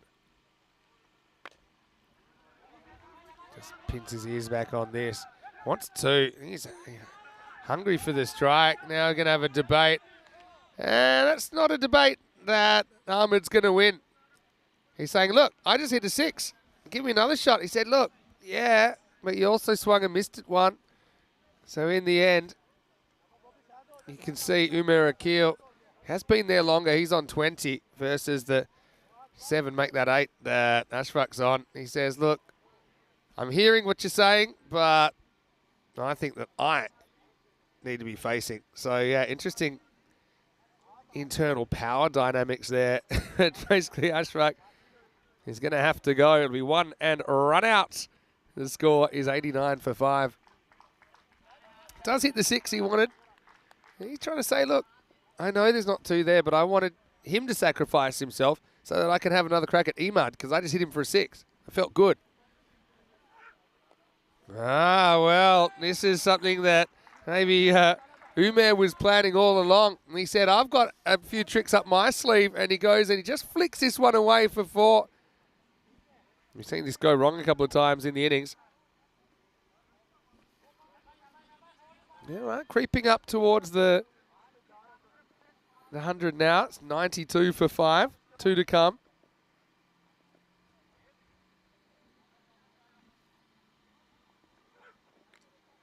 Oh, what a catch.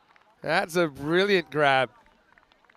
As it's go-go gadget hands. And Nasir Hussain has taken a great catch. What a time to do it as well. It's kind of a nice height, I suppose. And oh well, remember Akil, he can have a conversation now. because he does get a boundary in the next ball. So I will say that he's got that in his favour. I think score just catching up.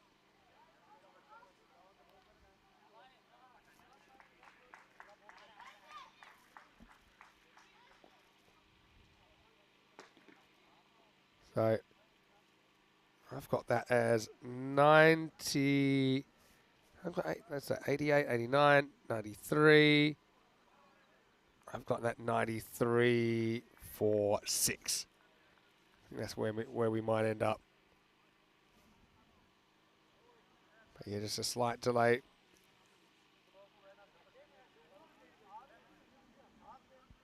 So, yeah, Nasir Hussain, go gadget catch. I'm at 92 for 6. Okay, I'm happy with that. Not sure if there was a 1 short on that.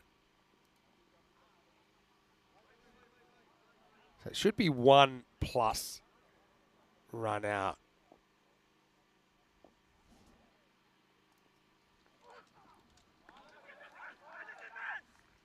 Wow, now we have a miss.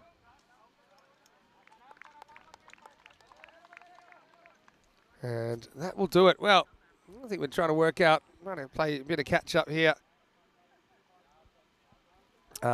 So I got to admit, I scored that as 641, 12. I've got 94. I'm sure the score is on top of it. And we'll come back and we will give you the exact final total. But right now, why don't we go and have a look at the highlights. And yeah, Michael just failing to fire. This was a sensational bit of kind of foot to hand fielding. Don't often see that. But anyway, we've got some sensational catches to show you in this innings, and that was one of them, wasn't it, Imad Khan? And then your regulation slips catch. And the thing with this one, it came so nice, slow to Atik, and he made no mistake. Now, the intent was there, I think, but he goes over the top when he can. But 5 Maximos in the innings, probably indicative of the fact that they don't get too much.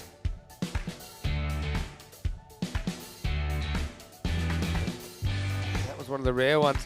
Saw a bit of action, saw a few ramps gone wrong.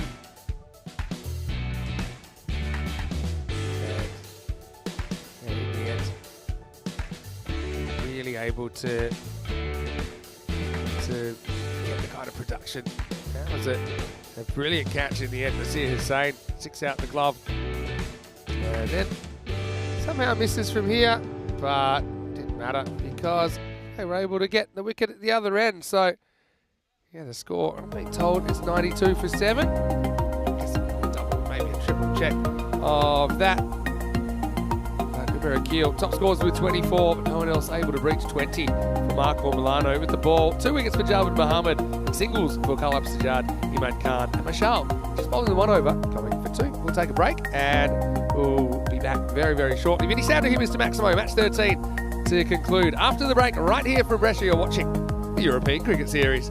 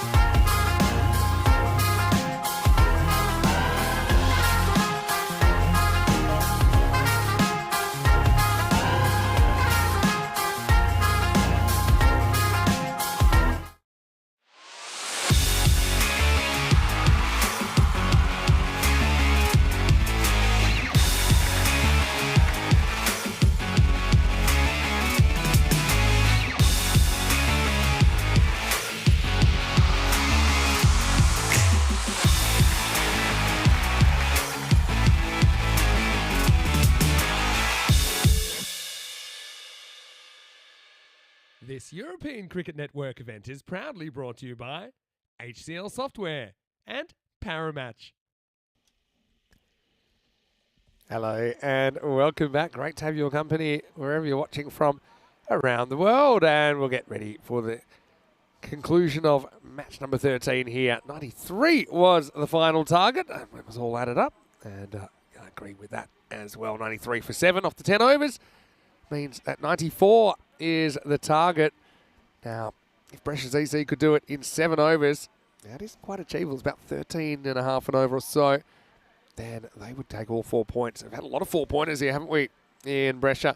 65 or less is what Marco Milano would have to keep Brescia CC to take all 4 points themselves. Otherwise, of course, if it is a close encounter, it'll be 3 points for the winner and 1 point for the loser. Vinny Sandu here, Mr. Maximo, to take you into the second innings. And here's Hussein Kabir, who is going to open the bowling once again.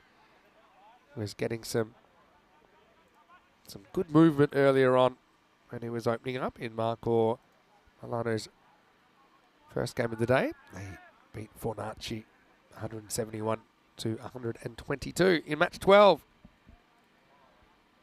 Marco Milano just playing the 2 matches today, so we'll have their hands full here, I think, as we get ready.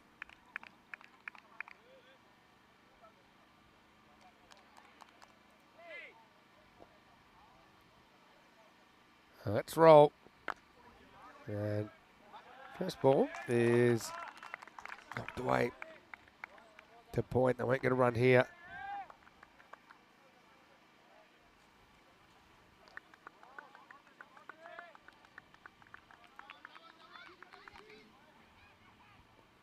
Dave is off for a little while, but he said he'll be back a little bit later on. Well, this is up in the air. Chance and gone. Well, there you go. That's a really handy wicket. And Mohamed Mashal coming off that stunning half-century in the earlier game.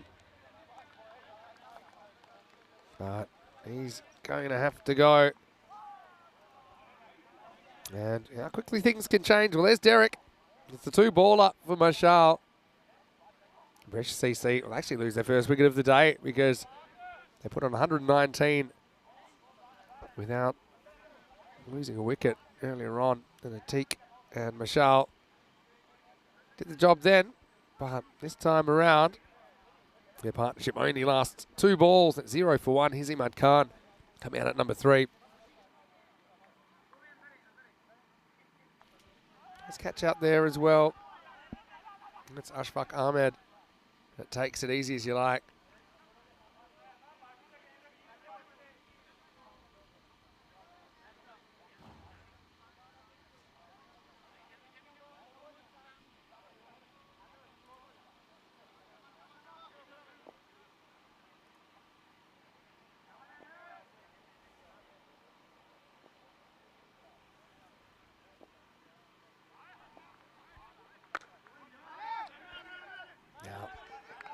Imad gets his opportunity. Did mention here in Italy, tend to have a lot of variation in the games and the innings. So we've seen scores everywhere from 34 to 171. Anyway, this is going to be launched leg side and it's going to clear the boundary. Maximo! No, Imad, he's a guy, you know, can hit the ball a long way. Uses the wrists there to get it up and over the top.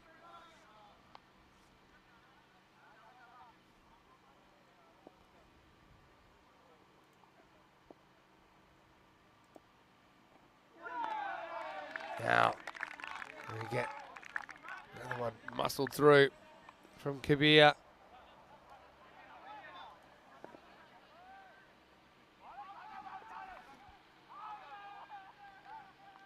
So Kabir breaks through with his first wicket of the day.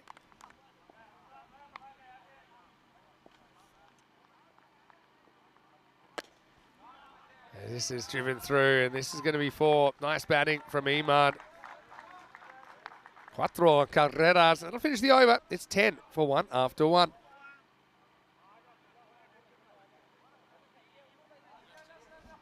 "35 matches into goal ball. Hey, let's do another bit of random golden ball roulette. Okay, so I'm putting it into the computer and it's saying, how about, it's nice and recent, golden ball 57. I can tell you this off the top of my head. It's the Portugal final golden ball. And Marlow versus Gamblers.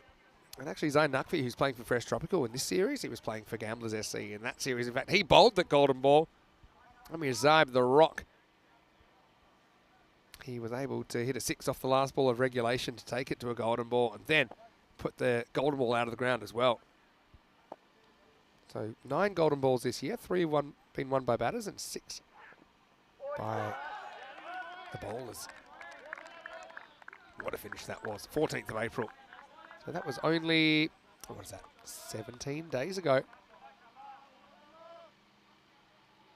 But the other thing about that game, it was pretty dark. It's a bit kind of murky here at the moment, but it's getting really, really late in the night by the time we hit that golden ball.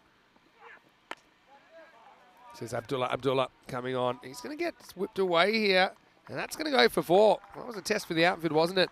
But Atik, he's a guy, certainly doesn't look his age, does he? 51 years old, but an imposing figure. Just clips that one away to the boundary. Nice shot.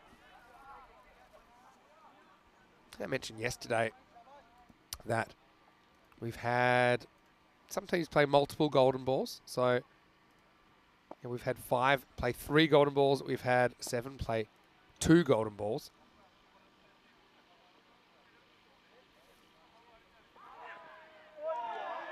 Nice bowling from Abdullah. Good comeback. We've never had a team win 3 golden balls. 5 teams have actually won 2. Madrid United, Roma CC, Corker 11 in Portugal, the Spanish women's side, and PUC, Paris University Club. And 101 unique teams have played golden balls. That's another milestone.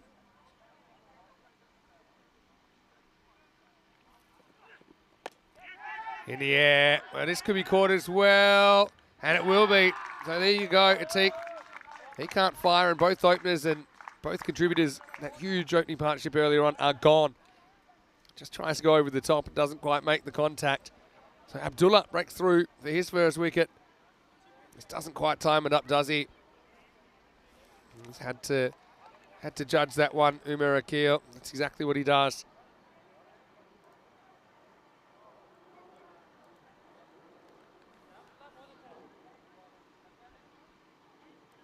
And so 2 early wickets for Brescia. They're 14 for 2.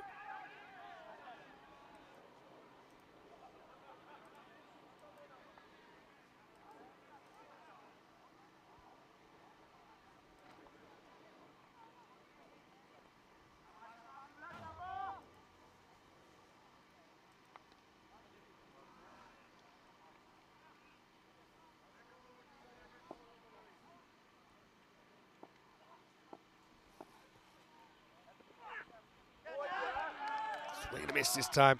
Kroom said he's just come back from, I assume you come back from the Golden Ball compilation. He said he was a bit worried where the equestrian was in the background. That a horse might get hit. But it's actually a bit further away than the camera suggests, Kroom. I've been there a couple of times. That's the famous blue pitch there as well. The blue pitch is awesome. I'd make all pitches blue if I could. That's 6. That's a really good shot. As Jawad Mohammed goes bang. And well, looks like there's been a change of innings in that game. That fielding will be done on the other field. Yeah, it's always great to see different teams, different cricket being played around Europe. We've got 2 games back-to-back today. End of the second over, 20 for 2. I've got to say, at this rate, it'd be pretty hard to get all 4 points here. But Marco Milano will be happy to take something out of this game, I'm sure. Maybe they can keep the wickets rolling. Brescia CC, pretty sure that they'll be top of the table after this game, one way or another. Did you know that in Sweden, there's quite a popular sport, which I didn't know was a thing, got to admit, As Kabir comes in for his second over. First one worked away for one. But I think it's called hobby horse riding. So it's basically equestrian, but without horse. But it's on like a broomstick with a horse's head. I'm not joking. Might be called hobby horsing. And really, it's a lot more economical than having to have a horse. Basically what it comes down to. This one doesn't really get up. I think this will be 4 leg buys. Let's wait and see what the call is. Yeah, leg buys. I don't think it's above the shoulder. It almost hits him on the shoulder or that kind of upper arm. This will tell the story. But yeah, just looked like it would bounce a lot more. Anyway, we heard Corey call them the orphans of cricket earlier on, leg buys, because they don't really belong to anybody. But they do go on the score, 25 for 2 now. Now in the air, miss hit. This should be taken. Takir's going back. What a well-judged catch. They had taken some good ones, and Kabir gets a second. Jawad Mohammed and going for the Maximo. It was down towards the end of the bat, but that's a great catch running back. I mean, Imad Khan took one a bit close to the boundary, but same kind of idea. But he kept his eye on that all the way. And Brescia CC have lost a 3rd wicket now, 25 for 3. A little window of opportunity. This will bring the captain, Kalab Sajjad, to the crease. He's actually batted. That's not Kalab Sajjad, pardon me, it's Rizwan Mohammed. And yeah, Rizwan being sent in at number 5. Thought we might see Sajjad. Same kind of a stature. Yeah, so hobby horsing, go and check it out.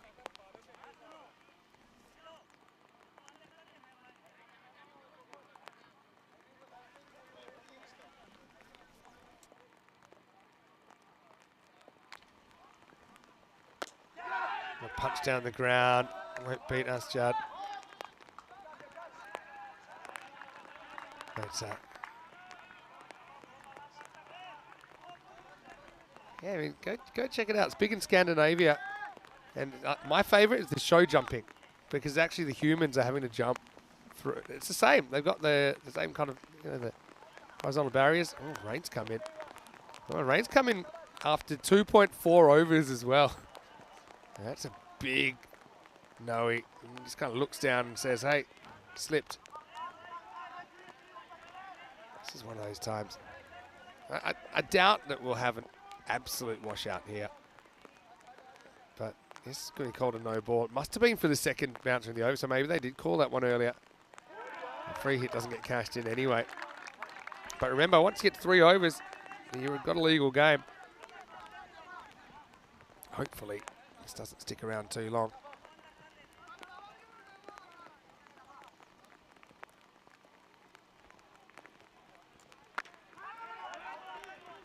And that'll take us to the end of 3. So Kabir does a pretty good job.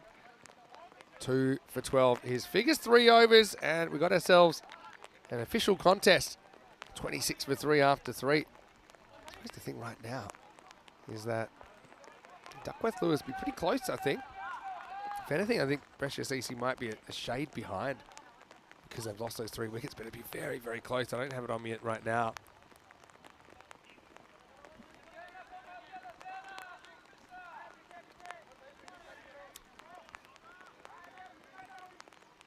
I'd say right now, it's probably the limit of how heavy they'll let it get. Also, you want to give it an opportunity to stop. We did have a light shower pass through earlier on. It does move pretty quickly through this area. But anyway, it's going to be Rafat to bowl. He's a bit of a tearaway, but I wonder how he'll handle these conditions. Pretty well. Just kind of runs in, doesn't care. Whistles the ball past the outside edge. Yeah, come on, they've got a shot here, don't they?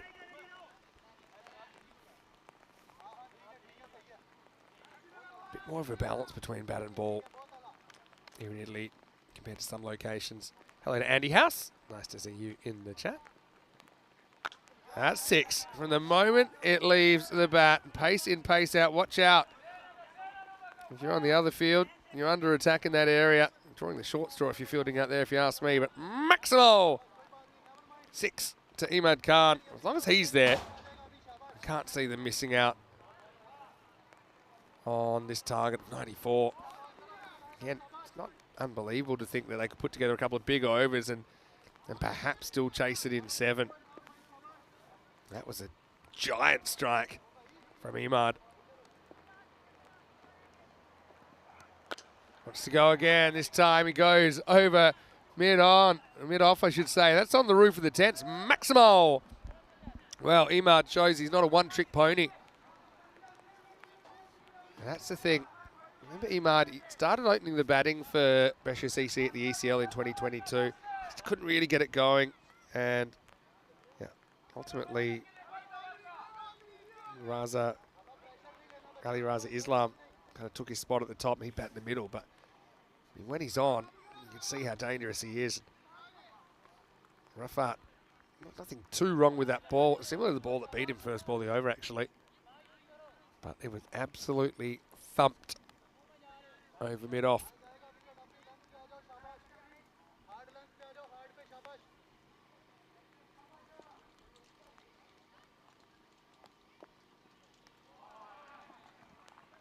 Slow ball. Clever bowling. I like Rafat.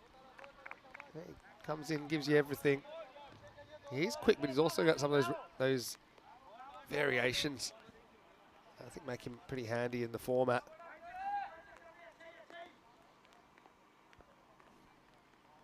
Speaking of horses, we once had the start of play. Well, it wasn't really interrupted. It was more before the games were due to begin, but we had wild horses running across the ground in Bulgaria a couple of years ago. All right, in the air. Feel like this should be caught. Backing back, and caught. Well, the old crocodile style didn't work for Umar earlier, but put your hands together. That's what he did, and he'll grab the catch. Might find this right up the back of the textbook. He goes back, and he puts the claws up, and in it goes. Umar thrilled with that result. So, yeah, unfortunately for Rizwan, he's not able to get going. It's a 5-baller for him. But a great catch by Mohamed Umar. And the score now is 39 for 4. So 4 wickets in 4 overs. They keep the line moving, don't they? This is Hassan Naveed coming out to bat at number 6. Hello to Viking Bay. Great to have you with us. Hello to Azim Hassan as well. I saw that your daddy was in there as well, but got a little bit full on with Monica and now has been given a bit of a benching. We'll see. Keep it clean, people. Pretty good over from Rafat. Okay, does disappear a couple of times, but not a lot more in it. 13 come off that, and he does get a wicket to score. At the end of 4 is 39 for 4. I think umpires have done well. They thought about the rain and should they come off, but they probably that local knowledge realised give it a few minutes and maybe it'll ease off. It certainly has now.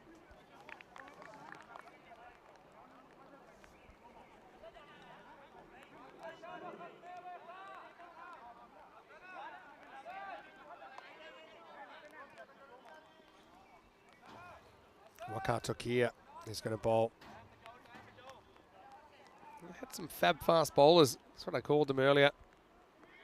Milano. A decent pace out of Kabir, Abdullah, Rafat and Tokia.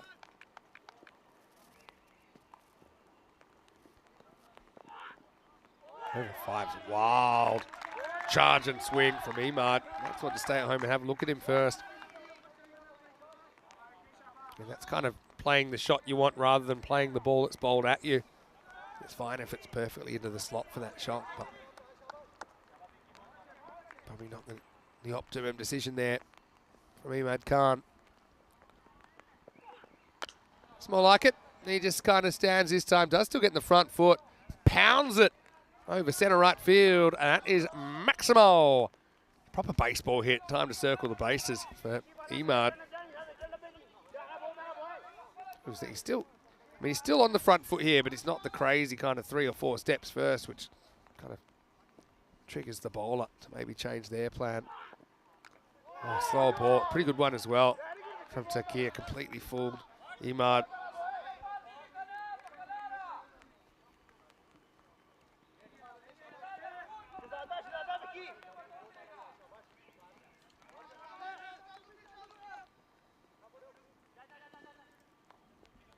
Well, you can tell by the way he uses his walk that he's trying to stay alive. Yeah, once again, he's going to baseball it. He's on the walk again. It's like a record that's skipping at the moment as he skips down the track one more time and puts it out of the ground again. Maximo! Brescia CC. Bring up the 50 with that shot as well. They've got it down to about 8 and over now. Sova's gone for 12. A couple more sixes here, and then I'm really looking at the possibility of a 4-pointer.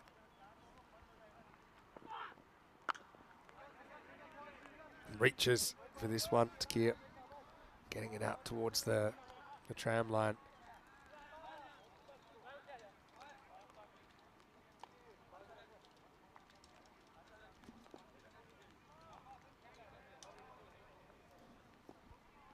So 13's not a disastrous over. Let's see if he can hold Hassan Naveed.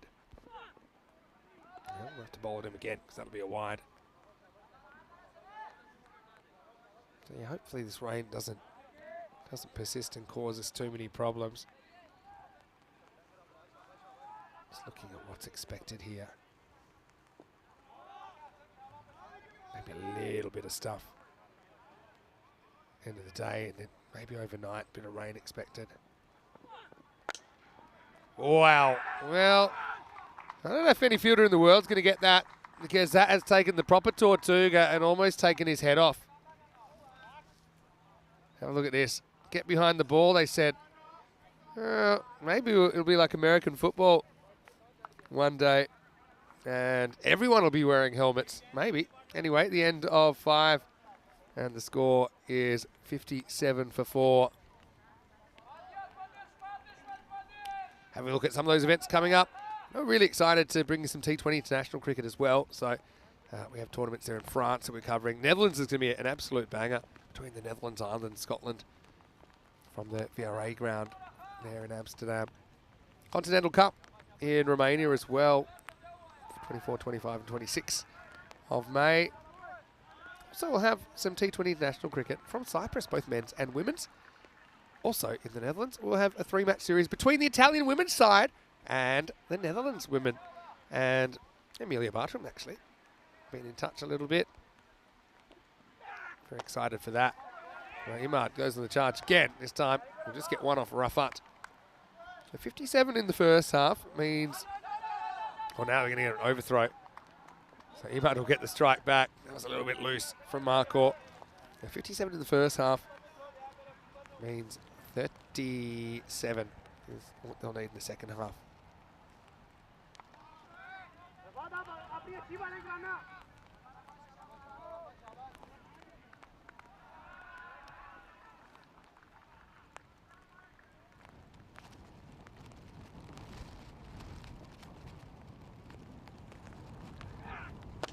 This is hit pretty well, and mind the equipment. Rule 1 springs into action. Maximo. That one into the cube. I think it kind of hits the bottom of the table in the end. You might see it here. Bang. Oh, not quite, but take my word for it. That one coming into the cube, but all my training, I actually wrote the training manual, and rule 1 is pretty short actually. Rule 1 is protect the equipment. Down the bottom it says rule 2, if you're protecting the equipment, you're satisfied it's safe, then you can go for the catch. Rule 3, save yourself. But rule 1, as you see, spring into action there. Particularly my side, pretty keen to protect the electronics. Had a couple of times that rule 1 wasn't followed. It was actually in Italy and Rome a couple of years ago. Just kind of forgot that I was at the ground, and the ball crashed into the back of my external monitor. That put me into a bad mood. Had to order another one. Sulked for a couple of overs and made Rico take over until I found it. Luckily it wasn't my actual laptop. Rico had a broken laptop in Croatia. And because that wasn't me, I found that quite funny. Anyway, it's in the air. This should be caught. There we go. One more time. Wow, he almost injures himself. with the aggressive fist pump. Once more, it's that kind of crab-like technique, but he brings them together at the right moment. And Umar, he's a bit of a ball magnet at the moment, isn't he? And so Naveed can't really change the narrative too much. He'll be the 5th wicket to fall, 66 for 5.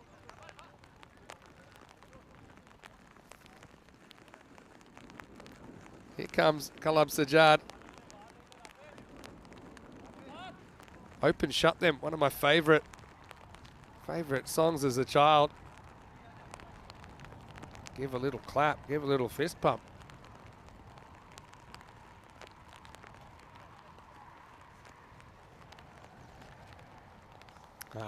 I like Prakar Thakur's idea. Could we see like an auction in ECS? I suppose. To do that, you're going to have to see an influx of investment. There are any billionaires out there. Please give me a call. All right, so, I mean, Imad's still there. He's on 46. But here's the thing. He's got 46 out of 66. So, you're making hard work of this chase.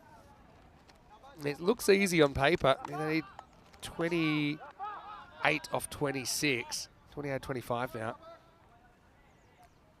But they're running out of batters. Oh, Sajjad, the captain, does come in at number 7. That one whistles past his ears. And that's the end of the 6th over. Pretty good spell there by Rafat. Finishes with 2 for 22 off 2. And the score is 66 for 5.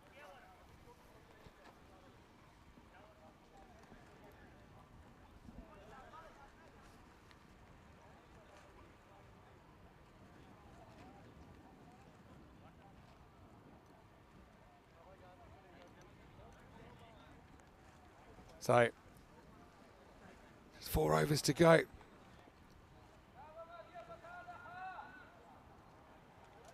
And could this still go down to the wire? I guess we'll see. 24 balls to go. Can't see them doing that 7 over chase now. They'd have to do it this over. They still need 28.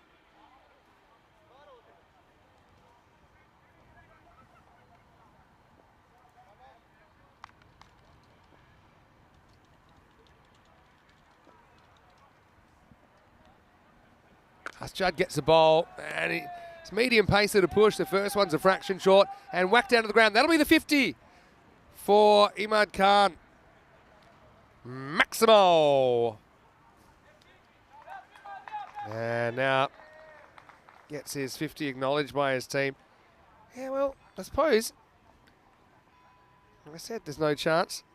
Maybe there is a chance. There's the 6s he's hit. So, yeah, they need to do 22 in 5 balls. Need to go on a big run.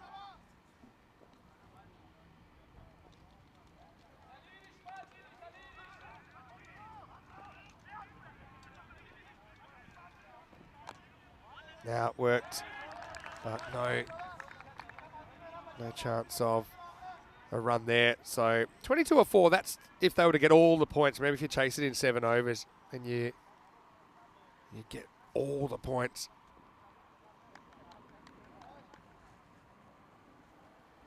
Looks like Marquardt should hold on to their point here. Doesn't quite get all of this. He'll test the field. Slippery conditions does well to make the stop. And so Umar Akil will keep that to 1. So it wasn't always looking like Marco Milano could take a point out of this game. Again, that could be the point that gets him in the quarters or doesn't. Time will tell. Yeah, this one's just kind of bunted back to the bowler. Sajjad yet to score. Has batted pretty well in the series so far.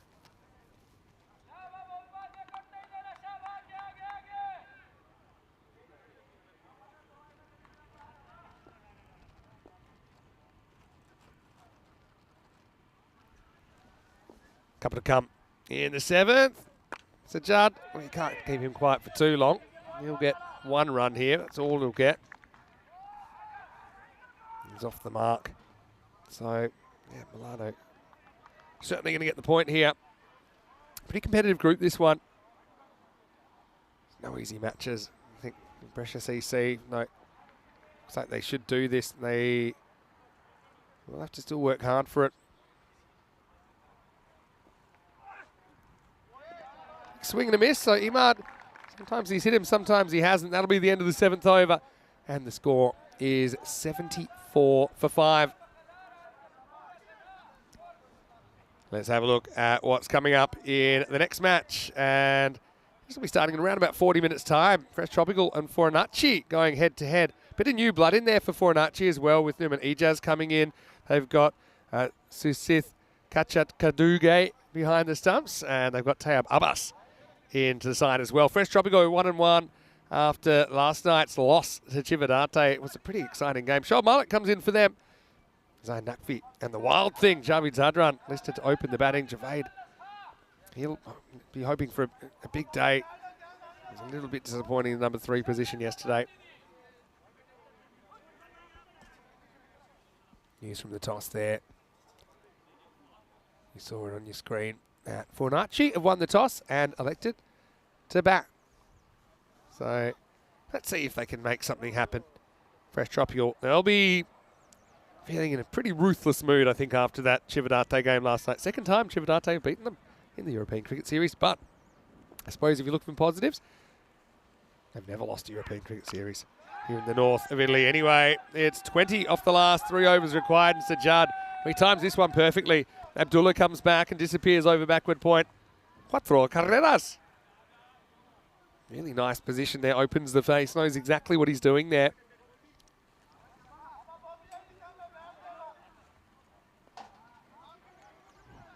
(16 off 17). I don't know, I still feel like there might be some chance. You've got to get Imad Khan, though, if you're Markor.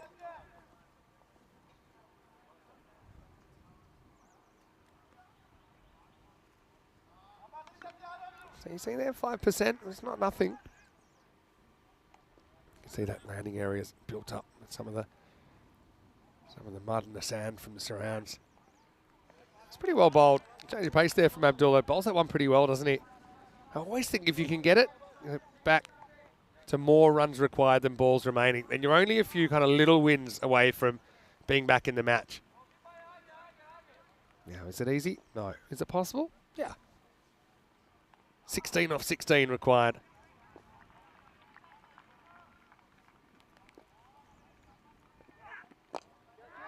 Yeah, pretty good Yorker. Dug out, just the one.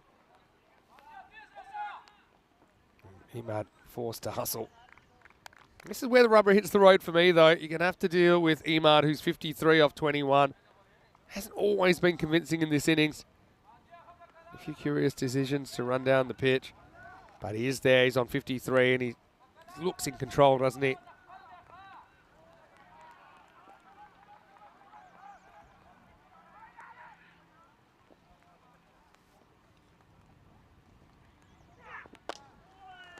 Well fielded by the middle stump. And straight drives go. They don't get much straighter than that. It's the unofficial 12th man. We had a random thing the other day. I said, maybe, like in baseball, you get like a ground rule double. If you hit it straight in the stumps, should you just get 2? You should get something. It's different if someone touches it first. Like a ground rule 2. A little bit of rain coming down. It's only a little bit at the moment. Something we might have to deal with as the afternoon rolls on. Hopefully not, though. Well, that'll do. Well, the stump saved one, but no one's saving that. Oh, that's car territory, yeah. And I think I can see that car about to drive off. Probably a good idea. And, yeah, that's probably 4 cars away from disaster. Check this one out. Oh. Ayuda para los coches. 59 then. And 9 off 13. That just kind of relieves all the pressure, doesn't it? Abdullah hasn't bowled badly. 1 for 21. Here's the last ball of his spell. That's beautifully played. Just gave himself a little bit of room. Didn't try to hit too hard, just timed it. That one's probably ended up towards the other pitch. So that will be the end of the over. And only 5 more required for victory now. 89 for 5 after 8.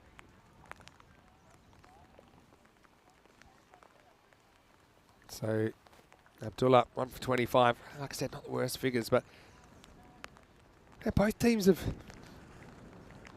been a bit sluggish, haven't they, with the bat in this game. And partly, I think the bowlers have made it tough for them for periods.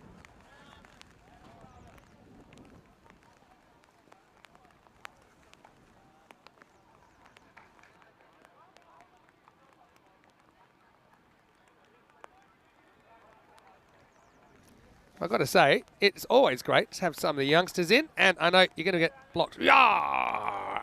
I'm loving the fact that we've got so many youngsters around, so hopefully you're going to enjoy the cricket today. And what's your name? Johan. Oh, yeah, Johan, of course. You've grown. Oh, my word. I know Johan. Yeah, but when I saw him, he was little. Yeah, Ahmed Johan. Nice to see you. Oh. Must have been a year or two. Yeah, you got Johan here, yeah. And I love Johan will sometimes write me letters. I've got them on my phone. I watch them. Yeah, you've grown a lot. How old are you now, Johan? How many years are you? 10. Wow. I think when I first met you, probably when you were about, probably 7. Probably 7 when I first met you. Yeah. And I know that Maqsood will be somewhere around. I know that the ground there, is he here today? Yeah, Maqsood is. I've heard that the 4th ground here is very nice as well. Yeah. So, all right, 4 to win then. That's Jad Butt coming on to bowl an over that probably won't go the distance. This one's going to be called a wide. Just misses the mark. It's on the replay. That's one that, to me, it's getting a fair bit of the line. Probably a harsh call. Probably won't make too much of a difference, you'd imagine.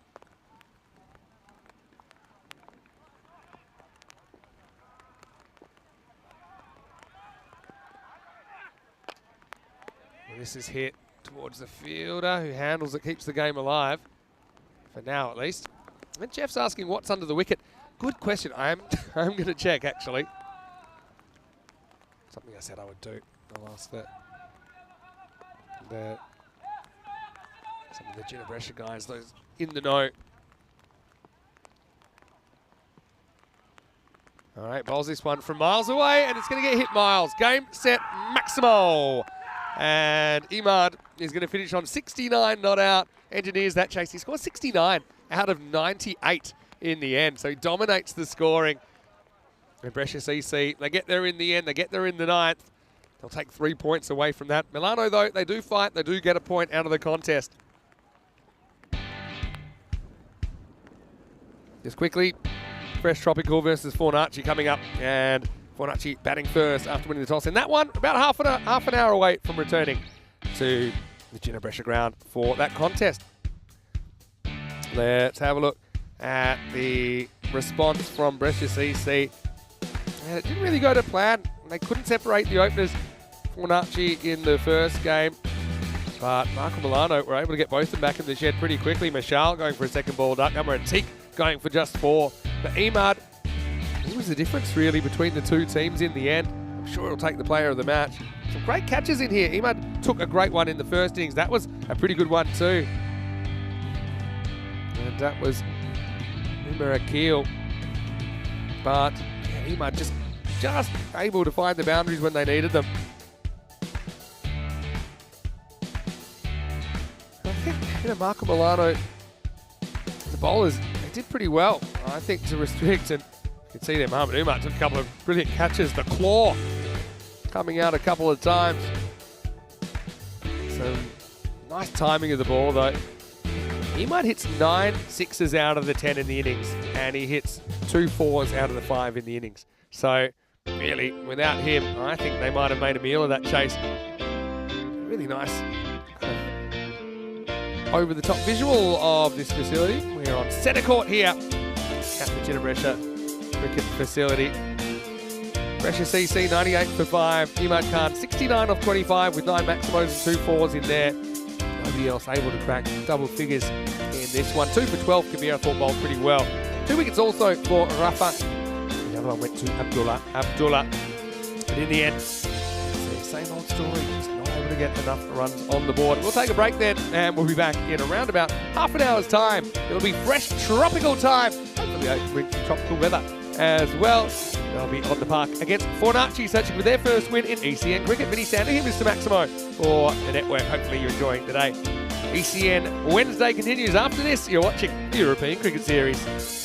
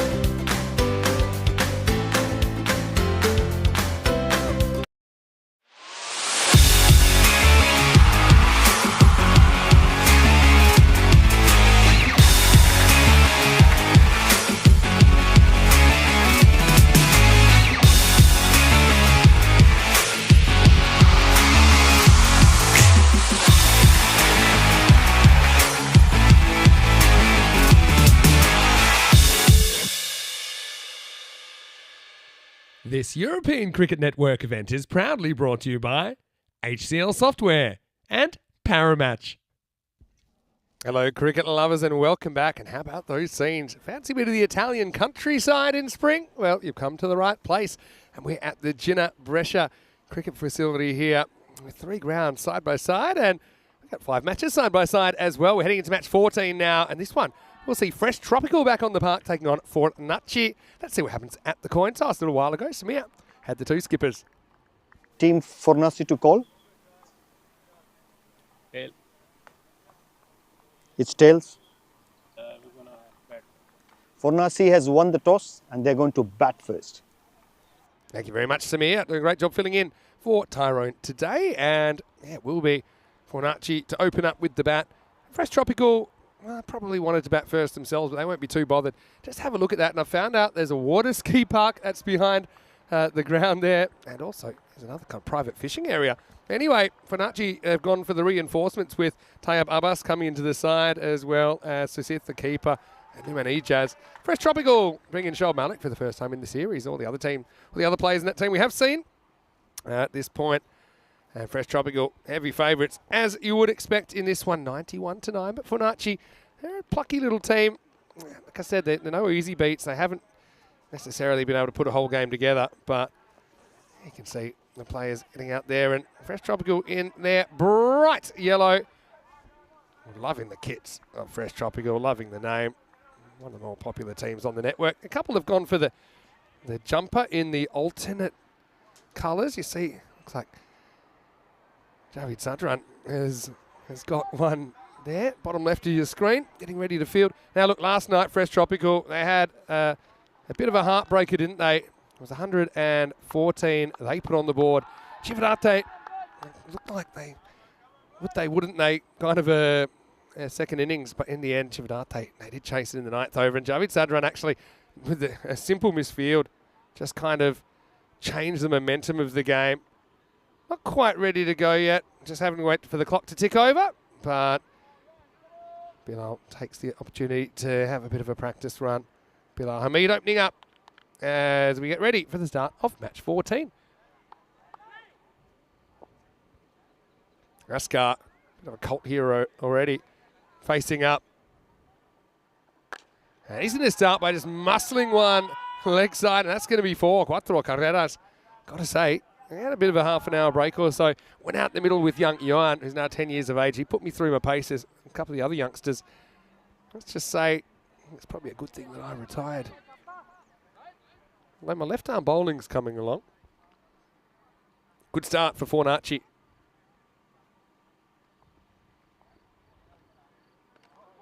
Now this one, although he's got the jumper on. So he goes to try and signal a wide and realises he's going to lose the jumper. Makes a meal of the signal. Let's have a look at it.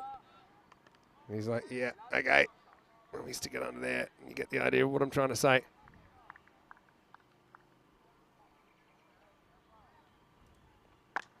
A little bit short, and Asko loves it there. That's going to be 1 bounce and 4 runs as well. So Askar, 2 out of 3 ain't bad to get this one going.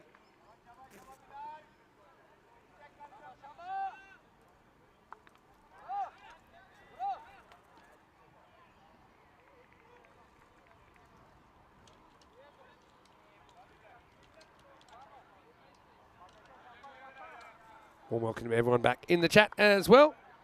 That Mandrake is there. We're just talking about you, actually. Rob was talking about maybe getting a Derek the Duck tattoo. I said, well, the original is Mandrake with his ECN tattoo. Well, Askar didn't like it to survive that, but gotta love him. Goes out there and gives it both barrels. Yeah, Mandrake, did you know we're having an ECS in England, 27 to 31 of May. Overall, pretty excited about that. Likes that leg side, doesn't he? Sometimes you do, sometimes you don't. Irfan Sheikh is behind the stumps today for Fresh Tropical. Zayn Naqvi was doing that job yesterday. It means we might see Zayn with the ball. Very versatile cricketer.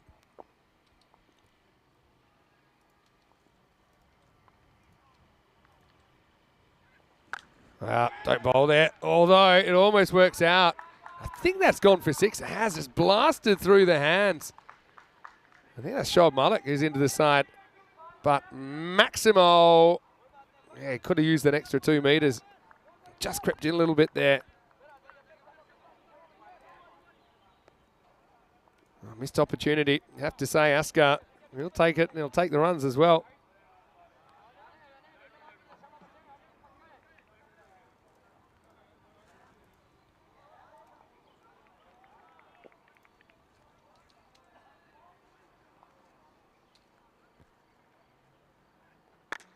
Now goes up and over the offside. So that runs pretty quick. He might cut this off, and he does. He has fielded really well, but there's just one moment last night that he'd love to have back. Kind of lost his concentration.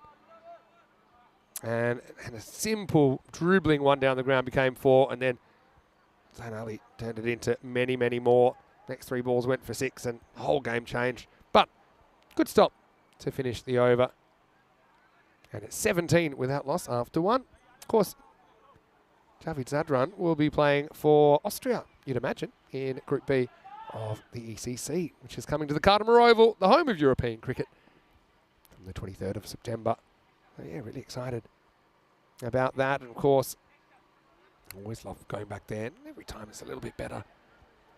I just think the quality of the cricket is something that's improved along the way as well. People often remark on that. So yeah, join us, and for more information as we get close to the time, you can always head to our website, europeancricket.com.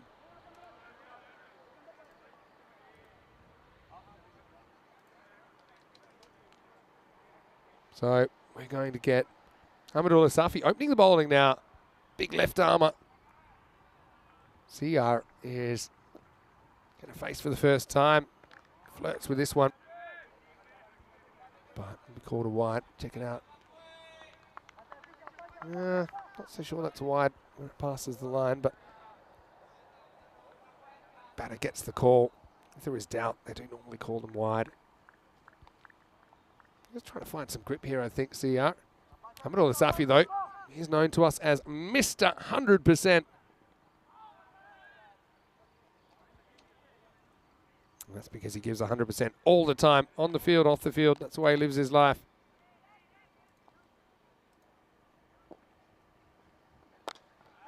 Yeah, pitched up, pretty well directed this time from Ahmadullah Safi. There's Chima. What do you think of the outfits, though? Love the fresh tropical outfits. Even they've got the kind of the font that suits it. I remember in 2021 when we first saw this team name Fresh Tropical, we said, is that a real team? It is. And they've won an ECS every single year they've been involved, 3 times. Good Yorker, but hit to, oi, well, it's edge of the pitch. That could have gone absolutely anywhere.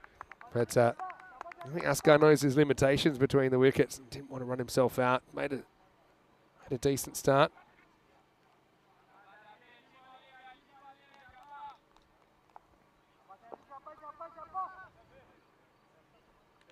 Mandrak saying, oh, looks like he won't be able to go to Wimbledon, but you can still join us in the chat. You can still join us, virtually speaking.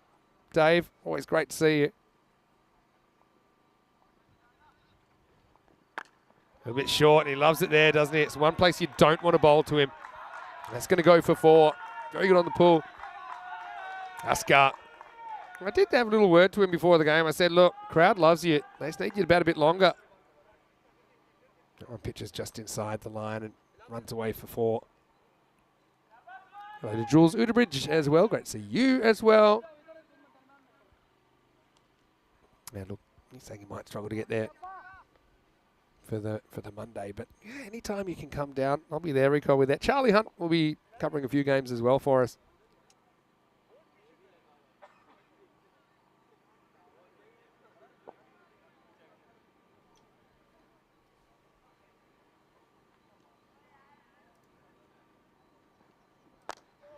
He pitches up. That's the thing about Askar, though. He's got pretty good technique when he puts his mind to it to deal with those full balls. He has to kind of play with a straight bat.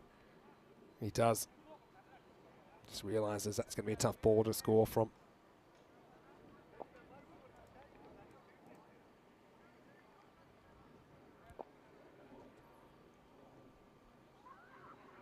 Safi searching for an early wicket. And this is lifted up nicely again. Good technique, gets 4, still in the power play. That is in the car zone. Does make me nervous, the amount of cars that are around there, but yeah, it is fielded.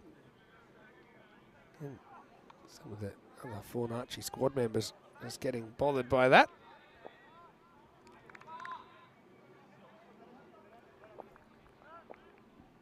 All right, what does he go for here? I think he goes forward at the stumps. That's generally what he does, Safi. Can he get one through? He gets lifted away, leg side, and that is going to be 4 as well. So what a start this is from Askar. Maybe I should become a coach. Didn't say too much, except maybe about a bit longer. He is. He takes on Safi and wins. And in the end, that over goes for 14 runs. And the score is 31 without loss after 2. Let's have a look at the table. Let's see what we make of this. So Brescia CC undefeated there at the top. Cividate also at the top with 3 wins out of 3. Fresh Tropical are 5th, but they've got games in hand, don't they? And you would expect them to play their way in if they play to their potential. But I suppose you never know. Cricket Stars probably still hopeful that they can make a run. They've still got 4 matches to play. Fornacci and Albano. Hard to see them finding a way back. I think with Albano, didn't take a single point out of their first day.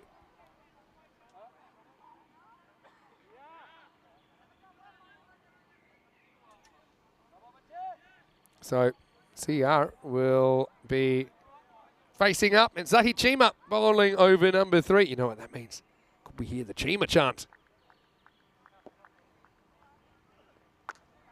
Well, this first one's guided up, and it's going to be 4. That's the coach down there, Skandar Abbas.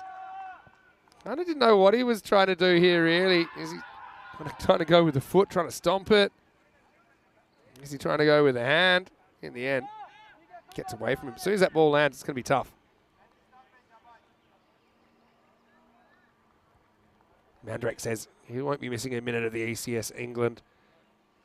And yeah, he says, yeah, true. If everyone's at the ground, who's going to be moderating the chat? Good point. Good point.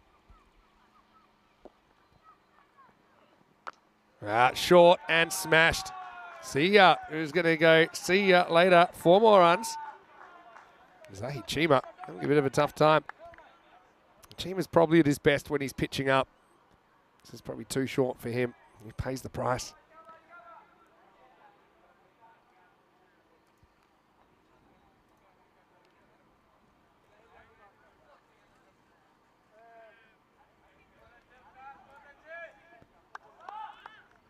Anyway, make a slight adjustment to the field. I don't know. I think probably it was more mis-execution from Zahid.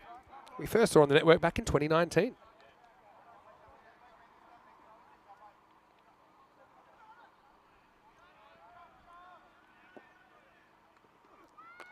Well, this is in the air, but I think they just dropped that outfielder up. Not that it would have mattered, because that's gone all the way. Maximo! And what a start for Fornacci. Well, don't tell them they can't qualify. 0-4 with the single point out of their first 4 games, but playing like a champion team here. He doesn't try to overhit this. I like that he goes the other way. He goes to the offside. Tough initiation for the Fresh Tropical skipper here.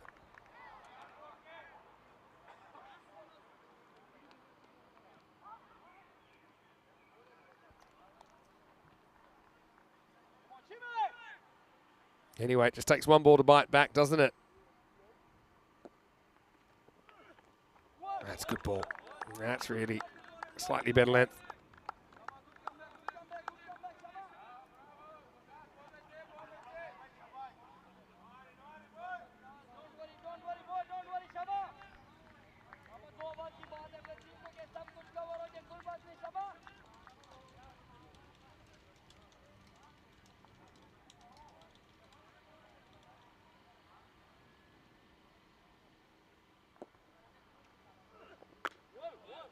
And this is just knocked back for no run.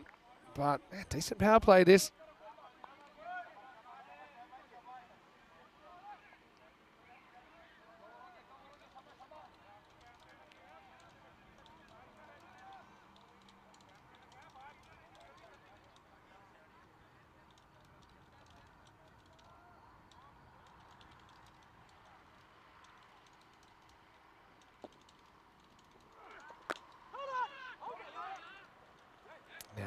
It'll be a dot to finish. So Chima, well, he fights back with half a maiden, but the first half went for 16.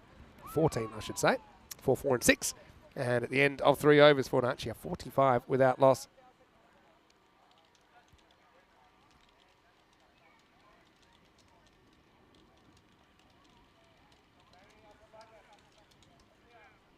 So middle overs, see if they go to here.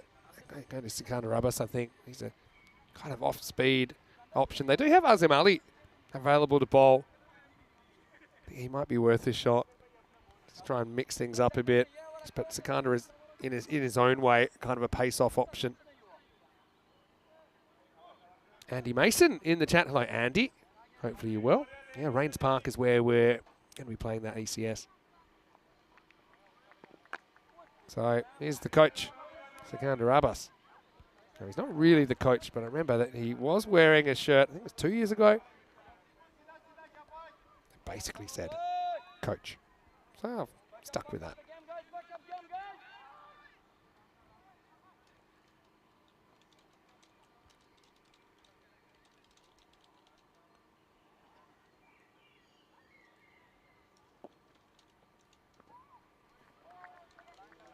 Wide down leg side.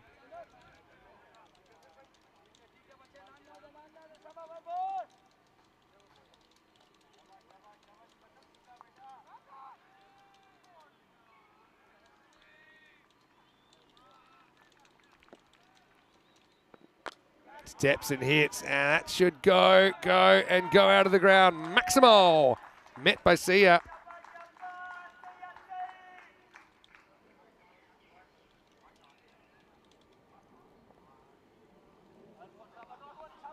Sikandar. He's a tricky customer because, I mean, his arm comes over faster than the ball comes out. So he's slightly unusual to face. This is driven, and that could go as well. It will. So you can see why Sia has been lifted to the top of the order. 4 carreras.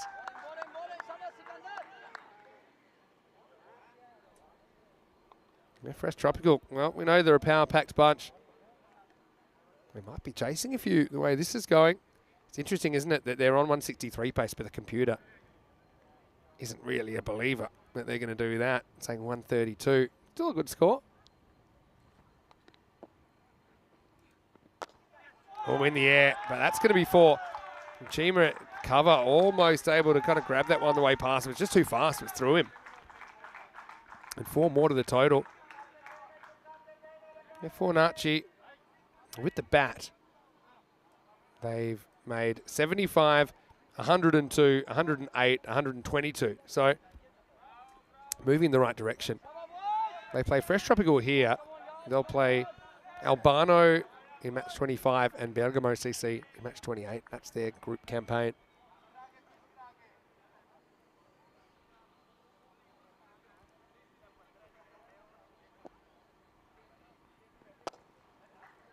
Just played a bit carefully here. He's got a good technique too, Ciara, doesn't he?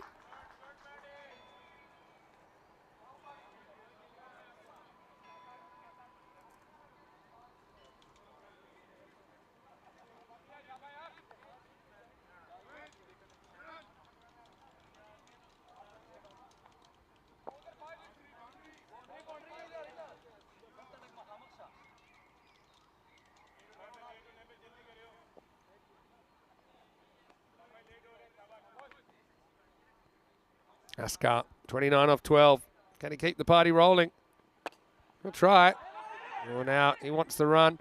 Well, he might have, very close to running himself out. It'll be the end of the over, 62 without loss. But Askar, this time he decides, yeah, maybe I can take this on. Well, I think Wakas at the other end says, you know what, I don't think so. If that hits, he's gone. It had to be direct. But the opening partnership survives. We're 62 at the moment.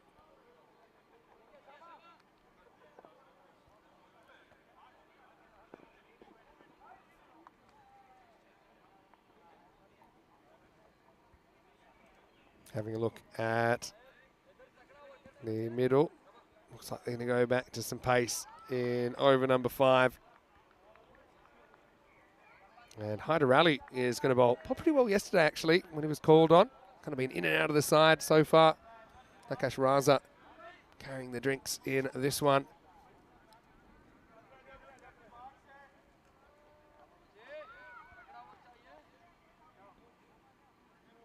All right, so Hyder locked and loaded and ready to go.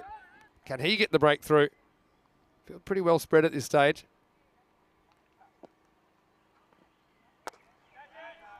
Pretty full, knocked down the ground. Pretty good start from Hyder, really. Can't do too much with that. All right, CR gets out the way. So Askar, the unit, is back on strike.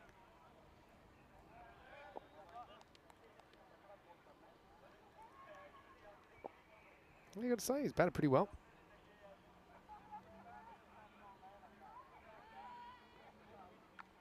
Well, he actually is going to get 4 there. I mean, it would have been wide, but he pokes at it, gets a toe on it, and it gets past Irfan Sheikh and gets to the boundary. He steps away. He'll say, yeah, look, I can hit offside 4s too.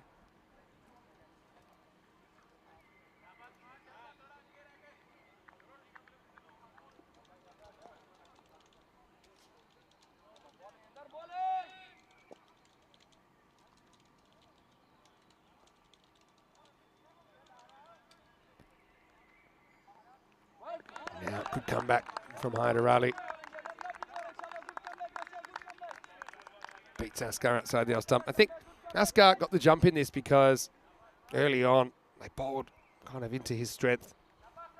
He loves to pull, loves to hit square leg.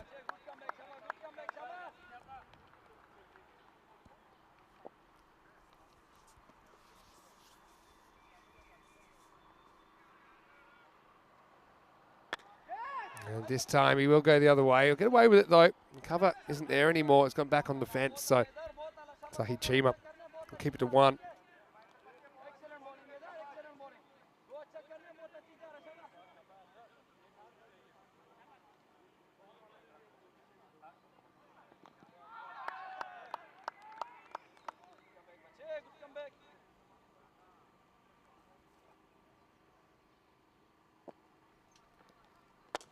Hit straight and hit high and hit out of the ground. Maximo! Oh, well, that's why their batting gloves are not catching gloves. Mubasher Hussain. Well, he's going to say he's blaming the helmet, he's blaming the sky, he's blaming a few things. He stepped forward. None of his teammates did out there.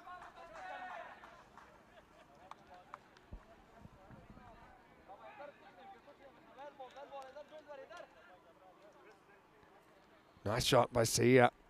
He's getting better every time we see him. That's going to be 6 as well. Well, how do you like that? 18 come off the over. Maximo. And what a 5 overs from Fornacci. They're 80 without loss. Brilliant batting. Let's welcome you into the cube. Vinny Sandhu here, Mr. Maximo for ECN. Corey Ruckers will be taking you through the next couple of days. I'll be back towards the end of the week. And then Corey and I will both be here for most of the back end of the tournament leading into quarterfinals day, which is next Thursday. Finals day next Friday. And don't forget the Spanish and Italian teams going head-to-head in those ECIs, both men's and women's internationals for the first time here at the Chinna Brescia ground. In this game, though, Fresh Tropical, they haven't quite executed, I think. I think early on they gave a bit too many hit-me balls to Askar, bowling short into his body, likes that shot. I think they got to get back to basics. I just think they got to get fuller. I think that would be the key as we go back to the field, and we'll see Skander Abbas taking the ball back in over number 6. This is in the air. That's going to be 6 as well. Takes on the fielder and wins. Maximo. Now, one guy we haven't seen yet with the ball is Javid Zadran, the wild thing. Was a bit wild last night.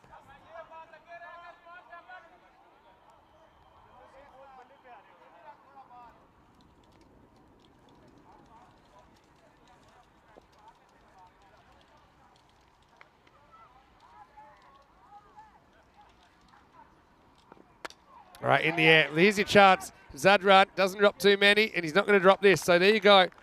Askar's going to go for 40. And the first wicket falls. So Askar gets his team off to a great start. We'll see if they can keep that up. But by far, that's his highest score in the tournament so far. I love the approach there.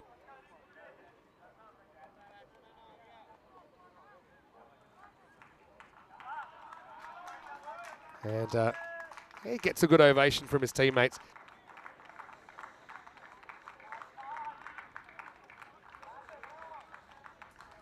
And yeah, he's certainly received warmly by his teammates, and that's what you like to see as well. With yeah, the team Funachis finding their way.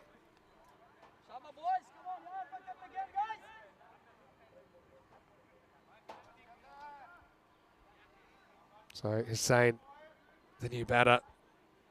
Well, we saw him drop a catch a minute ago. Let's hope his judgment's better with the bat in hand.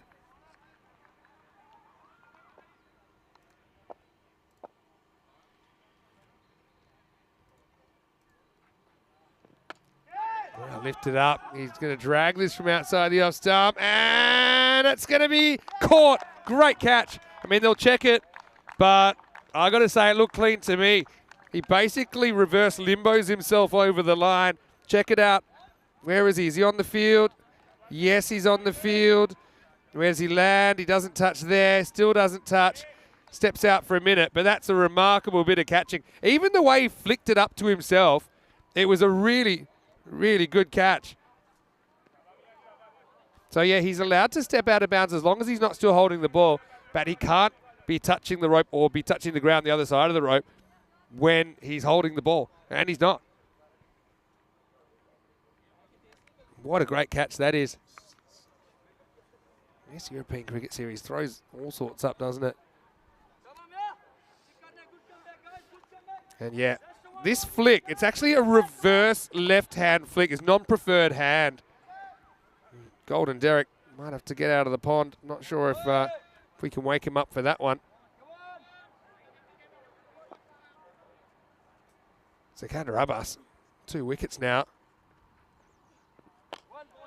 New batter is Mohammad Shaab. But yeah, so look at this. So it's his non-preferred hand. It's his left hand, and it's not like a proper kind of underarm. He basically flicks it up here. Flicks it up, reverse, and that could have gone anywhere. But it was perfect. Here's the next ball, which is hit to mid-wicket. I'll get a single. Wow. We've seen some good stuff. I mean, Imad Khan took a great catch earlier, but that might be your HCL software player of the day right there. What a great catch. You see it all in the European Cricket Series. Cracking shot that time, but straight at the fielder. Just a single, so Abbas will finish with 2 for 26. Not a bad contribution from him, and after 6, his score is 89 for 2. Zayn Naqvi, we saw him with the gloves yesterday, but he's such a versatile cricketer. He can field, he can bowl. We know he can bat. A couple of centuries in that Portugal series as well.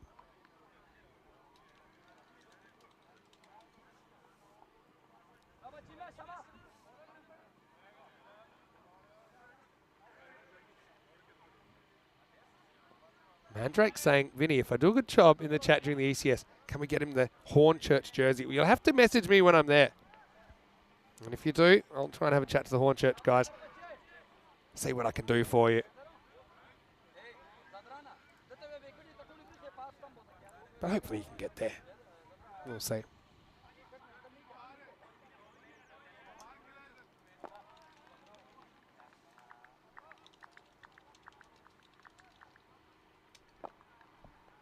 Short and pulled. And it's a long chase, but ball slows down enough for Naqvi to get there. Yeah, so interesting. We haven't seen Javed Zadran with the ball. Maybe they just think he's in the too wild category after last night. Haven't seen Zayn Naqvi with the ball either. Thought we might see him. Irfan Sheikh's a decent keeper, so maybe it's just a kind of sharing the role thing. See ya on 44. And that's in the air. Is that going to be his first 50 or is he going to be out? It is. Oh, I'm going to have to see where this bounces. It might have gone over the line, but where does it bounce? Wait for it. I got a feeling. Oh, no, he stopped it. That's a great stop. Zion Nakvi. Unbelievable. And yeah, he doesn't try and catch it, does he? That left hand's magical at the moment from Zion Nakvi. I thought he might have gone from outside the boundary and kind of bounced on the line or over the line, but it's just a long, high single. Put that on the wagon wheel. You need a three-dimensional one. Next one's going to be called a wide.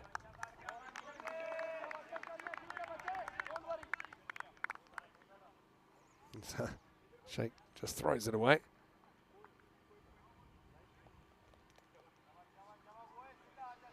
Yeah, well, he's a talent, Zion Nakvi. We've seen him playing for Italy. I know that personally he was a bit upset. He didn't get the call up for Team Europe. Amir Sharif, his teammate, did get the call up. I suppose it's tough. Don't have room for everyone. A lot of talented players missed out, but he certainly, well, what I said to him, he said he was a bit disappointed to miss out. He can probably get an explanation from Corey when he comes next week. But I will say, hey, put together a good season. You'll be up there. I think with the Western Shield next year, it'll be something like you're only allowed to retain 7 players from the year before as well, which is quite interesting. Maybe a squad of 14. That's hit pretty well, and that's out of the ground. Maximo Sharp gets in on the action. This is a good innings from Fornacci, isn't it? Fresh Tropical, it's not quite there themselves, I think, with the ball. Just lacking that little bit of zip at the moment. I wonder if they're keeping Zadran to bowl at the death. I've got to say, I quite like him in the middle overs normally. It's where he's done some of his best work for Austria in tandem with Itibasha Dida. But the other thing with Zadran, he's got a really good slower ball. So that's a good weapon at the end of innings in particular. Hit straight, but this one is going to be stopped. Brace for impact. That's missed 100%, Amadullah Safi, and you can see why he's got his nickname. He'll give you 100% every time.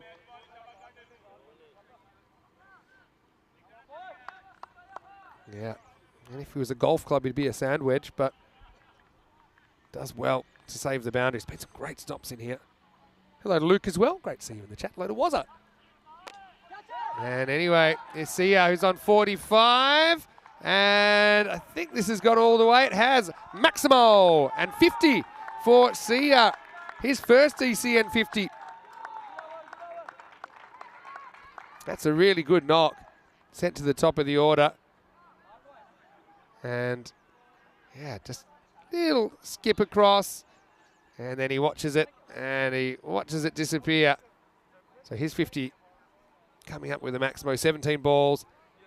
5 6s and 4 4s in his innings. Great moment in his career.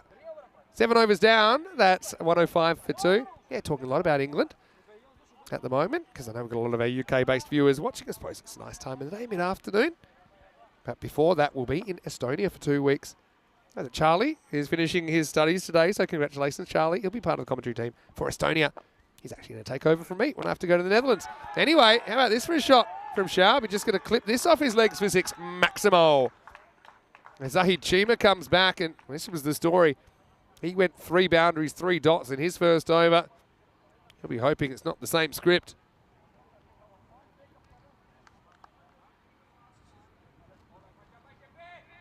Hello to Viking Bay, I think is watching from Germany. Tropical will have to wake up.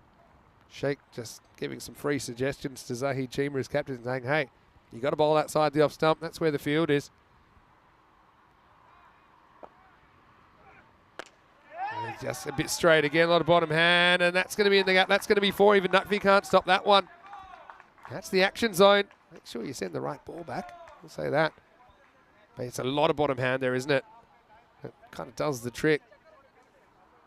Maybe a bit more good luck than good management with the placement, but it works.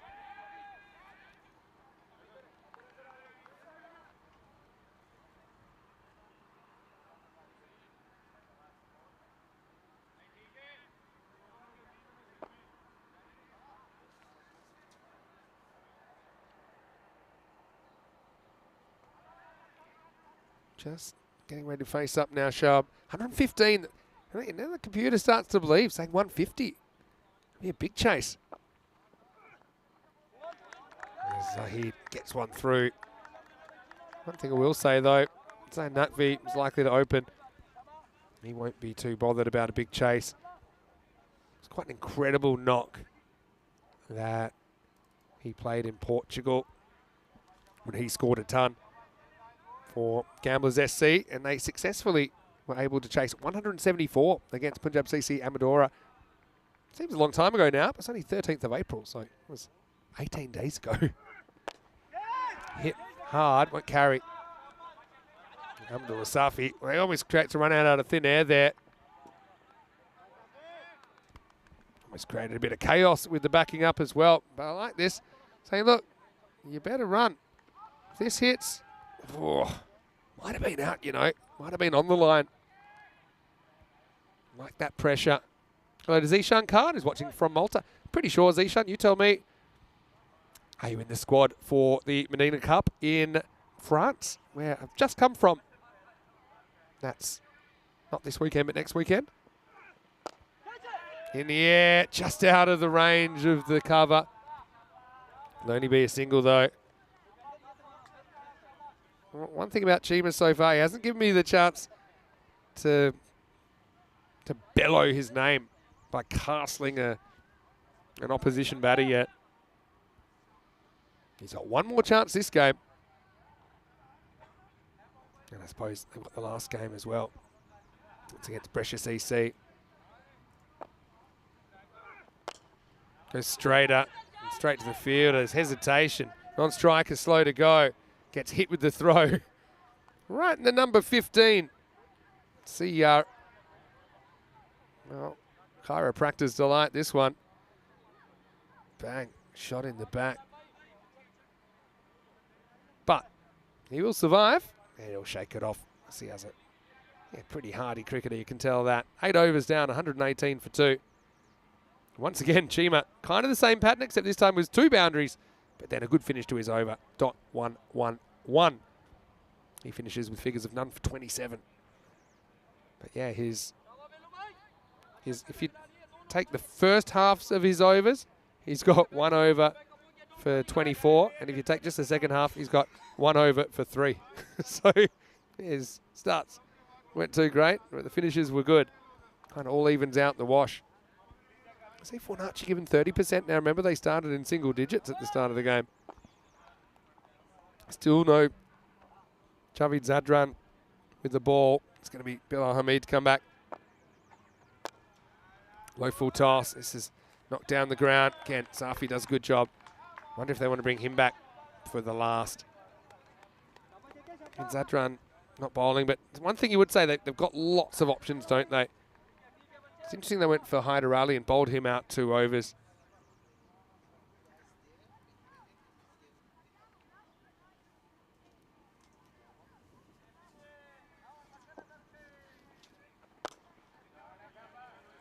This should just be one down the ground to Zadran. Yeah, they went Hyder Ali in the 5th. He went for 18. They still brought him back in the 7th. He went for 16.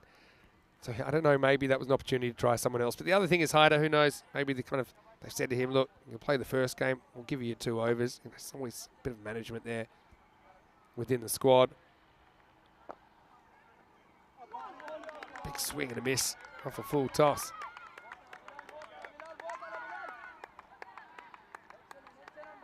Under jumps. You're fun. Throws back in casual fashion.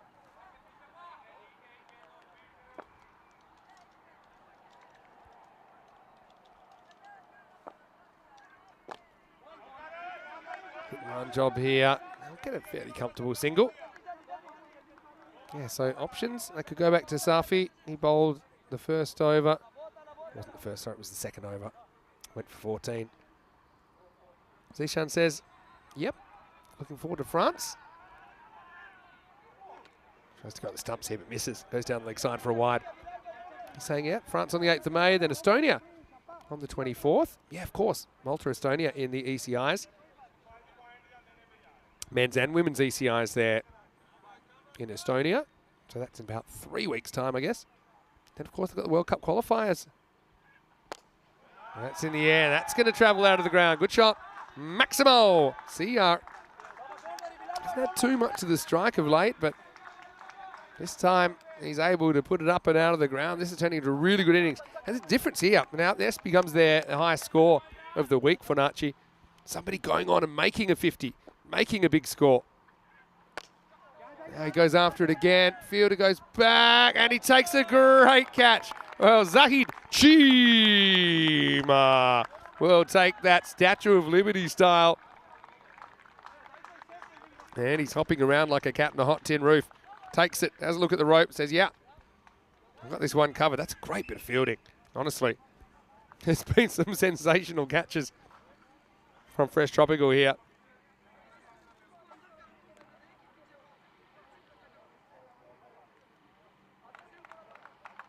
So yeah, gets a good reception from his teammates. Goes for 59 in the end, his first ever ECN 50. It's a great moment for him. And he's put Fernacci in decent shape.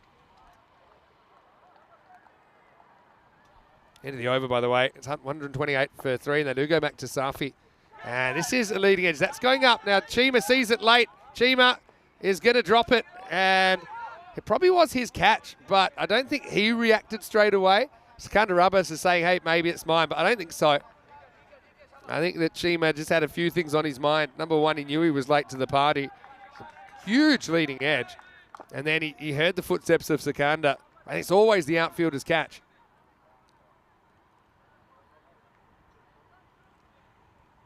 He'll end up coming back for 2. Sharp keeps the strike. Safi's a great option in the 10th over. Again, he's going to go 100% here.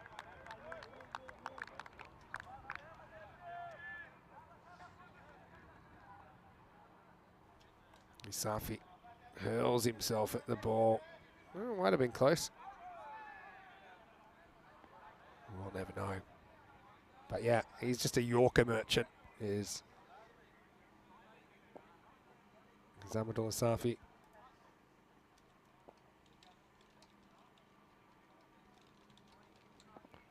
All right, another catching opportunity. There's another Skyer.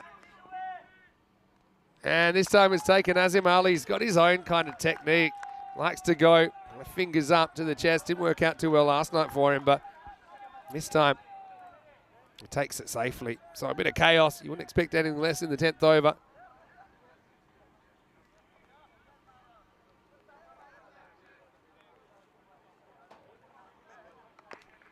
So Fernando is going to have to go. Unfortunately for him, it's a first baller.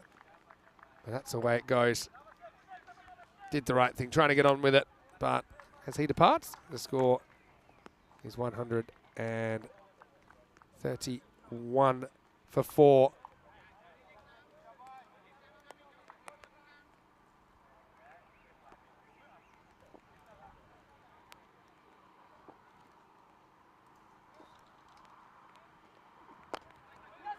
Kind of chipped away.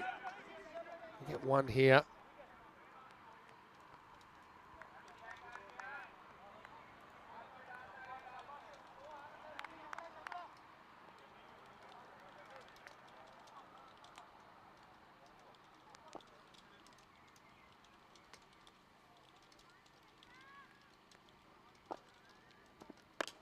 All right, goes for this. He's got the legs.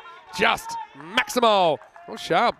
He's just continued keeping on, hasn't he? Moves into the 30s now. Takes on the fielder and wins. Safi, it might have been a slight cutter from him. Probably had to stick with plan A. Jam that Yorker in.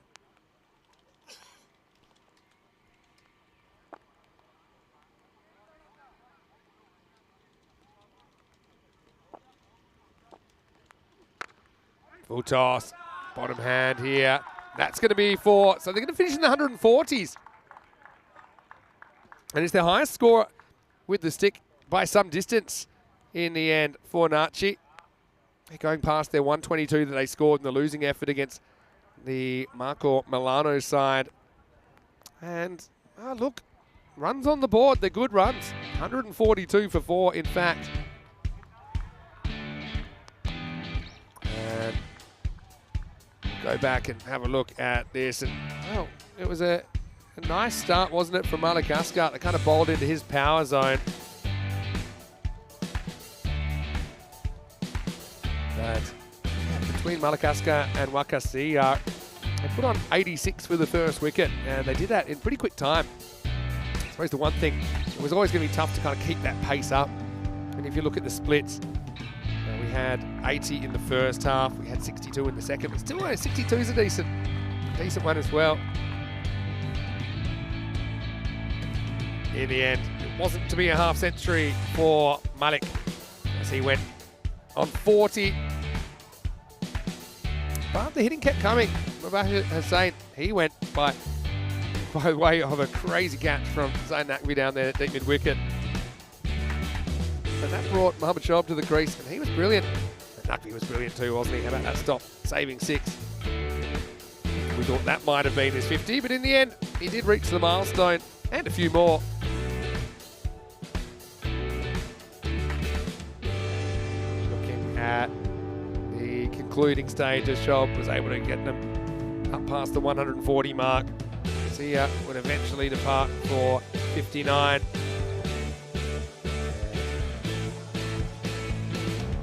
Followed by Fernando, who went for a golden duck, and the score 142 for 4. Now, look at Fernando's wicket. I think they might have tightened that in wrong because Sharif is not in the side today. That was Zim Ali's catch. I'm sure that'll get fixed up. But Sia leads the scoring with 59 off 21. Malakaskar with 40. And put in Shoaib 37 not out, so fighting score is at 142. I think it's a little bit over par. But Brescia Tropical, their batting lineup is over par, and they'll have the right reply, don't forget. Sikandar Abbas, 2 for 26, takes the figures. Very similar figures for all 5 bowlers, actually. Only range from 27 to 34 off the 2 overs. Wickets also for Bilal Hamid and Mr. 100% Ahmadullah Safi. But, yeah, I suppose, average from Fresh Tropical. You expect a bit more out of them. Still, no Javed Sadran with the ball. Bit of a curious one. So no Zain Naqvi with the ball either. But like I said, they've got a lot of options here. The 5 they decided to go with this game. We'll take a break then. We'll be back in just a few minutes. 143 will be the chase for Fresh Tropical. For an Archie, they'll be hoping for a boil over. A big surprise, a big upset. Could be their first ever ECN victory. Vinny Sandu here, Mr. Maximo for ECN. We'll be back after a short break with more European Cricket Series.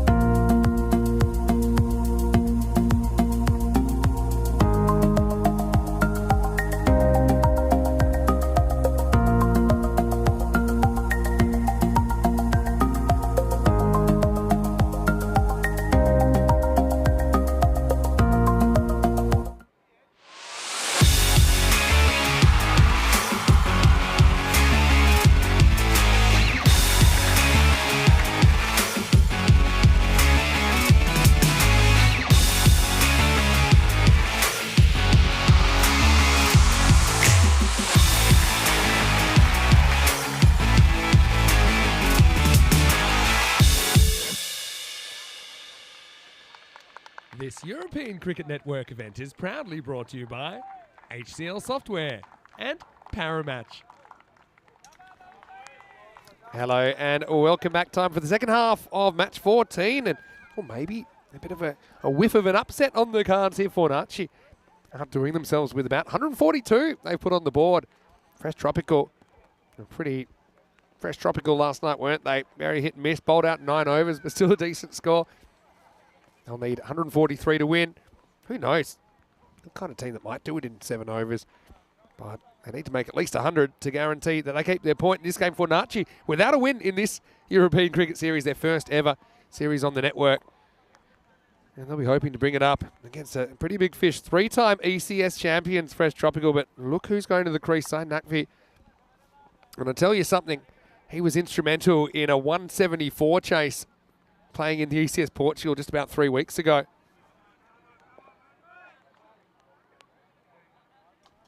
And he's going to be facing up the wild thing, Javid Sadran. I got a few questions. Why wouldn't he bowl? I think with Sadran, he is also unpredictable, and the pace can kind of work against you a little bit at times. So they went for some other options. Also, he's got big responsibility opening the batting. That's how they want to use him. He's the kind of wild card player, if you like, the wild thing.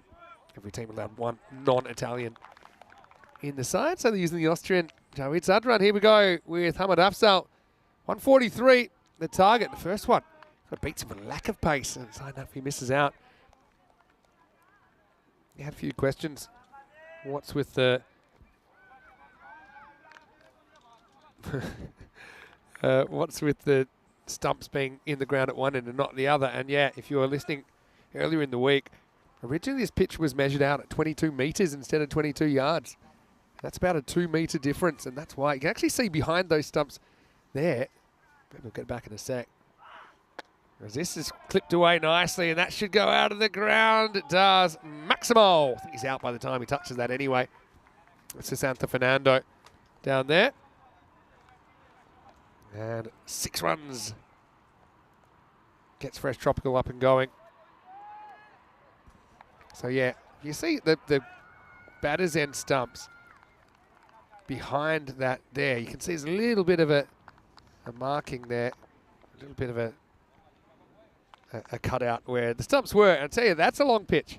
I thought it'd be interesting. Imagine if sometimes you had different length cricket pitches. Oh, a little bit short. And that is whacked away. Maximo! Naqvi on. Goes back to back. Yeah, imagine if it was like golf. And imagine if you had an acceptable range and say, okay, look, the pitch can be anything between 16 and 24 metres. And, you know, you have different pitch conditions. Imagine different pitch lengths.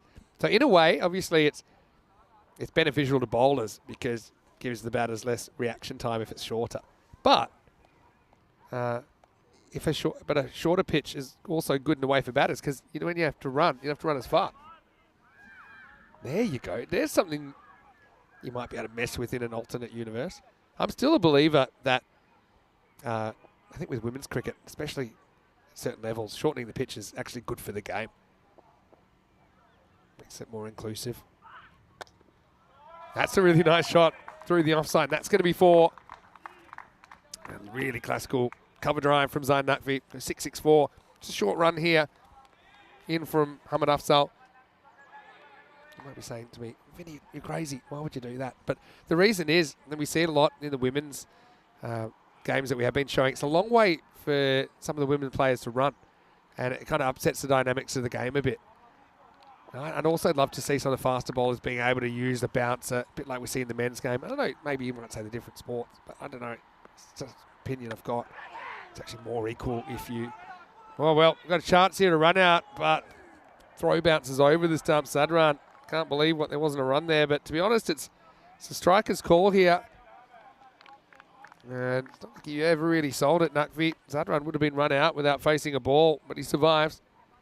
Yeah, so I actually think it's more equal if you were to kind of say shorten the pitch, maybe 2 metres. Also just allows more two potentials in the women's game, puts more pressure on the outfielders. It'd be a better thing. But I suppose there are some things in cricket. It's funny, some things you can change, some things you can't. Length of the pitch, because it's been around for so long,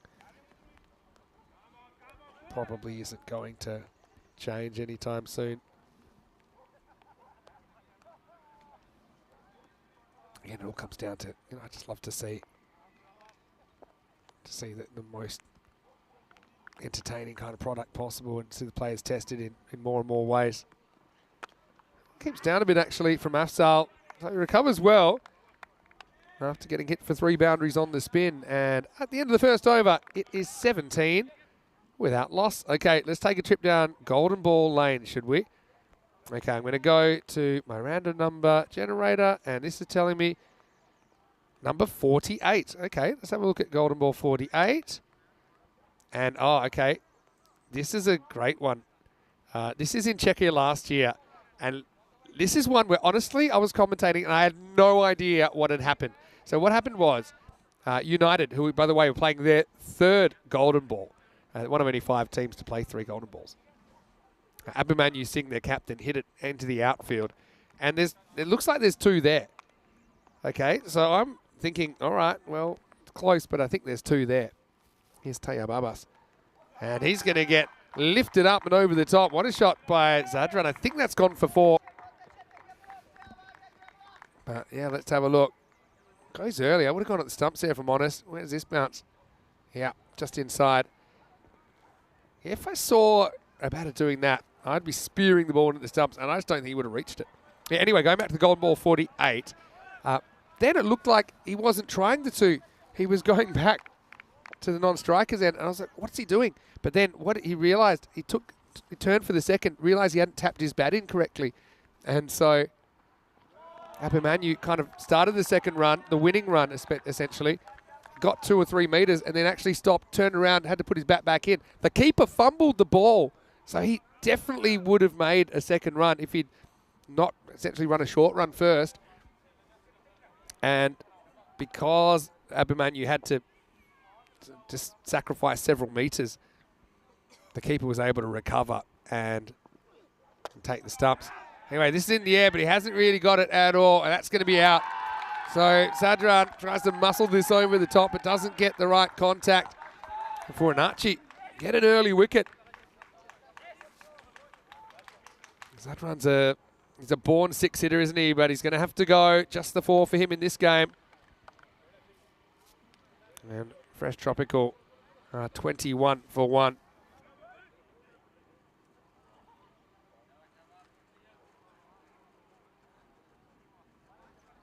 So new batter will be Usman Javed. We'll stick with him at number 3. So Golden Ball 48 was something a little bit different as well.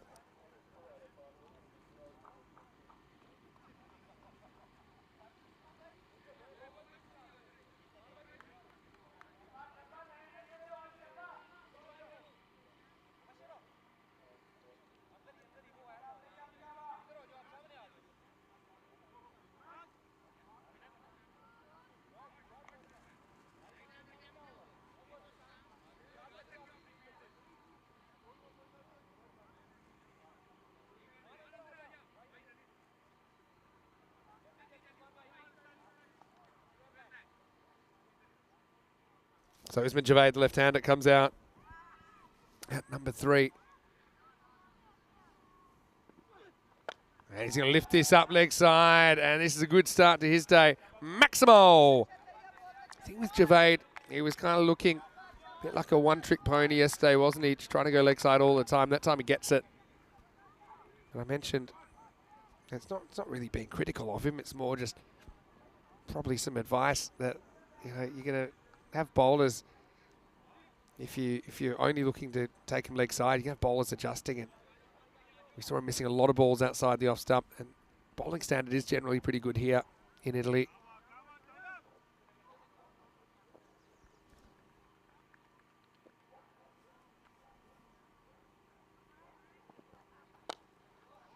Flicked away off the legs, and that could go as well, Just holds up in the outfield in the end.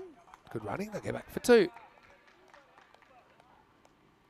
Hello to Leroy Cunningham, who's watching from Jamaica. And I know you like to say that every time you tune in. Do you think one day we can have a European cricket series in Jamaica? Why not?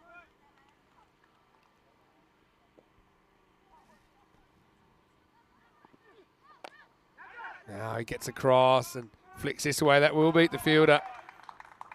Javade makes a promising start, goes 6-2-4. Interesting as well, you can see the supercomputer still likes Fresh Tropical, saying it's at 66% I saw a minute ago. That'll be the end of the second over though. And right now, it is 33 for 1 after 2. Fresh Tropical have some making up to do. 1-1 through their first 2 games. I still feel that they're a team that are too good to miss out in the quarterfinals. Time will tell though. Fornacci, if they could burgle a win here, you never know. Still got Albano as one of their remaining games. Albano, they had a shocker of a first day really, taking 0 points out of 3 games. But again, they're a lot better than I think than they showed on Monday.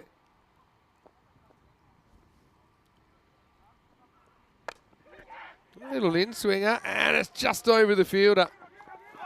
So Santa Fernando, it's right down the bottom of the bat of Nakfi. Living fairly dangerously at the moment. That certainly did swing though from Hamad Afzal.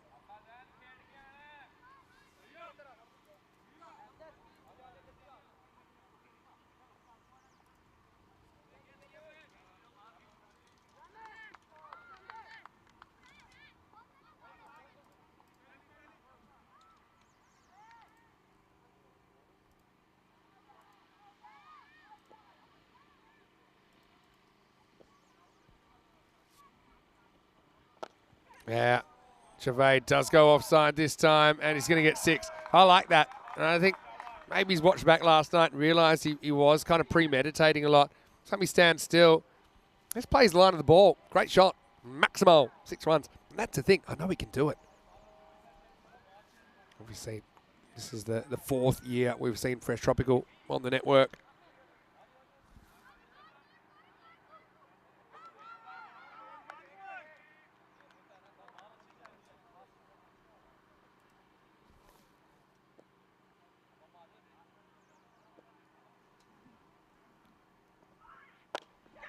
In the air, and well, that time the claw doesn't work. Taya Barbas. That square leg, that's a chance going down. Javade offers it.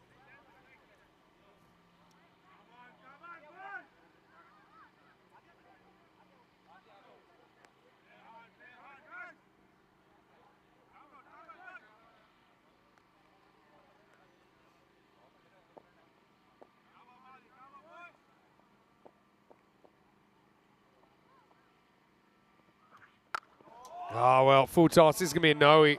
And that's going to be out of the ground. 7 up time, Maximo time. Nakfi will get a freebie as well.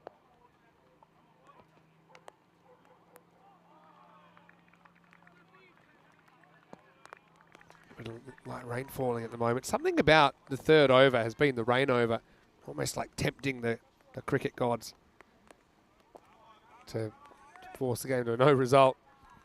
Right now, though, Nakvi, he's got the license. Free hit time. And he's just going to hit it up. This will be interesting. I think it plugs. I don't think it's going for 4. They should get 2. That's a good example of a shot. I don't think he'd play if it wasn't a free hit. So he knew he couldn't be caught. He tries to kind of flat bat it. Afzal rolling the dice with a short ball. Afzal looks pretty broken up here, doesn't he? Fornacci have had a big schedule. Sometimes I call this cricket boot camp. Well, we're pretty early in the season here. Fornacci, first ever ECS. And what is this? This is their, I think it's their 5th game.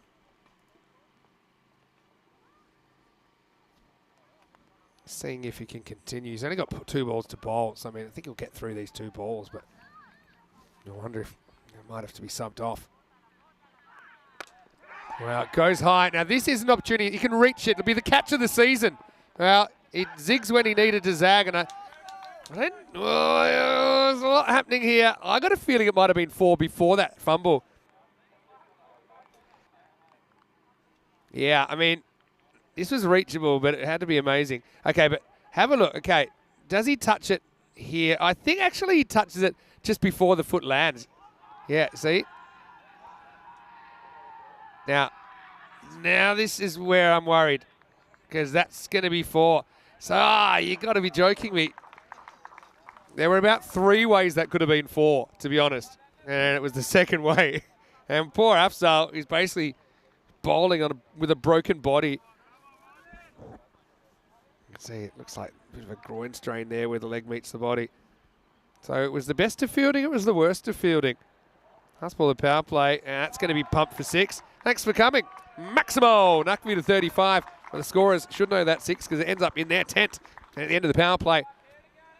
Magical stuff for Fresh Tropical. They're 60 for 1.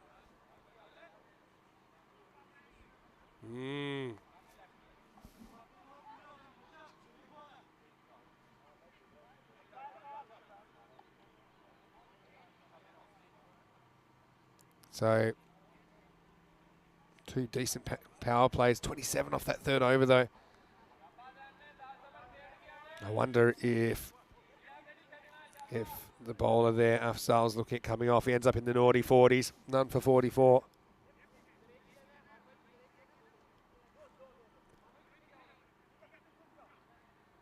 So, yeah, I think he's going to come off. And we'll probably see Muhammad Abdullah take off the vest.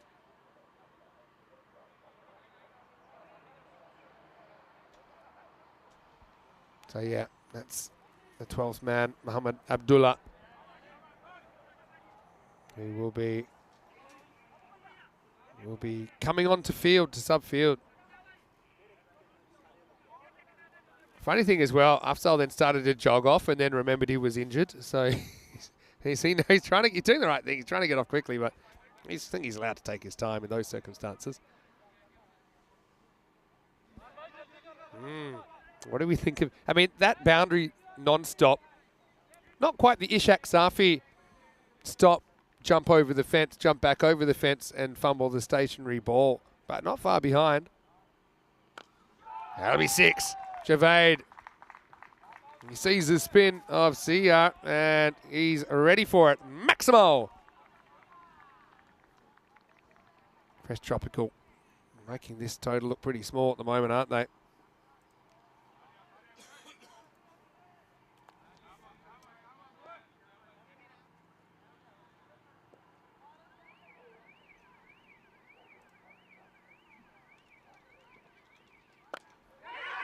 Lift it up. That should just be a single. Should be a single. Will be 4. Well, seen a couple sneak through. Well, that one's actually stopped traffic. Heard some horns honking. But yeah, check this one out. It's the old sandpit delight there. Really just kind of turns on him at the last minute. Probably didn't have to attack that as much as he did. Could have sat back a little bit and seen what it did. Now lifted up. This could be a chance, you know. It's just over the fielder. Maximo, 6 runs. He probably had another metre to play with there and didn't realise it. And that's the subfielder, Muhammad Abdullah, straight into the action. See there? Now, whether it would have made a difference or not, I'm not sure. But he had a little bit more real estate than he realised. Javade again, wants that leg side, he's going to get it, it's going to get 6 more. Maximo, well, Fresh Tropical right now, they are running away with this.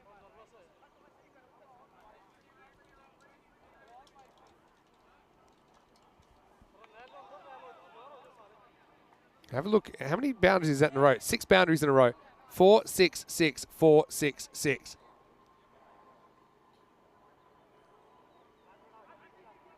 So we've had 32 off the last 6 balls. See, just wondering how he can avoid getting whacked to the fence. Doesn't help that 2 of them have been misfields.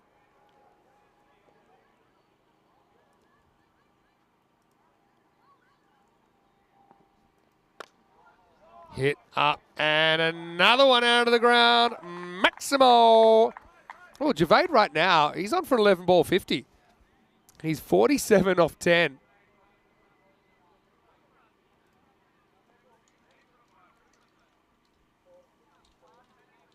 And they're the fastest 50 on ECN, 10 balls, been done a few times. 9 ball 50, it's on my final frontier list. I think we'll get it at some point. Right now, he could do an 11 baller.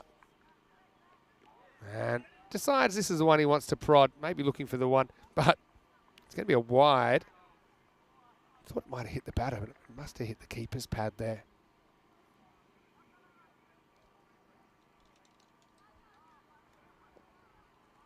All right, another crack at the 11 baller. It's like a 10 darter in darts. And it won't be his 50 just yet, but he will retain the strike, move to 48, and after 4 overs, Fresh Tropical running away with it. That one went supersonic. 30 came off it. And it's 90 for 1 after 4. Yeah, we call a magical over anything 20 plus. A supersonic is 30 plus. A hypersonic is 40 plus. Always reminds me of Grease Lightning when we say that.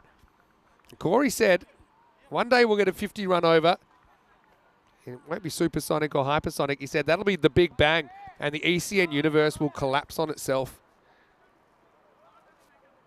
So we've had 45 as the highest over. It's been done a couple of times actually. I've had probably 6 hypersonic overs that I can remember.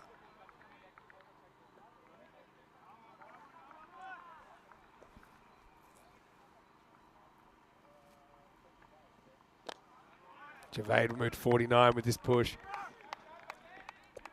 Thinking about 2, but thinking against it. And I did actually say this earlier. Fresh Tropical, they're one side. They could probably chase 140 in 7 overs. Have to go that magical 20 and over pace, but I mean they're on the pace at the moment to do that.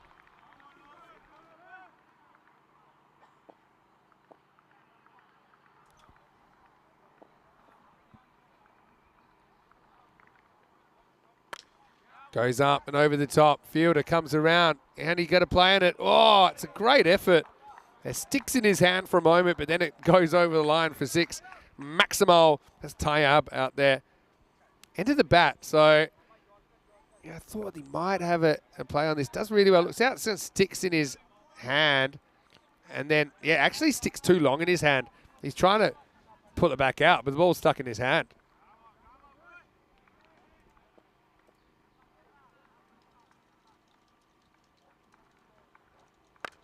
All right, in the air. Now this is a catching opportunity.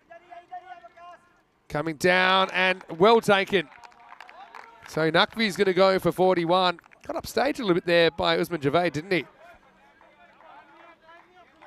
You can see he's got that high backlift, doesn't he, Zain Nakvi? That was high in the air. It's down towards the bottom of the bat.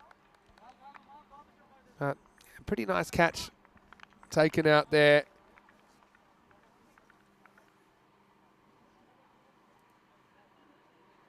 So Nakvi will have to go for 41 off 13. Wakasia taking the catch. He's had a good time, hasn't he?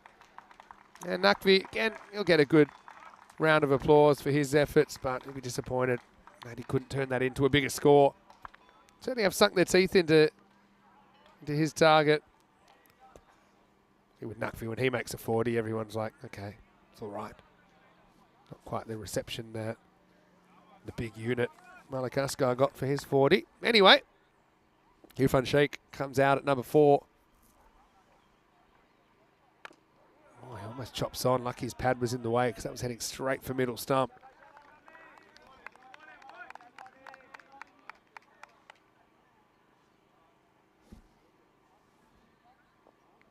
Mandrake saying if we ever get the big bang over 50 plus, that the chat would collapse in hysterics. I don't think the bowler would be finding it so amusing.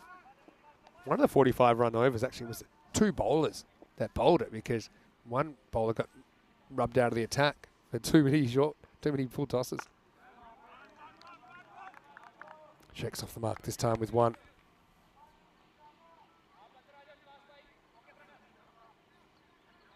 Still a sneaky chance. I mean, if this disappears,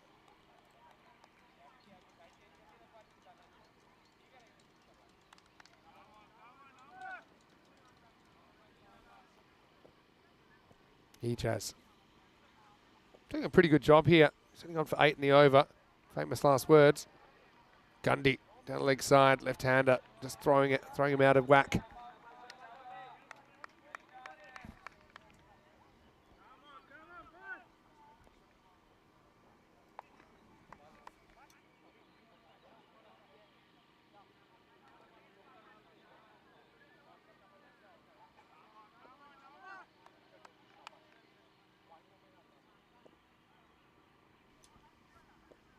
Gervais gets another chance. There's 50. And once again, he'll get to face it again. So, yeah, like I said, they need pretty much 20 and over. And that would bring them up to that rate. Yeah, they're switching there. 43 off 13. Takes some doing, but they've got the batters to do it, don't they? Try around the wicket then, Ejaz. It's pretty well bowled. And again, Javed, like the decision making, he brings up his 50 off 13 balls. It's been a rapid one. It's actually slowed down. I can't believe it. Doesn't bother raising the bat, just gives the traditional thumbs up at the end of the over. It's 101 for 2, gives us a chance to welcome you into the commentary cube. And I've got to say that we've really enjoyed our time here in Brescia so far. We've got plenty more cricket coming your way. Obviously, we've got lots of people in the chat as well, which I know are getting invested in this series. And let me just tell you, we're enjoying Group A, but we've got Group B to come as well, starting on Saturday afternoon and running through Sunday, Monday, Tuesday, Wednesday. So 21 games there in Group B. The top 4 from each will go through to the quarterfinals on Thursday. Friday is finals day. And then we finish with 2 days of ECIs, men's and women's ECIs here as Spain, both their men's and women's team, will be touring. Let's go out to the action now. And Sukraj is going to get a bowl. Another wide. Javed just put the confusion rays on some of these bowlers.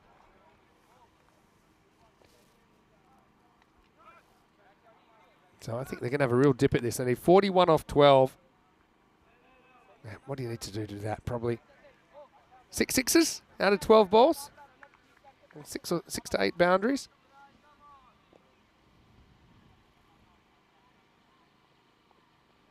Again, another wide.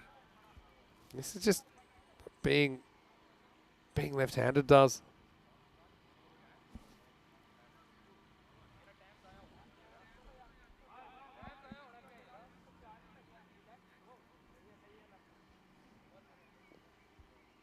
Sukraj given his opportunity.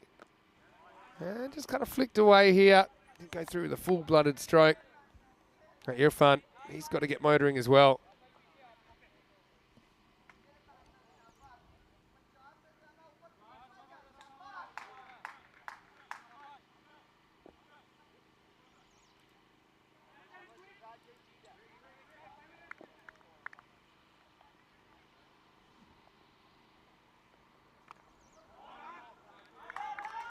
So, yeah, pretty well bowled. Yeah, Sukraj's only a youngster. He's actually only 15 years of age, so getting his opportunity. We did see him bowl briefly in one of the earlier games. It was right towards the end of the Cricket Stars game. Can he get his first ECN wicket here? Well, it's in the air, he might. Oh, it's dropped over the line for 6. Oh, it's disappointment for the young man, but it will be a Maximo.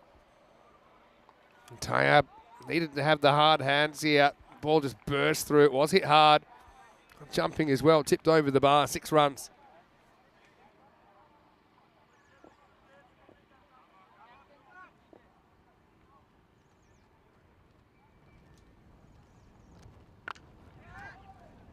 Now played away, and that'll be 4. So Shark gets moving at the right time.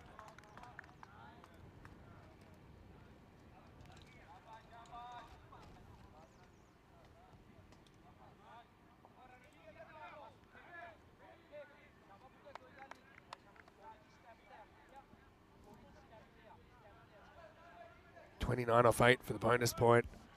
Still on, isn't it? We've seen magical overs today. Oh, harsh one. Does this take the line or does it miss the line? The line's pretty hard to see. Probably is a wide. Good call from the ump. Got to say they've been good.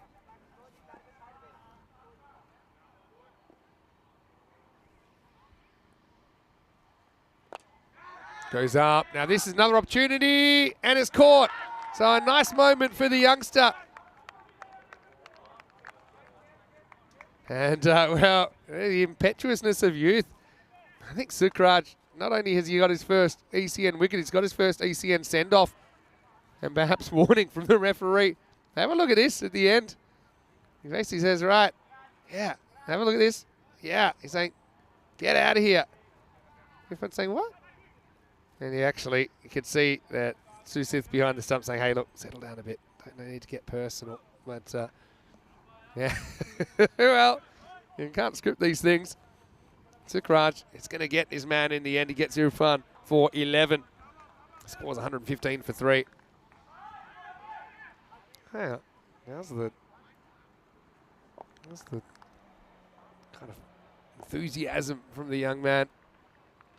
And he's going to get a dot ball to finish the over. That's a great start for him. First DCN wicket. There's some positives coming out of this for Fornacci. But the over does go for 14. And the score is 115 for 3 after 6. Okay, so I need to have a big over here.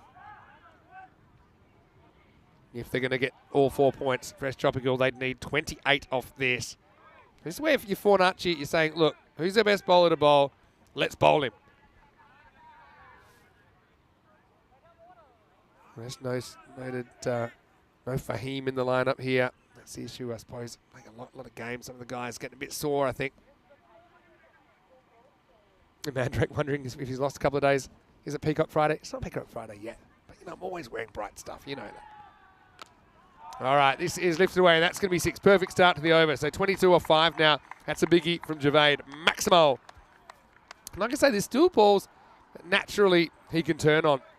So if my advice to him would be, don't go looking for the leg side. It'll find you. And when the ball's there, it's very instinctive to kind of clip off your pads and go that way. Also, not so sure that round the wicket's a great tactic. Ejaz is doing that at the moment.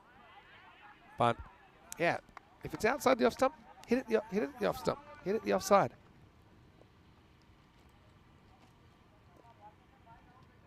Ejaz is also a youngster. He's only 15 as well, by the way. And now this is in the air. Well, this could be a wicket for Ejaz. Field has come together and it gets taken. And then a very big conversation afterwards. But it's Mohammed Shahab that takes the catch. Had the subfielder down there as well, Abdullah. But Shahab calls. I think they both called yes. He's saying, hey, I said it's mine. That's why I'm taking it. That could have been ugly. Just check this one out in the replay. Just out of the shot, actually. But yeah, the young man, Ejaz, he's yeah, my turn. So, big moment as Javed is going to go for 57. That probably does kill the point, but he bats very well, doesn't he? And he gets a good ovation from his teammates as well. Usman back in form. You see why they like him there at number 3. All right, Shob Malik gets the bat. And this is slightly mistimed. They'll only get 1.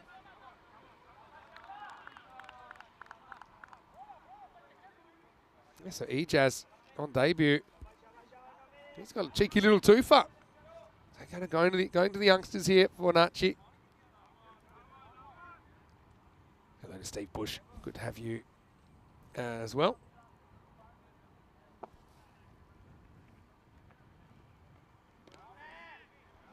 Probably called a wide. And hey, we haven't really talked about this today.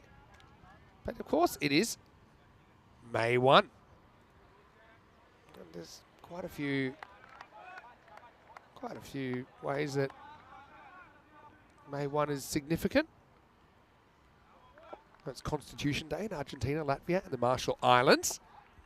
Armed Forces Day in Mauritania. It's May Day.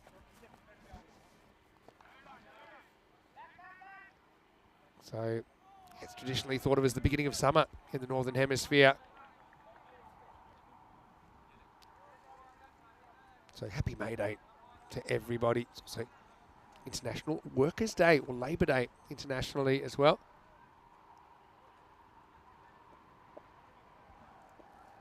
Right. Looks like they won't get the point. Malik into the side. First time he's had a hit as well.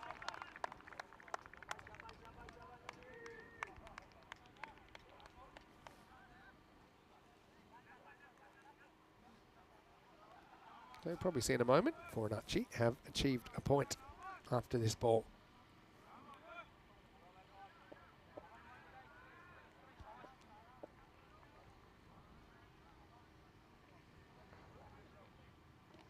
Down the leg. He's just falling away.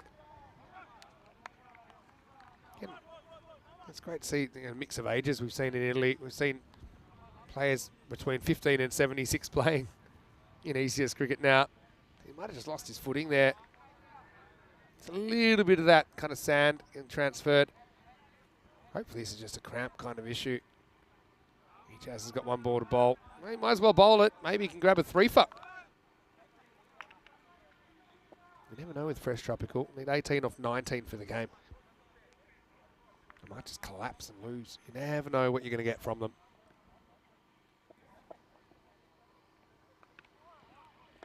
Oh, and he will get a 3-for. He's bowled him. What a good ball that is. It's full. He's almost injured himself further in the celebration. A nice moment from Ejaz. He gets it full, gets it straight. I'm surprised we haven't seen more of these deliveries. Really, Malik plays all around it, doesn't he?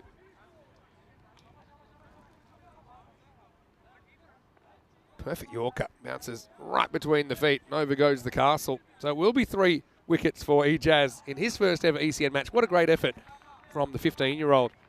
3 for 21. And 7 overs down. Fresh Tropical are 125 for 5. So coming up, we have the last game of the day. Brescia CC taking on Fresh Tropical.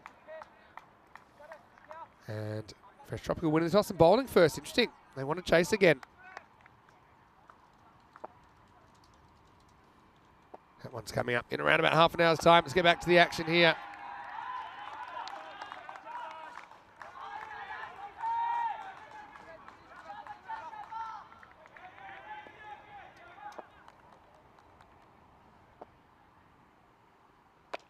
All right, so he gets a second over here, and he might get a wicket. The second wicket he will. Well, there you go. Nazem Ali is going to have to go. I said this is very Fresh Tropical, didn't I? They could kind of win this in 3 balls, or they could just have some sort of crazy collapse. Nicely taken out there as well by Wakas. CR. It's been good. Disappointment for Azim. Just can't get going.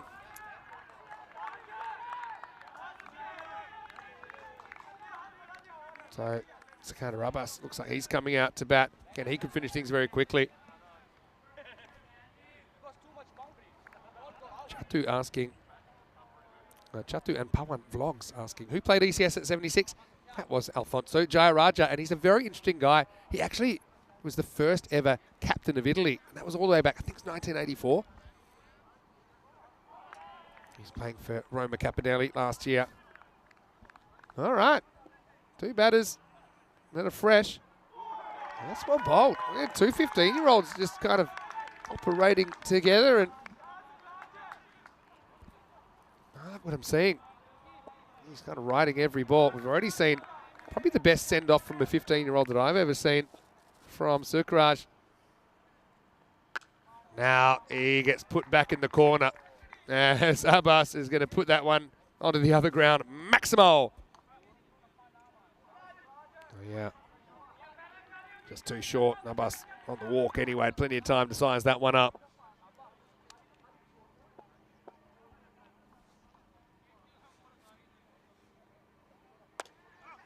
That one's hit down the ground. Bit of work for the outfielder. That's the 12th man, Abdullah. He's done a good job. So yeah, Fornaci.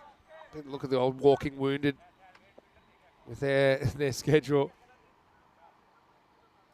They played 2 games on day 2. They played 3 here on day 3. Right, that's in the air. Oh, won't quite carry. That could have been twin 3-fers for the twin 15-year-olds, but in the end, Fresh Tropical still trying to find these last few runs. It's 133 for 6 after 8. 10 runs required in the last 2 overs.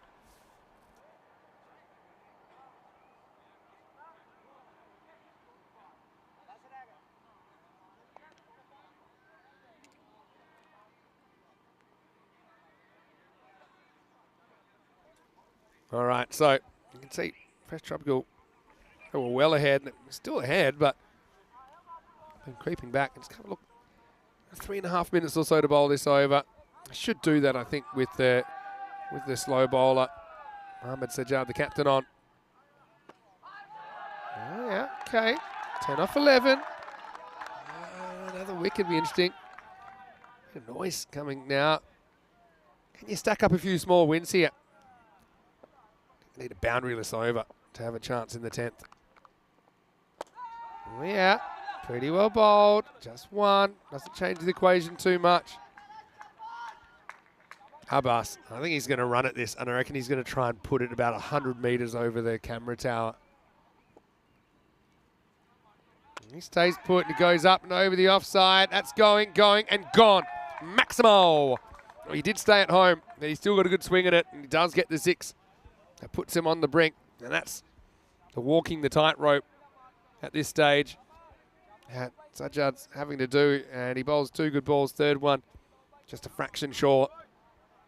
And now Fresh Tropical, they can finish it off with a boundary. But this should be out. Well, game on the line, the 12th man. He's going to take the catch. And that's Mohamed Abdullah that takes the catch.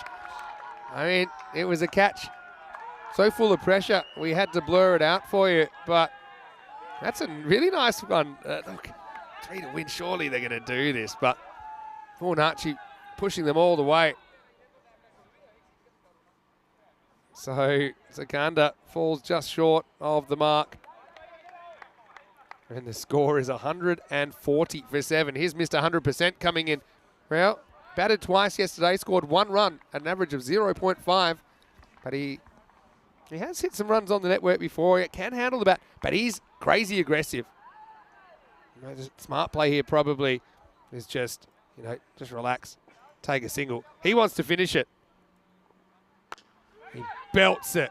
Oh, it's dropped and it's 4 and it's game over. So, well, I mean, the 12th man was put through the ringer there, wasn't he? Gets 2 hands to it, but it was just too spicy for him. Amadul Asafi, he's going to finish with his first boundary of the series. A good game. Fresh Tropical get there with 8 balls to spare. Coming up, Brescia CC versus Fresh Tropical. We return in around about 20 minutes' time. It's match 15. As we get ready for the highlights of this one. Fresh Tropical, they're going to attack, and Glenn Nutby comes out and hits them pretty well. That was just early in the piece. He ended up making 41 off 13 balls. David Sadram was out there. Curious choices early from him. Got away with that one. Almost got run out. Then he would go for just 4. Usman Javed batted really well. And just looked a bit more multi-dimensional than we saw from him yesterday. This was a bit of a funny one, wasn't it? First one's actually fine, then still over the boundary when he touched it the second time around. This is another Tortuga job, tie-up. Not first time, not last time we'll see that on this ground, I'm sure. And good catch taken out there. You get Irfan Sheikh. That was the first week for Sukraj Singh. I've got to say the youngsters were really impressive for me.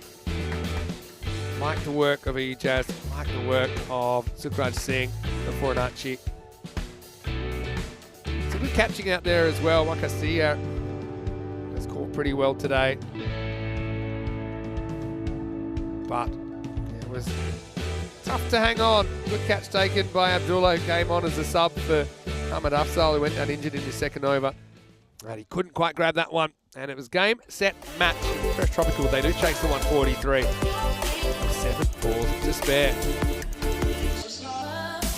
Let's have a look at the scorecard. Javed batted really well on the way to his half century. 57 for him. 41 to Nutby at the top.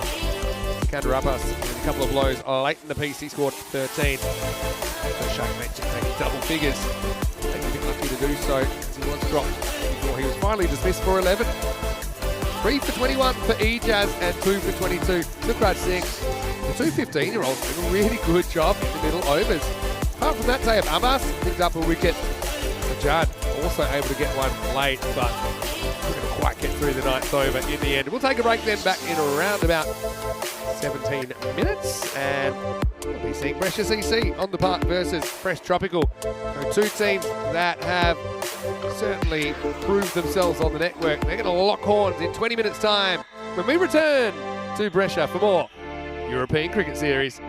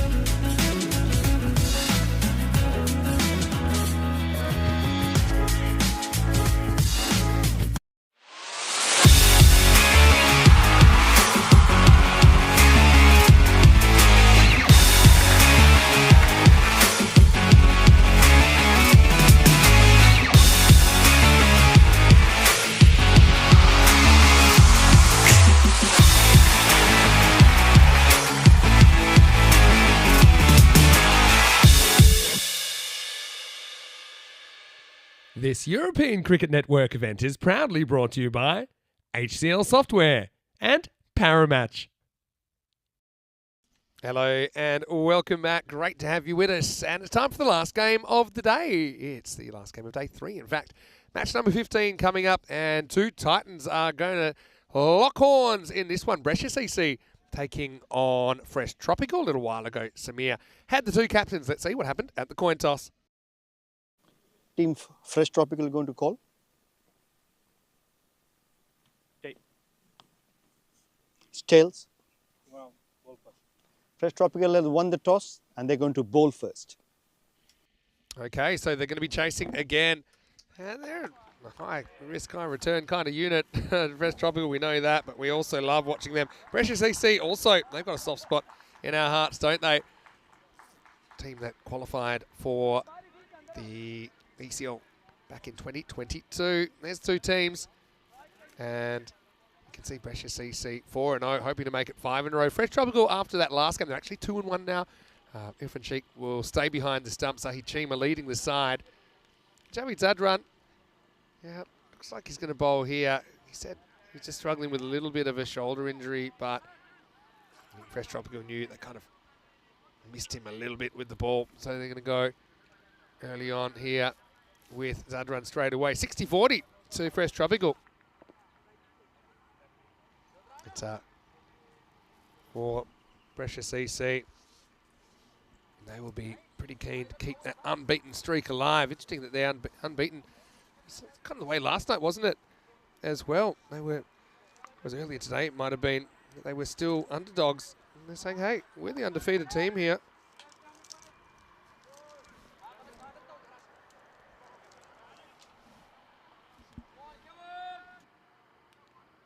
So it will be the wild thing to get going.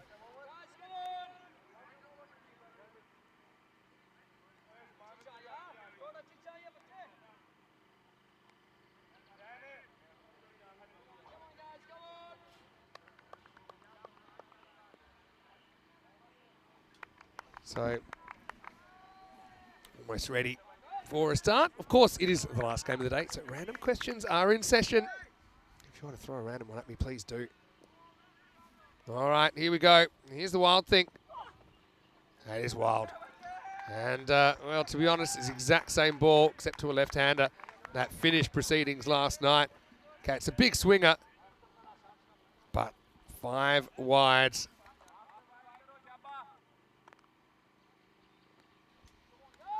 And, well, Zahid Chima saying, look, test that shoulder out, see how you're going with that. It's a bit of a shocker of a start, to say the least. You fun. Didn't even have a dive at that. He just watched that one sail to the boundary.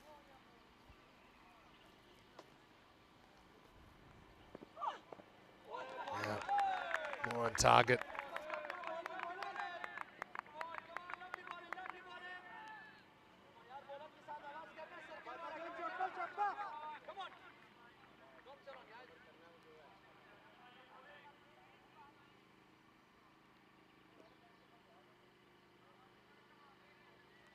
Michelle opening up with a teak. Those 2 put on a big 100+ stand to win the first game of the day against Fornacci. And then a bit of an arm wrestle against Marco Milano. That was a game where they started below 50% according to the supercomputer, but they sure showed the supercomputer. Brescia CC. Yeah, Joey Zadran looked 2nd and 3rd balls spot on. That first one, yeah, the swing. Getting away from this one, slides in, no ball. Let's have a look at this no ball. Oh, it's a back foot no ball.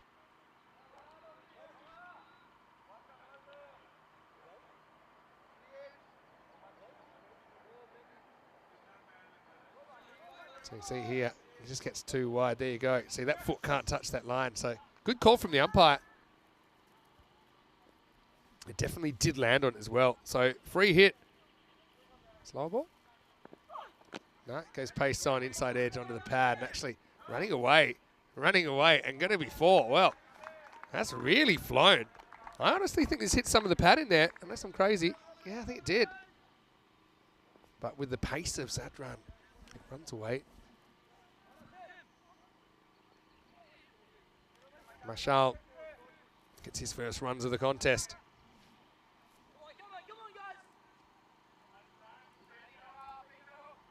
Yeah, he's got raw pace here, but he's just not got the control that we expect from him. Seen a lot of him over the last few years, that run. Now he loses his run.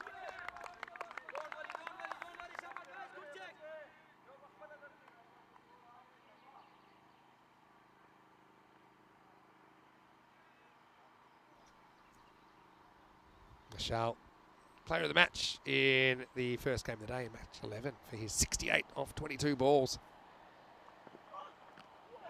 He sneaks in towards the pad, and that will probably run away for at least one. They'll only get one in the end. Good chase down there, leg by. We'll bring a T10 strike for the first time.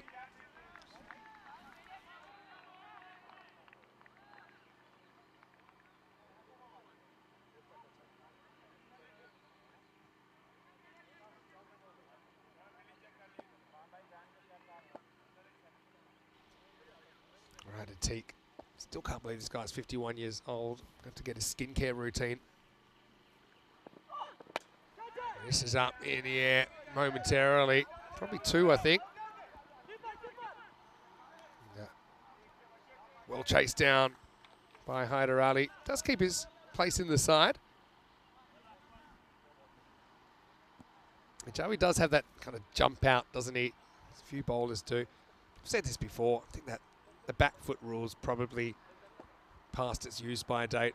I don't think it really has a place in modern cricket. I just have a front foot rule. Have some of the front foot needing to land inside the line. That's another one, I think. Has given out, but I don't know. I reckon they might have a look at this. But I think this for me, yeah. I wonder if they might look at this again, you know.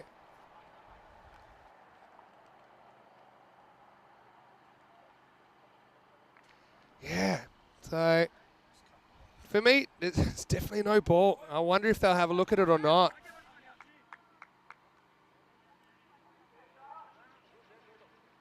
So,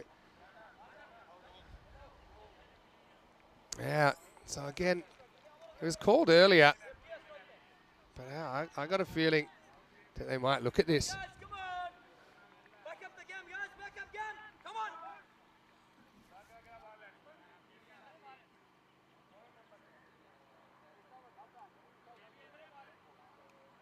Well, they're going to give it out. I'm not going to say it's... In a way, it's unlucky in a way. I suppose the umpire doesn't catch it on the field. But, yeah, I've got to say, at Fresh Tropical, they're pretty lucky to get that one. But it will be the first wicket of the contest.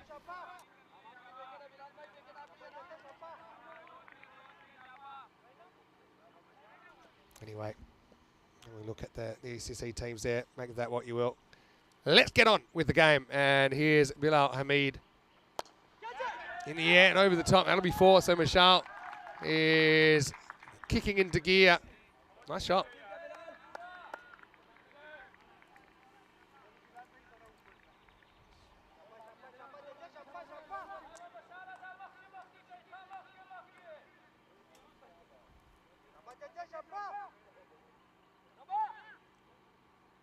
So let's see if Fresh Tropical can parlay that bit of luck into something more.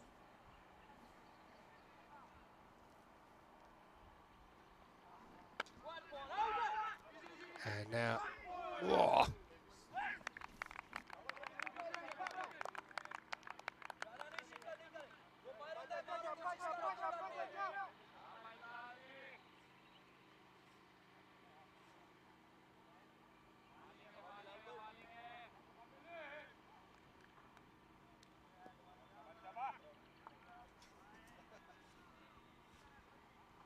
All right, up in the air, catchable, I think. And that's Safi coming around, and he's going to take a spectacular grab. Oh, Amadullah Safi missed 100%, wipes himself out in the sand trap. Had a classic catch to get the left-hander. Unbelievable grab And it's a big moment in the game. Mashal just didn't quite get the distance to get the Maximo. He'll go for 8. And the score is 17 for 2. What a catch, though, by Mr. 100%, Ahmadullah Safi.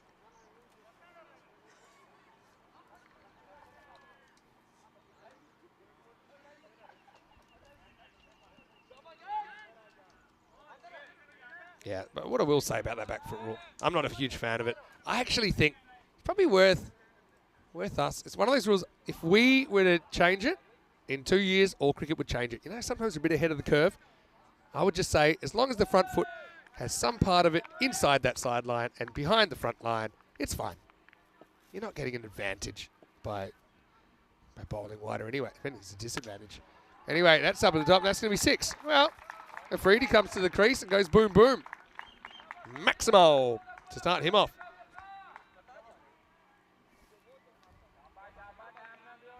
Clears that front leg and muscles that one. Jeez, we've seen some amazing catches today, haven't we? Fresh Tropical in particular have been outstanding in that department. This one doesn't swing. It goes down the leg side.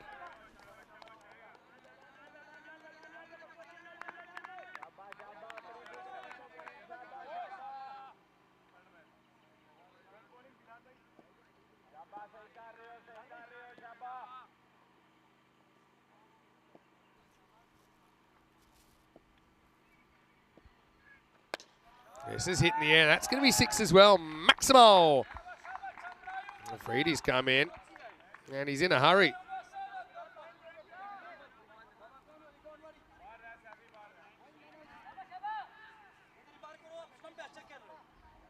Fresh Tropical having to deal with a counter-attack now. 2 wickets, but still a lot of runs in the first 11 balls of this game. This one is hit down the ground. And Zadran, I wonder if he's got any flashbacks to last night. He missed a dribbler. And then it set off a chain of events. Zain Ali went crazy. I think the last 3 balls he over for 6 and ultimately would take his team Chivadante to victory. Right now, at the end of 2, it's 31 for 2. Looking at the table, Brescia CC on the top. They want to make it further in that direction, I'm sure. But the question is, Cricket Stars, I still think they're in the mix with games to play. So for me, there's kind of 6 teams competing for 4 spots now. I think Fornaci are out of it.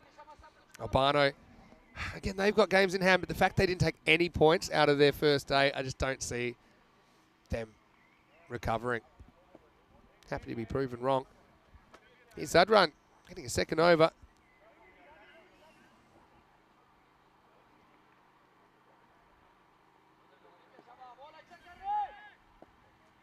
Viking Bay saying great catch. It sure was from Mr. 100%. And leg side, oh, it's too spicy for the keeper. That's going to be a minimo. Gets a bit of a glove on that, Sheikh.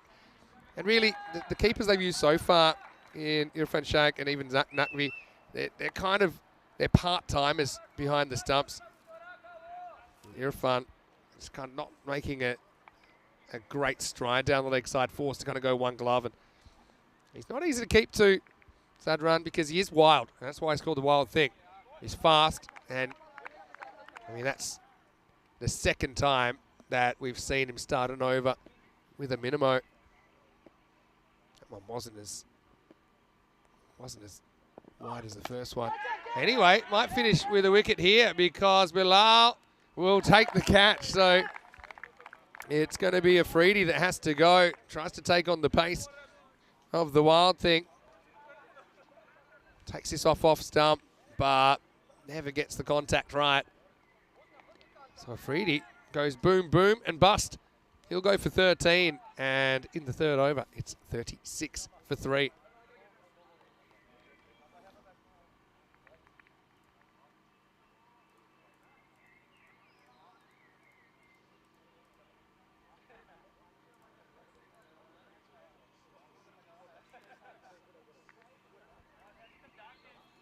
Jawad Mohammed comes out at number 5. An eerie feel in the air because of the cloud. We weren't expecting maybe some overnight rain. Hopefully it's out of the way before we get going tomorrow.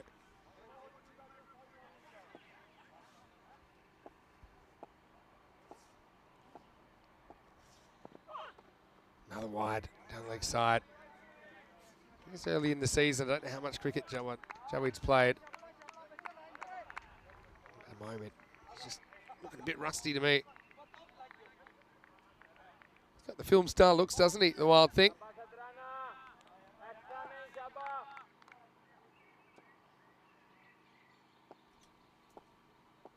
Jawad faces up. And worked around the corner with the pace. That'll run for 4 as well. So nice start for Jawad Mohammed. And he lifts Brescia CC up into the 40s.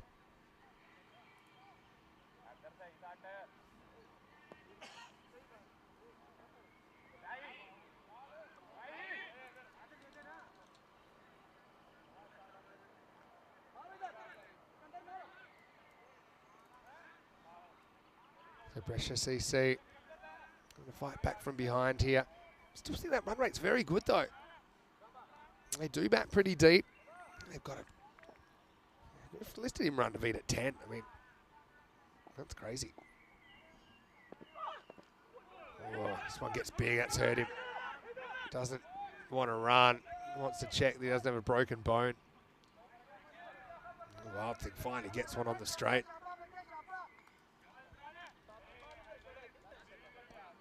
Ouch. Might have been back arm. Yeah, credit to the batter. Kind of shakes it off. Ow.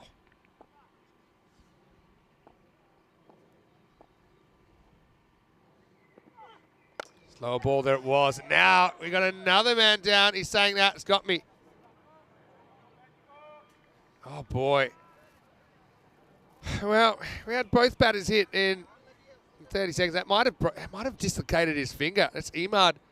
Hasn't faced a ball yet, but in a way he has. The ball's faced him. Oh, yeah. He hit the heel of his hand, or maybe it flicked his finger on the way through.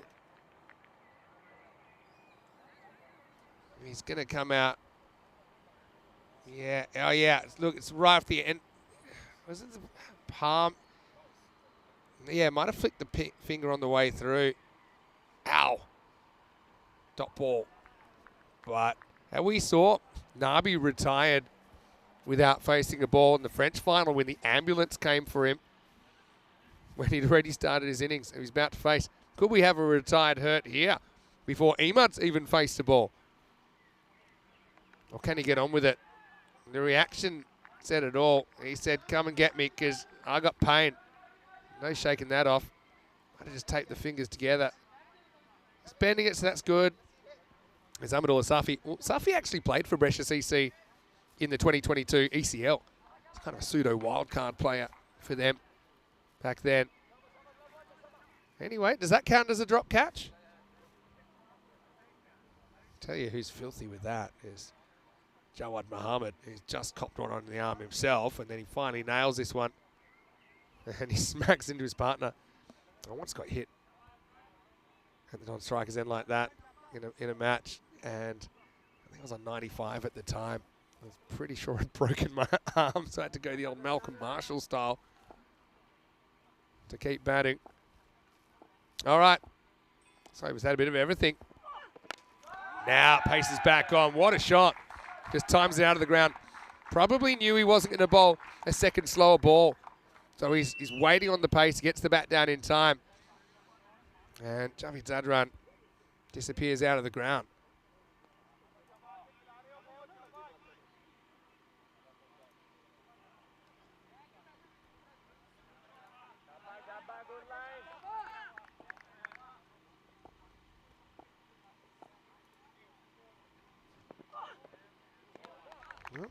Swing and a miss.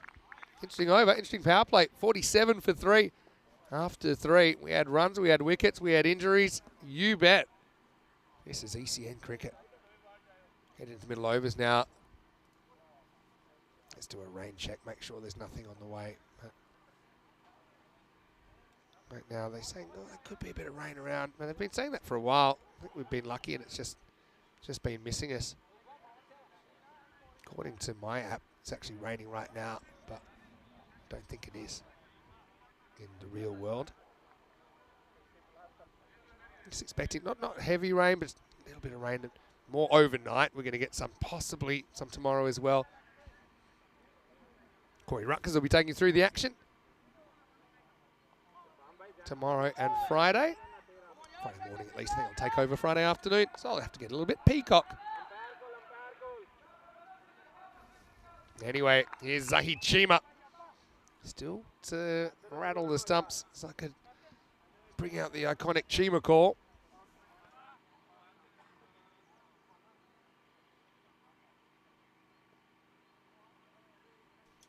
Bowling to Emad, batting with 8 fingers. Oh, nice shot though, down the ground where it's almost a little bit of revenge here from Emad. Jawad Mohammed, well, how the hunter becomes the hunted here. Have a look at this. He hit him. He did well to get out of the way. Saying, yeah, good one. Careful with the glove punch though.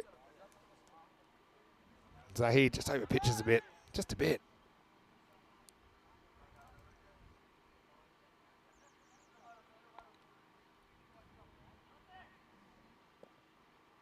Wow. What's going on here? He's gone the full switch hit. And it switches hands and everything. Become a left-hander, and he almost loses his poles. I mean, the thing is, it's not a wide. They can't call this a wide because he's switched. So, yeah, I don't know if you called it a wide. Yeah, they're going to say it's not. So, basically, when you do this, you don't have a leg side anymore. So, both the tram lines are judged for wide. So, see how this misses what was originally his leg stump. But, yeah, that's not a wide, and they don't call it a wide in the end. Good umpiring. As far as the shot, though, I'd say his right-handers impressed me more than his left-handed. What a shot. I mean, if he hits it, he's probably got a moment to last a lifetime.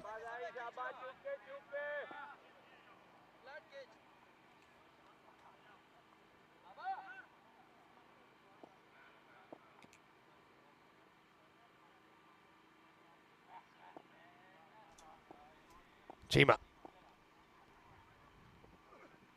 It's short this time, and he might have got it wicket. He has. Little feather through to Irfan. And so Jawad Mohammed's going to have to go get another batter. Kind of makes a start. Hits a couple of boundaries, but he's going to have to go. He's a 4th wicket, 52 for 4. Might have been the very toe of the bat, I think. Just flicks it on the way through. Yeah, so disappointment. But a good result for Chima. And Brescia ECS 52 for 4.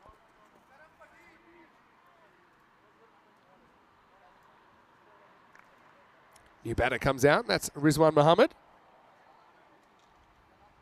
Gets a little bit of a tap on his way out there. Yeah, so Chima just chatting to him a little bit in the break. Saying, yeah, it's a tough pitch for bowlers. Had a question from Jeff earlier about the pitch, and it is a cement pitch under the carpets. That's why it is pretty flat. It's got good bounce. It's pretty consistent bounce, so it's pretty battle friendly, I'd say. Chima was telling me that much,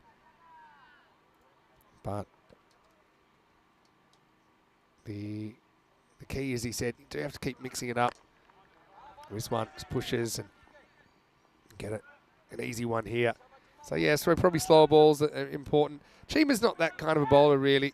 Now they're going to take an overthrow. Bounced off the keeper and over the backup fielders. So 1 becomes 2.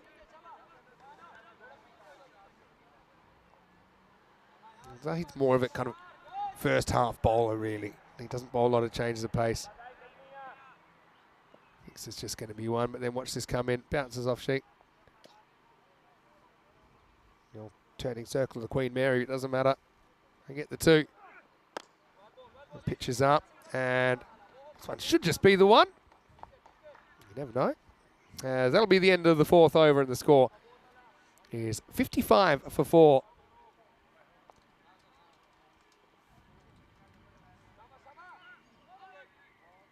So,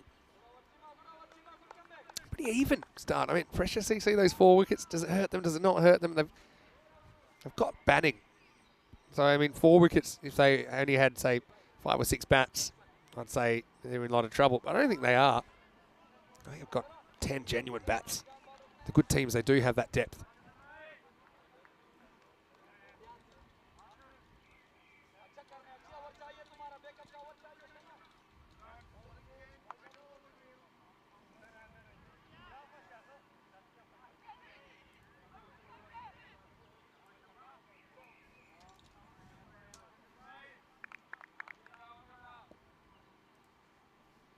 Okay, here's the coach, Sikandar Abbas.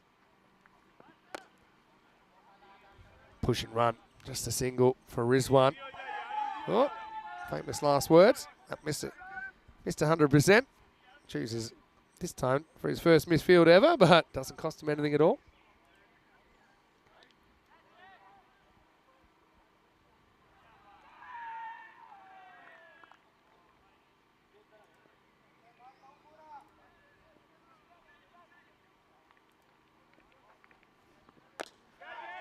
Walks at this.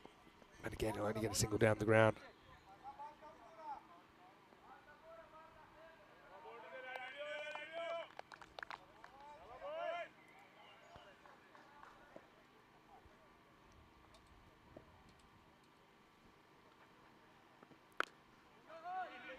Comes back a little bit.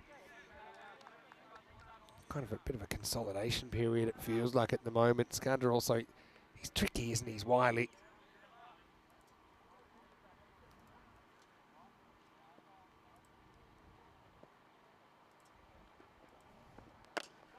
Goes after this, and he gets it. Maximo! Well, that's Tent Town. Luckily, it's not Car Town. But up and out of the ground. Good shot. Come on, back up, back up.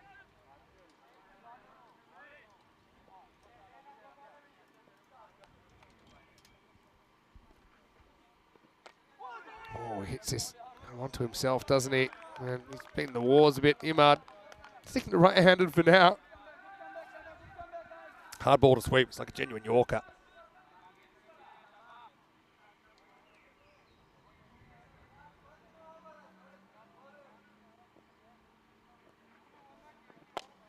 Hit up in the air, and that's down to the ground.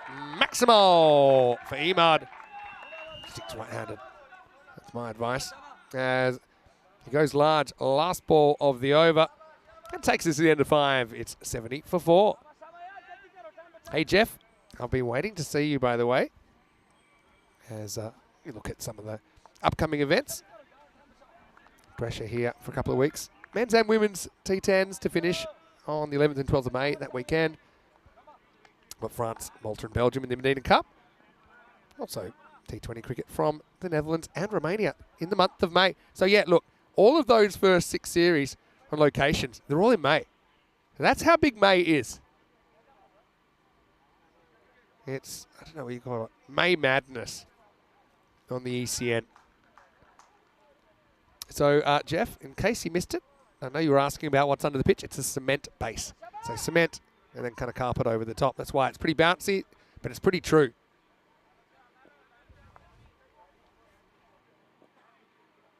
A bit more of a batting track. Right, here is Hyder Ali coming on in over number 6. It's a bit expensive earlier on.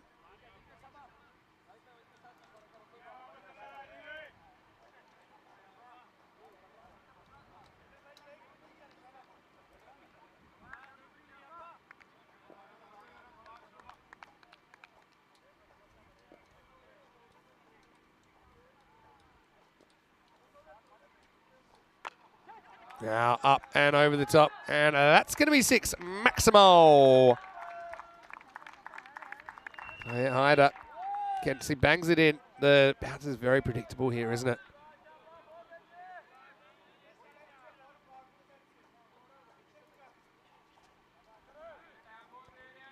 He just uppercuts that one, gets good value for the stroke.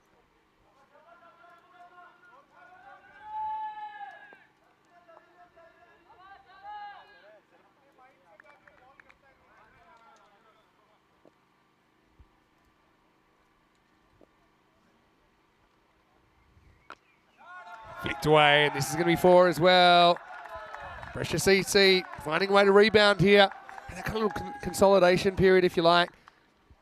I think they're really going after Hyder Ali's kind of playing the role of fifth bowler here.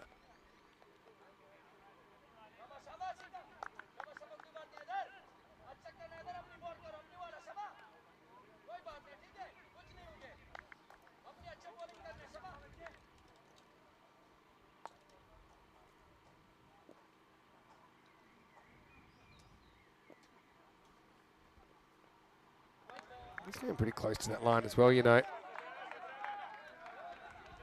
A little skip here. He might have been heel in the air there. You see what I mean? That rule does make sense. How is the umpire meant to know in real time if something's in the air or not? From that angle, doesn't make sense at all.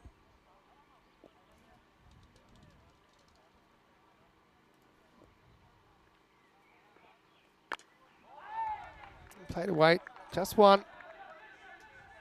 This sandy field. Ball ends up kind of picking up a bit of stuff from around the field. And I think it's harder to hit further. Just something I'm picking up. Barcelona, for example, ball's always kind of in pristine condition. I wonder if that would have been out. Maybe he knew it wasn't going to hit the stumps. Imad, bit gun shy at the moment. You can understand that.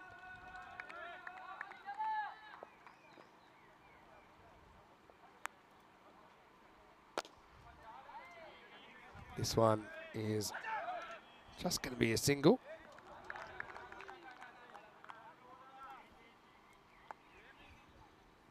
So he's kind of brought the over back well, hasn't he, Hyder Ali? Looks like it might have been a biggie.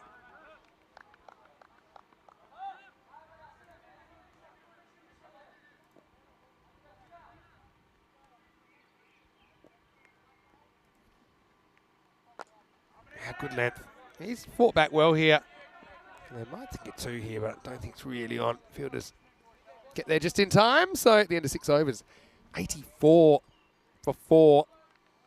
So 13 and over, or 14 and over, I should say. But on for 131, according to the run predictor. Starts, but no one's actually faced 10 balls in the innings yet. Pretty interesting. But they haven't really wasted too many balls, any of these batters. Michelle maybe didn't fire, but he also had some pretty unpredictable bowling we had to deal with.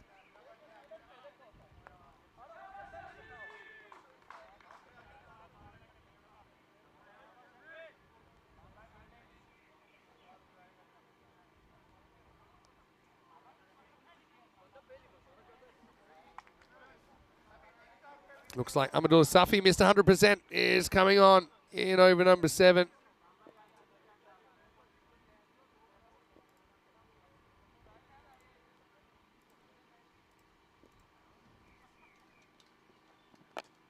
Flicked away, and this is going to be 4. Nice shot. Amadou Safi just gets a little bit leg stumpish, doesn't he? So he's going to have to go 4 runs.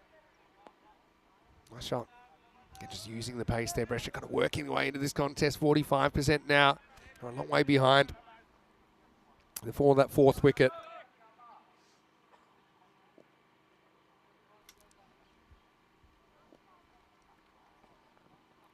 Short and surprise delivery. That's how Safi keeps you honest, and then gives him a classic little glare.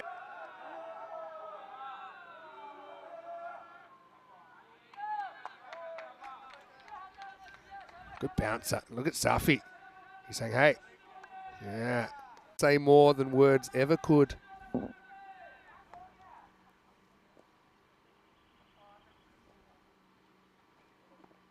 Slow ball, clever. Oh, it's going to diddle Sheik though behind the stumps, and that's going to be 4 byes. Oh, that's one thing in cricket. It's quite interesting that the keeper never really knows what's coming. A bit like the batter, and if he knows it's a slow ball, then he steps up and he'll take that before it bounces the second time. He doesn't know. And look, Safi, he's incensed. Mr. 100%. 100% emotion at the moment.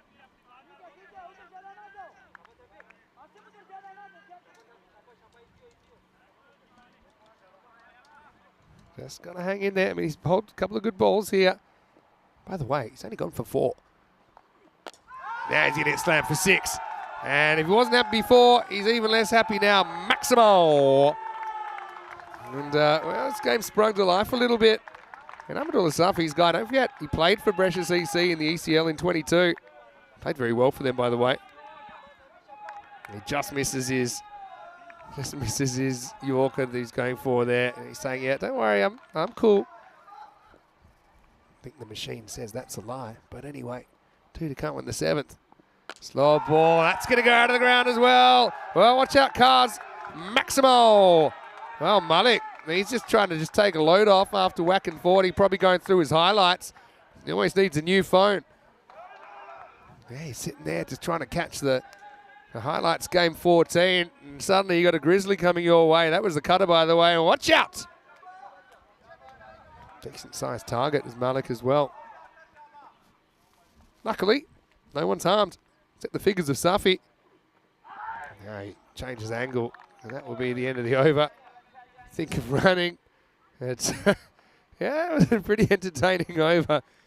Hopefully Safi in 2 to 3 years might go back and look at that and laugh. But I don't think he will right now. As 16 plus the 4 buys make that a magical over. And the score is 104 for 4 after 7. Coming up tomorrow, it's day 4, and Albano back on the park. And really, they had a terrible day 1. Let's see if they can turn it around. But they're going to have to take on Cividate in match 16. And then Albano versus Cricket Stars in match number 18. Also, we'll see Bergamo CC. We'll see Fresh Tropical again. Just the 1 game for them tomorrow. Marco Milano, the 1 game for them too in match 20. Corey Ruckers will be standing by to take you through the action tomorrow. Stay tuned. Same time, of course, 7:15 a.m. GMT, which is 9:15 in Central Europe, 12:45. There's the left-handed shot again, and he's launched it for 6. Wow. How about that from Imad? Again, he shows his card, puts some face up on the table and says, look, I'm going to go left-handed. This is an amazing shot. He starts as a right-hander and then last minute switches everything and starts his hands and then goes bang. Wow, what a shot from Imad Khan. How do you like that?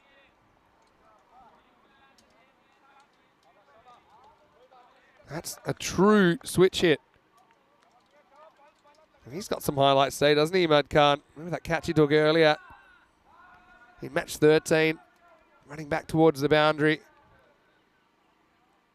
And now, I mean, maybe he's getting his shoelaces tied the other way as well, just to kind of bring everything back into balance from Shoaib Malik. That's the one we always used to like with some of the juniors. Say, go get me a left-handed bat. Or some left-handed wicket-keeping gloves is the other one. All right, he charges at this and goes right-handed. Nazim, he's not going to chase out. He just kind of looks and points. Says, hey, why am I not back there already? Maybe. But that's going to be 4 runs. Left-handed boundary, right-handed boundary.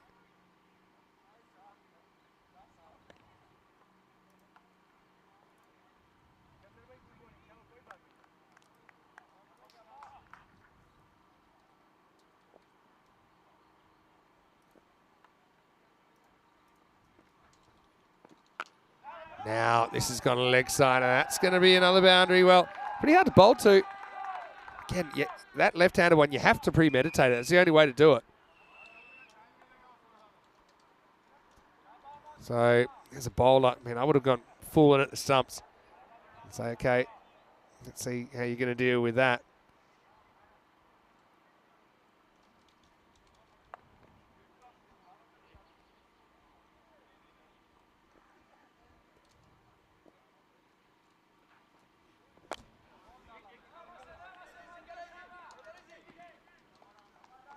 Just a single this time. It's been an exciting innings.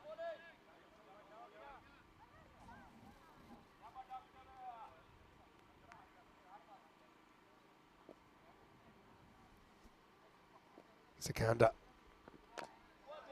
Again, it's slower than you think, isn't he? It's hard to time up. This one will get a single here, though.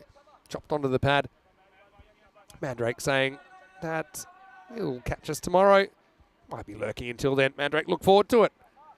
Pretty excited today. We found out we might have potentially a second ECN tattoo and our first ever Derek the Duck tattoo.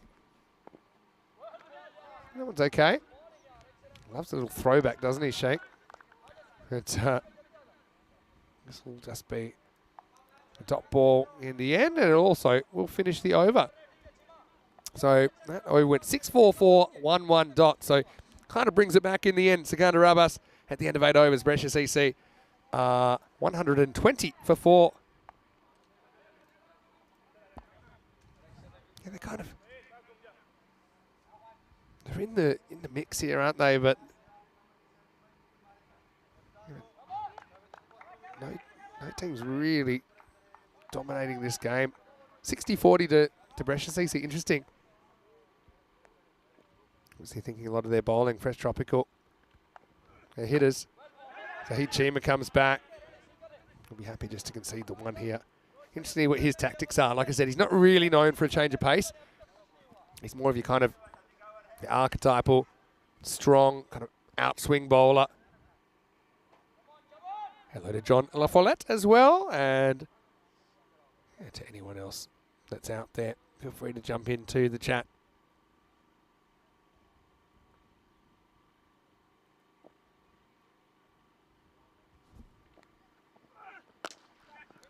This is down the ground and just a single. Also, Dave has told me that Elsa is watching. So hello, Elsa. Hopefully you're well. Hopefully you're enjoying a nice day. See Jeff Mobbs in there. He was talking about the pitch before, and I was explaining it's a cement base. That's why it's so bouncy. That's why it's so true. So John La Follette's watching from Oregon in the USA. Flicked away, and that is straight to Nakvi, who's done some amazing things out there today.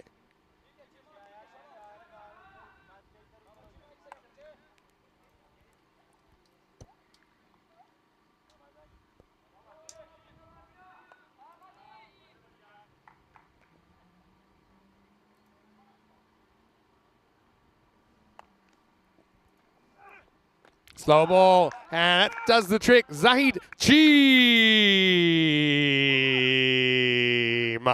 will take it, and, well, I said he's not really known for the slow ball, but this is a pretty good one. Comes out of the front of the hand. It was like a little back spinner there. Completely fooled Imad. And, yeah, we can see Chima. He's fired up. Why not? He's had to battle hard for his wickets in this series. And he finally displaces Imad, but not before a very entertaining 35. He's been in good form today. He'll be the 5th wicket down. 8 balls remaining in the innings. It's 123 for 5, and this will bring Hassan Naveed to the crease.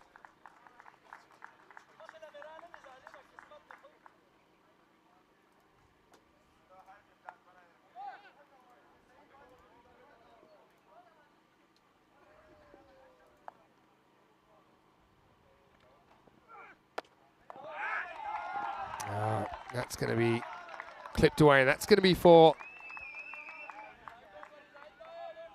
So, Chima has got his hands full.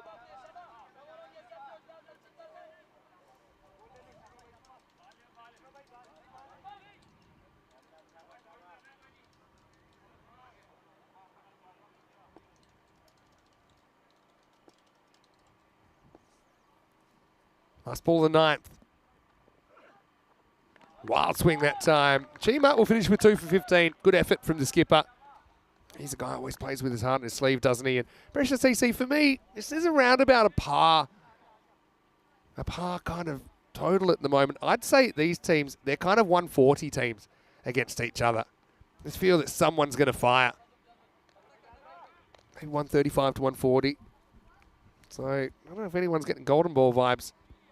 It's very early to say that. Fresh Tropical, they did actually play a golden ball last year. Bergamo CC, and it was a crazy one.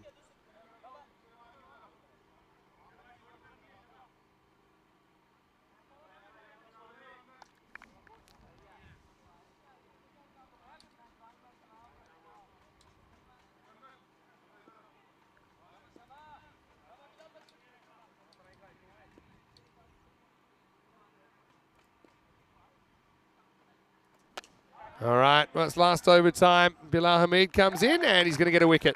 So Naqvi takes the catch.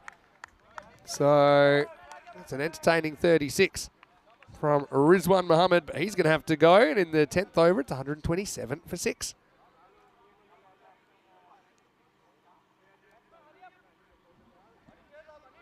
Nice take.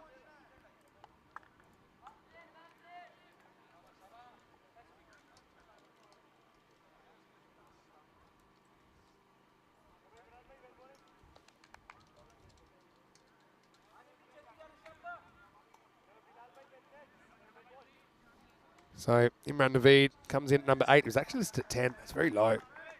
But they do bat all the way down. Nice effort from Rizwan. Muscles a few around.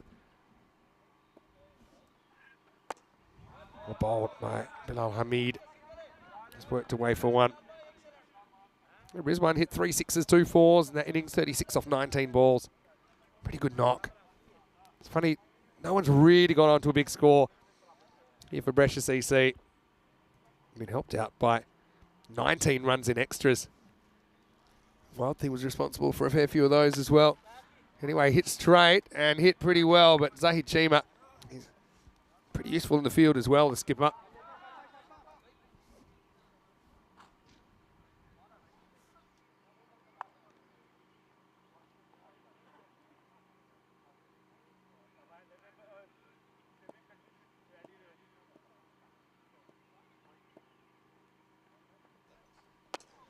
Goes up over the top. This is catchable as well and taken. They don't drop too many, do they, Fresh Tropical? And it's Mr. 100% saying, how do you like me now? Gets absolute silence as well. There's a lot of good-natured stuff, I think. Like I say, did play for Brescia CC. Actually did a really good job for them in the ECL. They missed 100%. Says, hey. They're probably saying, yeah, but that's not the ball you were bowling with because that got lost a couple of times when you got hit into the woods. Anyway, it's Kalab Sajjad, the captain, to come out. We know he can hold the ball. He can hold the ball and the bat. We got pretty low.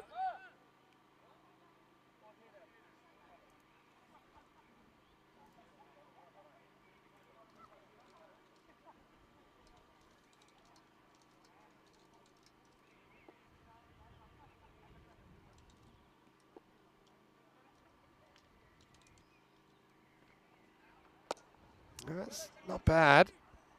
Pitched up. Just a single. So Naveed will get one more chance to add to this score.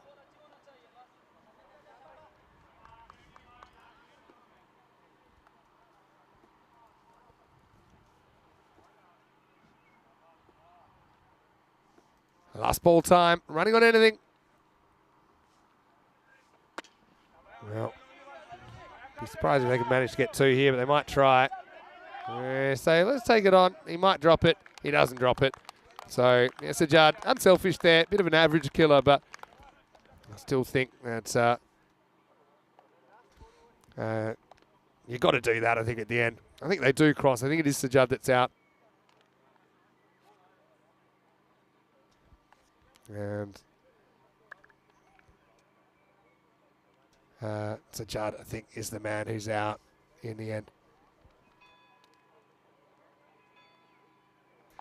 Anyway, so it'll be 1 and a run out to finish, and it'll be 131 for 7. Pretty good last over, that one from Hamid. He only concedes 4 runs. And it gives us a chance to look at the highlights of this one. And the Wild Thing, well, he was wild. He put the first ball up to the road almost. And he had that LBW. Again, there was a bit of controversy about whether might have stepped on the line or not. In the end, they said they weren't sure, so got away with it. But then Safi took an absolute blinder of a catch out there. More trouble for Zadran. This one wasn't as crazy as the first wide that went to the boundary, but still got there. Beating Sheik down the leg side.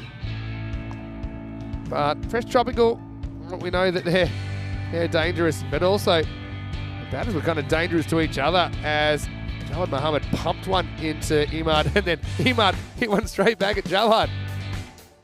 And then we saw a couple of crazy shots. Well, we see those in a second. It's a little scratch behind. A tough one for Irfan behind the stumps there, having to deal with the second bounce. Safi came out and he got absolutely pumped a couple of times. Crowd was loving it, playing against one of his old teams. Zahid Chima, good slow ball from him, good skills. Breaking through there. Hamid. What a brilliant last over, actually. And that, who knows, that could be the difference. In fact, if you look at the last 2 overs, actually, Zahid Chima only went for 7. Bilal Hamid only went for 4. So they only concede 11. I love that from Mr. 100% as well. Giving it back to the crowd. They're giving him heaps. And in the end, it was an impossible second run. But that was all she wrote. And they go from 121 off 8, 120 off 8, I should say. And end up on 131. Kind of engine room there. Imad 35 as well. Sajid Afridi 13. Jawad Muhammad with 10. And Rizwan Muhammad with 36. Building, it's around about a pass score of 131 for 8. 19 extras in there helped them out. It was a little bit loose. The culprits know who they were. But it should have been a bit less. Felt like they batted well enough to maybe get 115, 120, 131. A bit inflated for me. Zahid Chima, best of the bowlers. 2 for 15, including his first bold dismissal of the series. 3 for 22 for Bilal Hamid. Bowled a really good last over. Only 4 runs came off that. And Sadran, he was wild. 2 wickets, but also was a little bit erratic and a little bit expensive in his 2. We'll take a break then, and we'll be back. And we've got Golden Ball vibes here. I can tell you, that fresh tropical, I don't think they might be able to do this in 7, the way that they bat. They'll be happy with the win, I'm sure. Vinny Sander here, Mr. Maximo for ECN. Brescia CC, well, I'm hoping to defend this 131 and continue their undefeated run through this European Cricket Series. Vinny Sander here, Mr. Maximo for ECN. We'll take a quick break. Back soon in Brescia for more ECS action in Italy.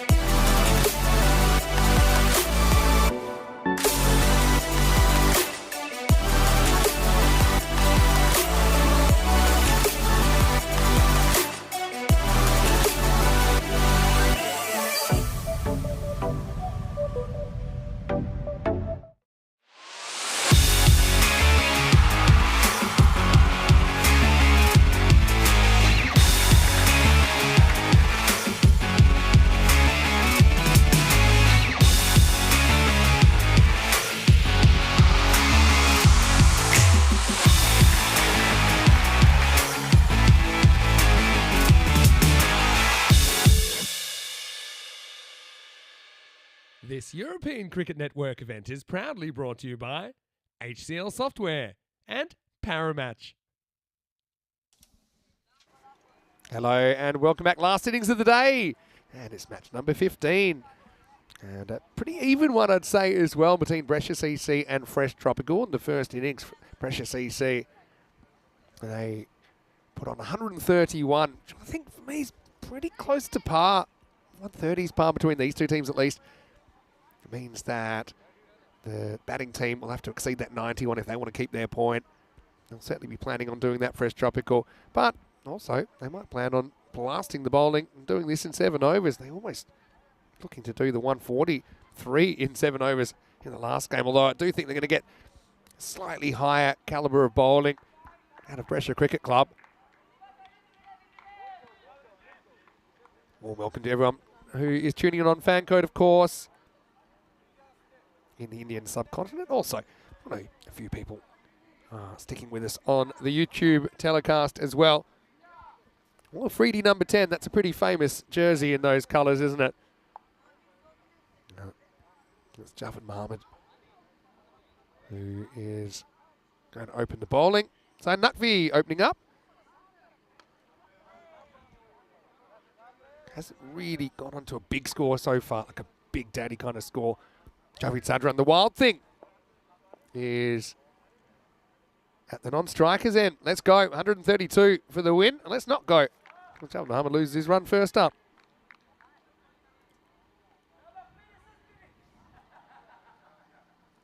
And, these two teams, they know each other very well. So there's a few laughs and a few exchanges between them.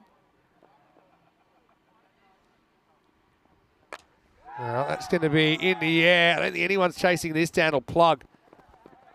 And in the end, it's going to be a long single, but it's a miss hit. And Naqvi knows how close he went to going for a royal duck there. He's right down the bottom. He's had a few in this area of his bat. Now they push the long off back for Javed Sadran.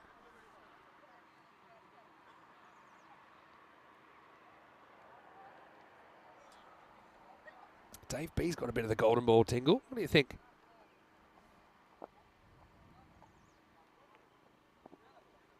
Yep. There's the wild thing. Swinging away. Does like that leg side. Dave's asking, what's the original colour for Brescia? I know that the Brescia CC, they've always worn the green as long as I've been watching them play. Had a pretty cool strip for the ECL back in 22 when they actually ended up making it to the final 4 and finished 3rd in Europe, Brescia CC. There's a big noise there, but it didn't really sound like an edge, did it? I don't know what he hit. Maybe hit the ground. It just didn't seem like an edge. Yeah, I think he hits the ground. You can actually kind of see that you can actually see the ground there. A bit of the pitch flying up. Good decision from the ump. Now he goes hard, which is what he does pretty much every ball. And well done to a teak. He's able to cut it off, and it wasn't really the hand. I think it was the shin that stopped it, but good enough.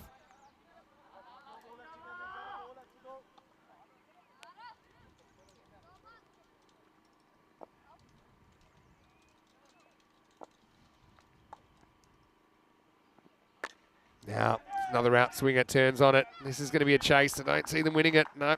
That's going to be the first boundary to the wild thing, Javed Sadran.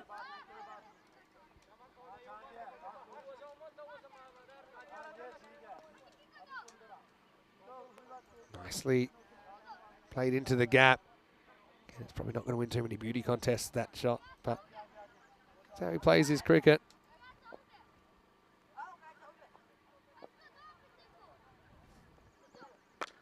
Now, this is more like it. And I like it when he goes the other way because he can. So, yeah, he does go over cover. That time we get 4 more. The wild thing is just it's a real wild card at the top of the order. You know he's not going to waste balls. So that will be the end of the over as well. And the score is 13 without loss, 37 matches since the Golden Ball. Should we play one more round of Golden Ball Roulette before the day's out? Let's do it. Okay, I am going to get my random number generator. I got Russ watching me as well, so he knows I'm not cheating. All right, so this is saying, let's go back to Golden Ball 43. This feels Malta-ish. Ah, no, it's just, so we had the 5 in Malta. They were 38-42. Golden Ball 43 was actually at the ECL last year, 21st of March 2023 in Championship Week. It's a turn around the corner, but they weren't going to run. So Hornchurch of England were taking on Beveren of Belgium. It was a crazy game. I think it was tied, I'm going to say 137. And the Belgian team on the Golden Ball hit the ball straight to cover. It was full toss. Billy Gordon took the catch. But there, that was some game. It was 139. That's too short, and Nakvi is all over it. That's out of here. Maximo, that's big. And that's gone over everything. I think that's a pretty uncomfortable. He's gone into the long stuff, which is, it's always an awkward one. He's done well to pull that one out. There he is. He's back before you know it. That's Hassan Naveed. Yeah, so that Golden Ball with Hornchurch and Beveren, the power went out. They had all these long delays. It was a crazy kind of a game, to be honest. Oh, it's a really good shot. Has he got enough? Yeah, he has. Maximo. You see there the power of Nakvi, how quick he sprung onto the back foot and put it up. He's got that Max O'Dowd style kind of baseball backlift. So he doesn't actually have a backlift. He starts with the bat at the highest position. Just check it out, this ball, because he does it every single ball. But he just stays very, very still. So have a look at him here. So he gets in that position, very still, and then just the bat comes down. So you see how he's very still. So he's got an open face and then kind of just brings it down the same way every time. But what that does, it's the economy of movement. So that pull shot, he didn't have to worry about the bat. He just had to worry about his feet, and then the bat can snap through. And that's what he can do as well. Going, and gone. Maximo sees Carreras. And that one did join me in the cube. And let's just say that Rule 1 was used. Protect the equipment. I was in the recovery position. It's basically like a baseball catcher trying to smother a bounce in front of him. But that one went under the table. All good. All right, in the air. Well, this should be gone. Surely. Big moment. And he's got it. Well, third time of his volleyball. He uses all 3 touches. Sajid Afridi. Oh, well. He had an awful half a second when that popped out. So Nakvi goes 6 and out. Check this one out. Goes bang, 1, 2. But it goes up so far, he's able to cheat and get another 2 or 3 steps in, and he grabs it one-handed. What a catch. And I think he might have kind of overextended himself in the catch as well, but Nakvi's going to have to go again. Just can't find that big score at the moment, can he? What a catch. 19 for Nakvi, 27 for 1. Again, you see this stuff on ECN, and you love it. Bang, 1, 2, and 3. And look, they love it all around him as well. Nakvi does get them off to a bit of a flyer, though. End of the second over, 27 for 1. Let's move on with the game. Javed Mohammed bowling over 3. As this is in the air, Naveed going back, Imran Naveed, that is. I think a 2, but they think against it in the end. Good throw coming in. Had quite a few highlights. Had some spectacular catches today.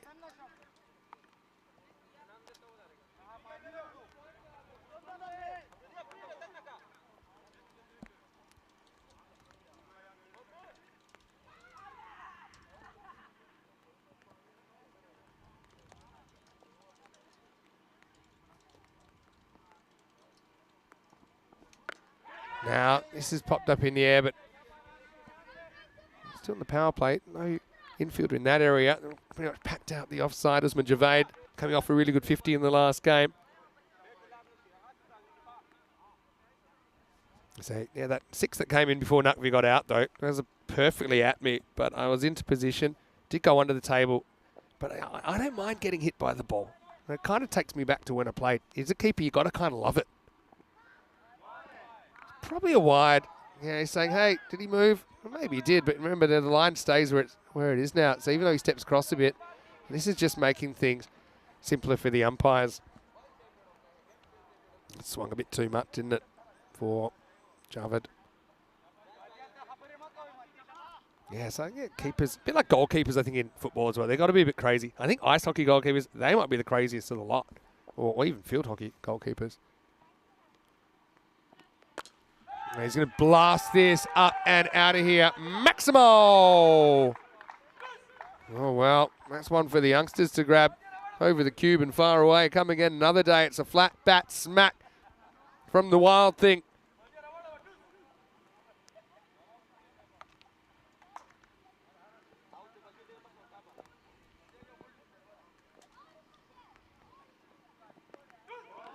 This one's going to be called as well.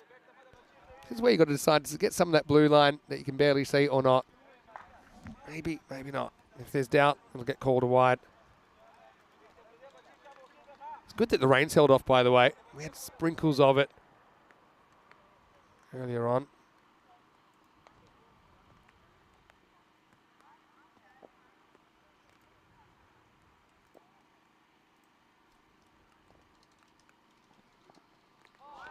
Again, it goes so hard, doesn't he? But that's a ball he can hit over cover.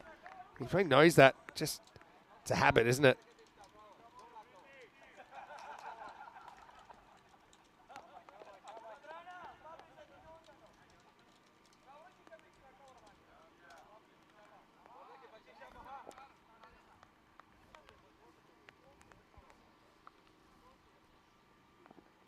That's 6. Yeah, when he gets it good, doesn't he? And Cars. Ooh, that sounded bad. I really hope. I don't think we got it all the way. Let's just say it made a very car-y noise. Is that an alarm I hear going off? Maximo pumped down to the ground. 43 now.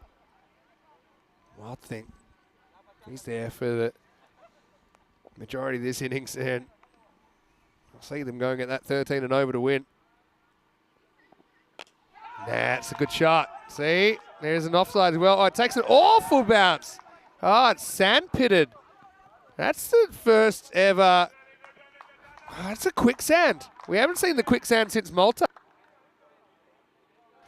I can't believe that hasn't gone for 4. Check this out.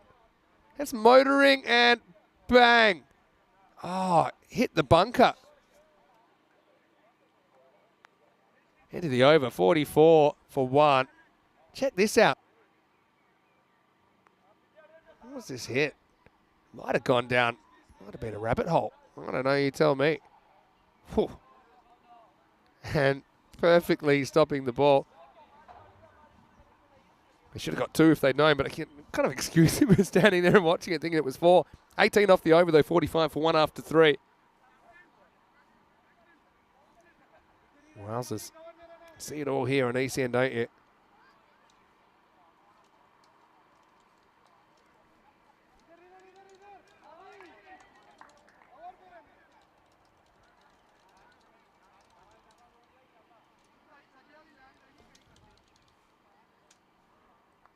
Anyway, back to the action. Time for some spin. This is Sajad. First one's fine. Put it on a sixpence, as I used to say in the old days. Except when he doesn't. A couple got away from him earlier today. But for the most part, he's been very accurate. And right on cue. Loses his line and his length there. But doesn't get put away. Frustration with the bat. As he finds the fielder.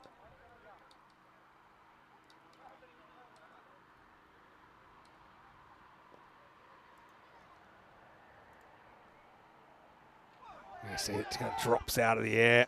I'm curious to see how Zadran handles this if he does get on strike, because he's just been hyper aggressive against the spin, but he's also got out to spin a fair bit. Runs of 6s, then outs.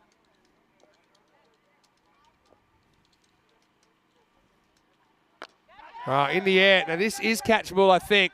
And he's got time there. Marshall, he takes it. He's a good fielder. So Javane's going to have to go 1 of 5. This game is tight. It's really tight. And Sajjad, once again, credit to him.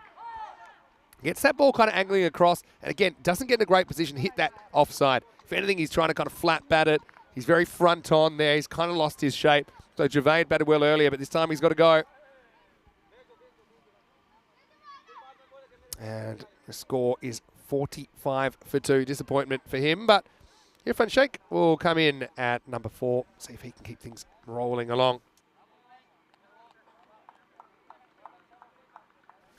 Sports highlight saying Dust is the 12th fielder.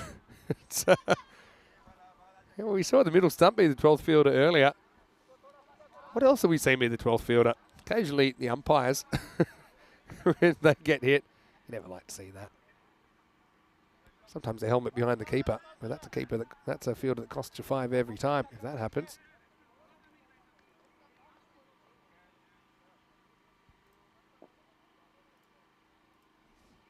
All right, Sajjad getting right on the money, isn't he? So Javane not working out in this game.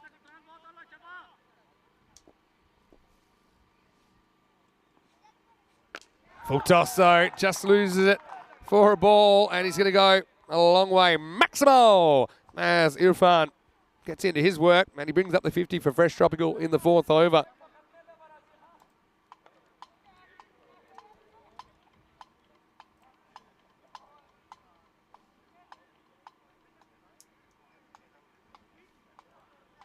And that will be the end of the over, in fact. Yeah, so 51 for 2 after 4. Sajjad, 86 runs in that over, came off the last ball. He's on a wicket maiden before that. And you can see that with that wicket, they've just brought them down below the rate required. That red line is the pace to win. The blue line is the pace to keep your point.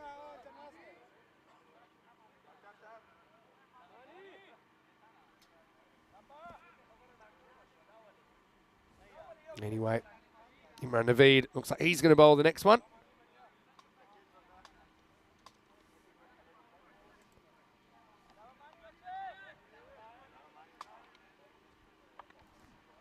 A wiry customer, isn't he, Imran?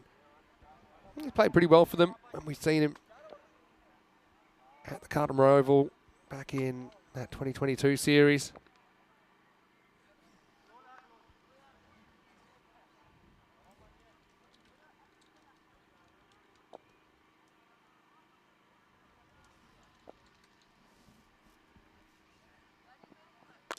All right, hit in the air. That's out of here. Maximo.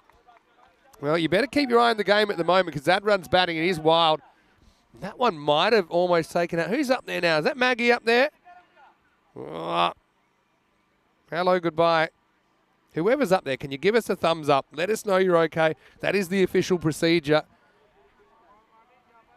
And I can only tell by the thumbs who it is, if it's Maggie or if it's Dennis. We'll find out. Anyway.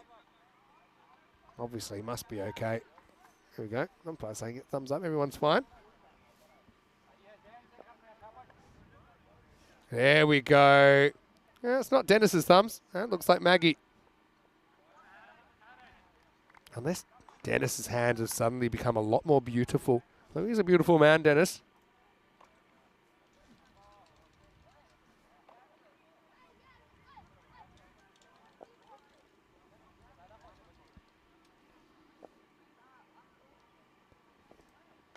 Anyway, good Yorker this time.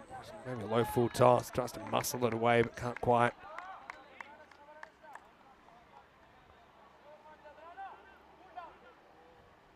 Probably was a Yorker if he was back in his crease. Can Sadran turn this into a biggie? Again, he's a guy who, obviously we've seen him a fair bit in Austria. We've seen him playing for Austria and, of course, for VNSEZ in the ECL 23. There's a high score of 73 not out. He scored that in the ECS last year. Right, goes high. That's going miles as well with the pace. Miles high, and that's 6 runs. Maximo.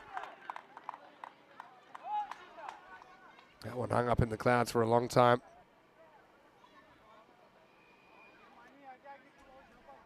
And sees Carreras. Again, not a guy you want to give length to. Thing is, you know, there's a lot of balls that he might hit for 6, but they might get him out if he mishits them just because of the way he bats. He's got that bat speed, doesn't he? Javid has 3 50s on the network. He also has 79 ECN wickets. Maybe he could get to the 100 in this series. Time will tell. Thinking of 2 here, but never really levers the infield.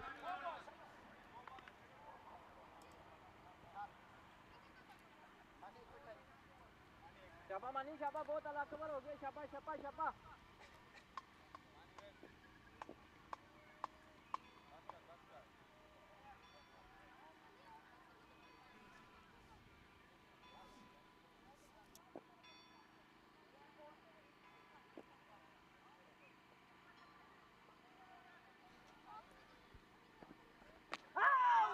Kind of pins him on the crease. I won't get a run here.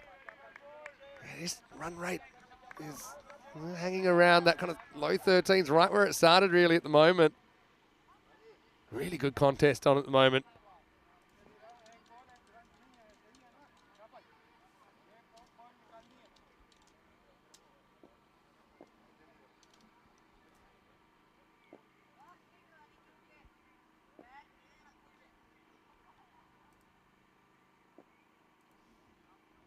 Naveed, last ball of his over. Gets belted. You see, that's a great shot from Irfan Sheikh. Anyone that says there's no room for those traditional cricket strokes in the T10 game, just watch that. Beautifully caressed away through the covers with some power. So 17 come off that over in the end. And the score is 68 for 2. And maybe let us know what locations you're looking forward to. We saw Hungary and Romania in the ECIs last weekend, didn't we, in France? And they're actually back-to-back. That's the month of July for you, Romania and then Hungary.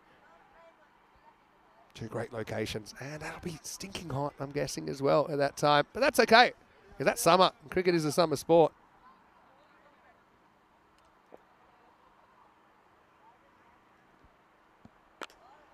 As Sajjad comes back, and he bowled a great first over, didn't he? Bowled 5/6 of a wicket maiden in there. Now this is hit hard, and that could be cue bound as well. Cuatro carreras this time. Just a fraction shorter, and it allowed Zadran to get that flat bat out. He loves it. Talk about batters range hitting and trying to hit the sight screen these days. Almost any length. That's out of here. Going, gone. Well, that's the action zone at the moment. Maximo. Zadran in a mood. Moves to 46 now.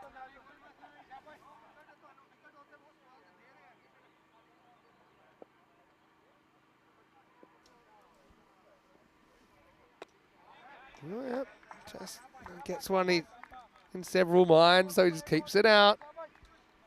And yeah, he can't afford to be a bit selective here. Maybe it's not the way he's thinking, but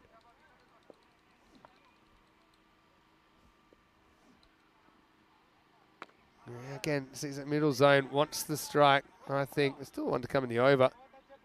Maybe just didn't want to eat 2 dots in a row. Can understand that as well.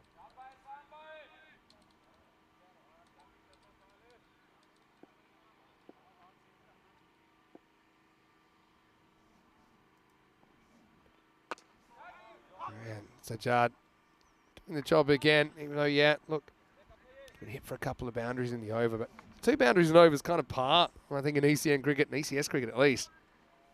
That'll take us to the end of his spell. So he finishes 1 for 18. Does a really good job again, Kalab Sajjad. 80 for 2 after 6. Game on. And wouldn't it be right, within about 24 hours of our first ever Golden Ball compilation, that we do get another Golden Ball 60 this would be. All right, a lot of things got to happen before we get there.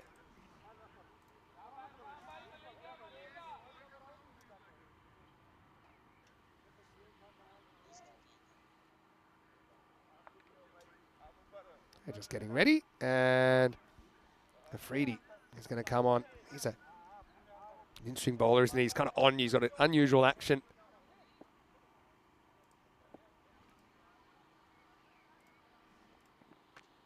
Yeah, well, case in point, that one right there.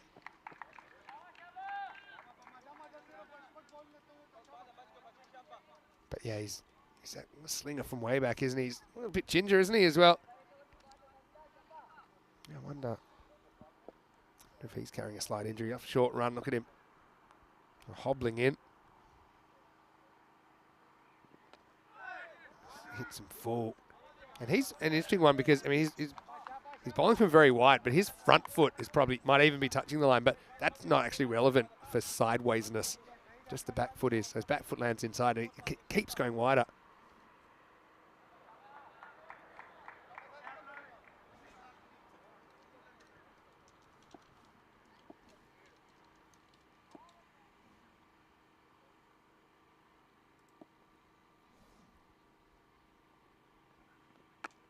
A little bit too short, though. You can't pitch it outside the leg stump if you're going on that angle. Sheikh can just get across and help it on its way, and that's exactly what he does. Lift it up, and that one just four. Just four. You can see there from the sound explosion. 4 runs.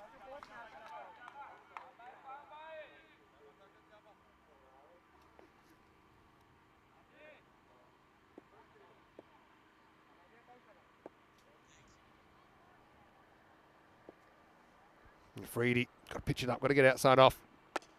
Yeah, does one of those things. Clipped away, just a single. Out to Emad, who had a pretty interesting innings, didn't he? Left-handed a couple of times. But also had that nasty blow, remember, when he got hit at the non-striker's end before he'd even faced a ball.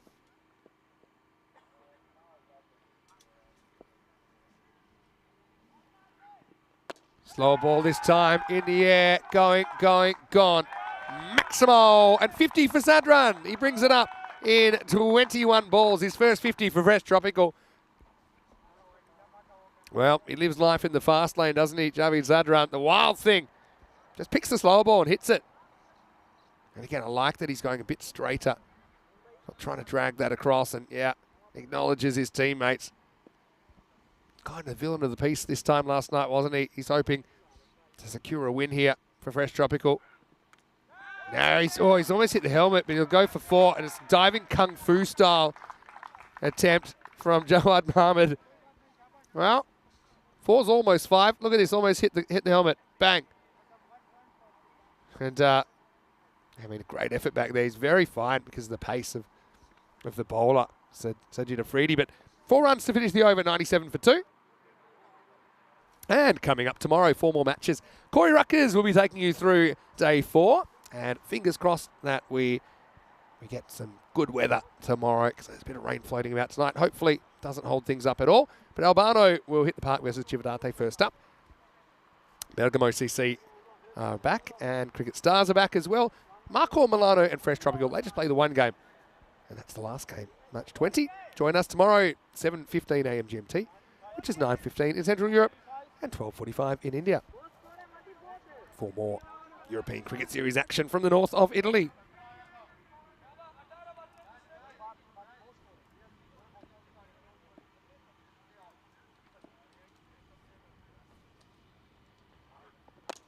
Hit straight and hit pretty well, and he has a swing at it, but he can't keep it in. So all the momentum at the moment is with Fresh Tropical.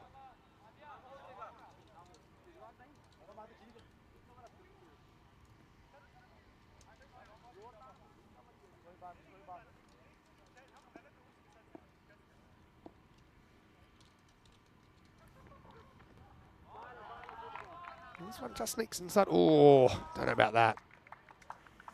I don't think this is a wide, even the old rules. What do you think?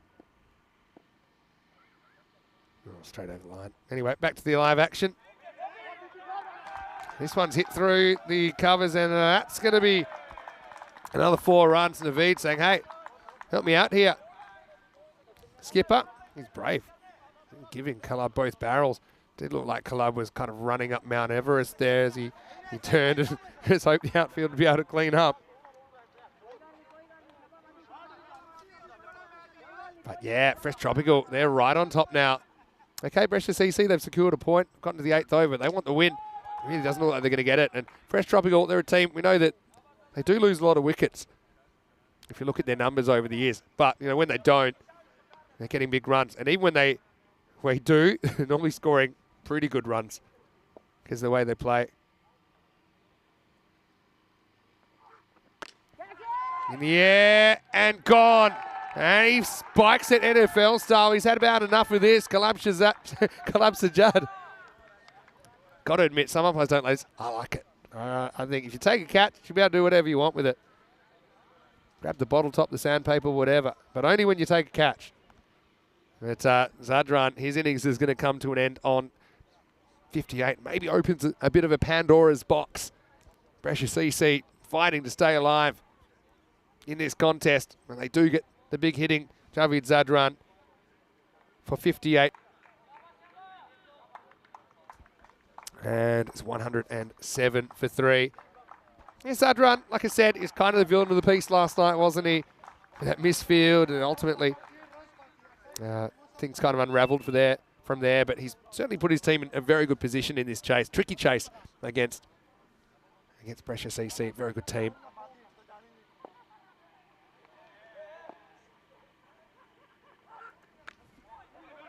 All right, well, going to take on a slightly dodgy one here, but they'll get in.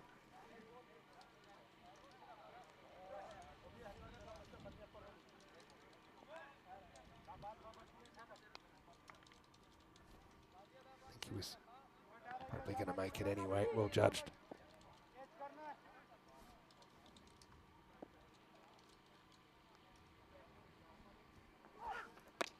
All right, well, that should be out as well. Guess who? Here comes another spike. Here you go. This time he's just going to throw it up to himself a couple of times. Suddenly this game has taken on another turn because that's both set batters gone. So Irfan's the next to go for 26. 108 for 4. Into the over as well. 2 overs to go. This game is right in the balance now, I think, with 2 new batters at the crease. Yeah. Well, he threw it down. No, he throws it up. Probably got a talking to from the umpire, saying don't spike the ball.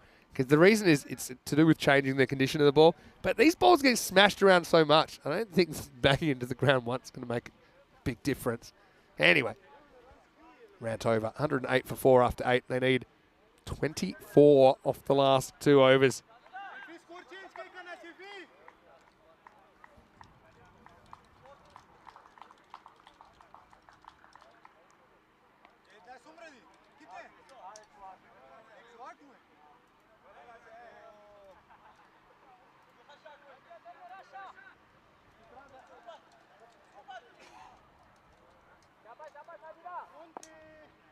All right.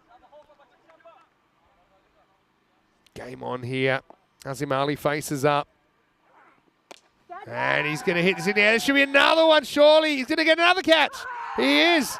All right, Simad Khan this time. He's going to take it. And so Brescia CC have taken 3 wickets in 4 balls. This is very Fresh Tropical. Front foot goes mile outside leg stump. And Imad takes the catch, so terrible start to Azim Ali's series continues. Can't buy a run at the moment. So, one thing about Fresh Tropical, they have plenty of batting. Plenty. So this is Bilal Hamid coming out in the alternate coloured jersey. Again, he won't want to give away any penalty runs here. I think he's all right. Azim's got to go. Don't want to leave him alone for a little while. All right. Yeah, 24 off 11 now. Hamid. Oh, he gets beaten for pace here. Oh, Sakana wants a run. Hamid's not interested. I suppose he didn't go too far from the stumps. Bowler was following through pretty quickly, even with a slight stumble. That'd be a good run to turn down, just under the current circumstances.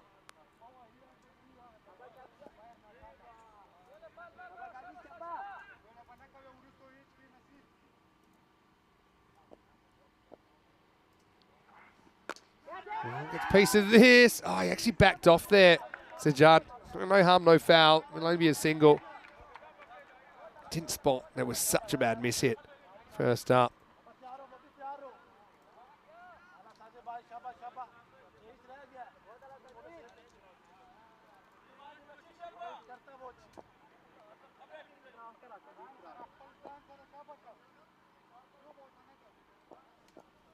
You feel a pin drop now.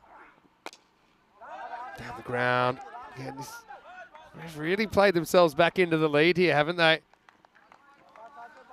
But, I mean, these guys are all born 6 hitters. So, that 22 off 8, you only need 3 balls to disappear out of these 8, and they win Fresh Tropical.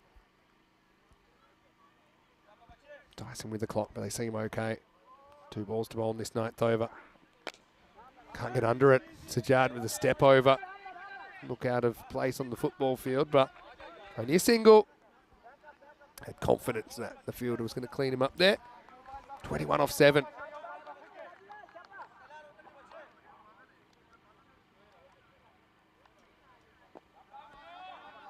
All right.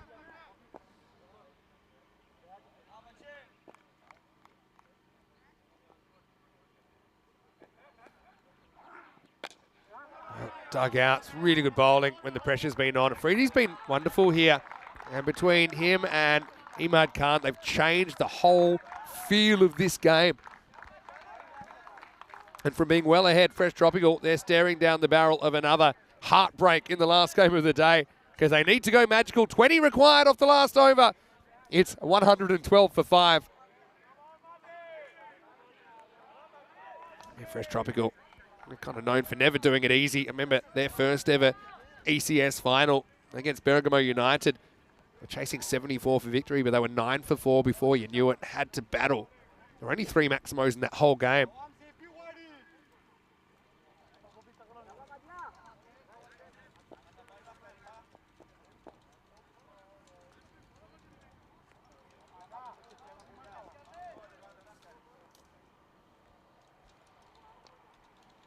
All right, Imad gets the last over. The first one is up. It's in the air, and that's going to be 4. Well, there you go.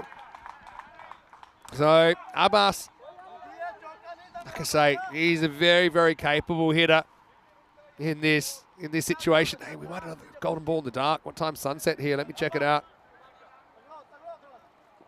Got a bit of time before sunset. About an hour and a half. It's just pretty cloudy, pretty dark, to be honest.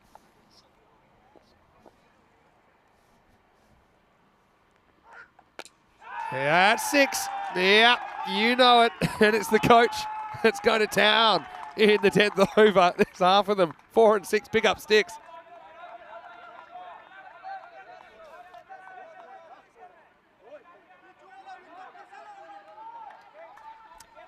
Well, Fresh Tropical, I did mention earlier, they played a golden ball last year. It was a crazy one versus Bergamo CC. Are we staring at a chance here?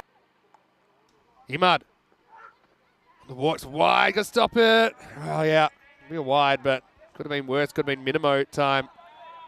One thing I love about this form of the game is how quickly the game can swing.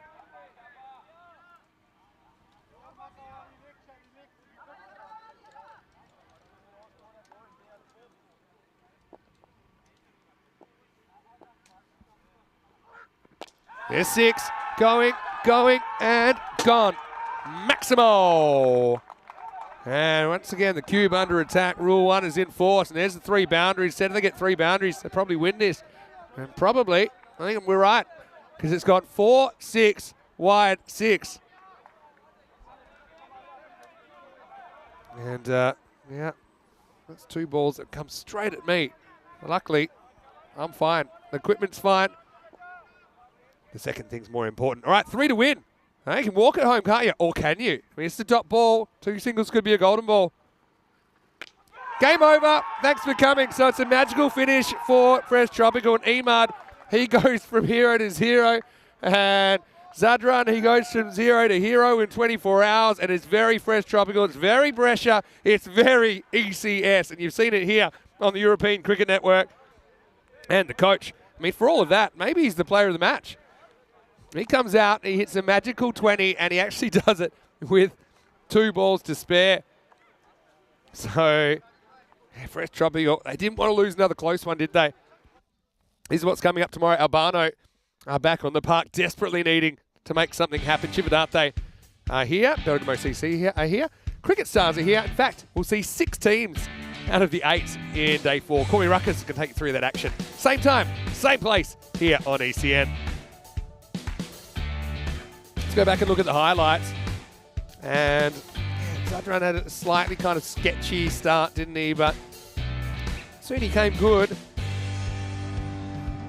And really fresh tropical. They're an attacking kind of team. And just looking at the numbers here, from that 9th over where they didn't hit a boundary, this is a crazy catch as well. Sajid Afridi, he actually bowls that 9th over later on. But every other over had at least 2 boundaries. So if you're hitting 2 boundaries and over, I think that's par. And it's never had those dead spots. It was only at the end where it looked like they were going to fall off the cliff.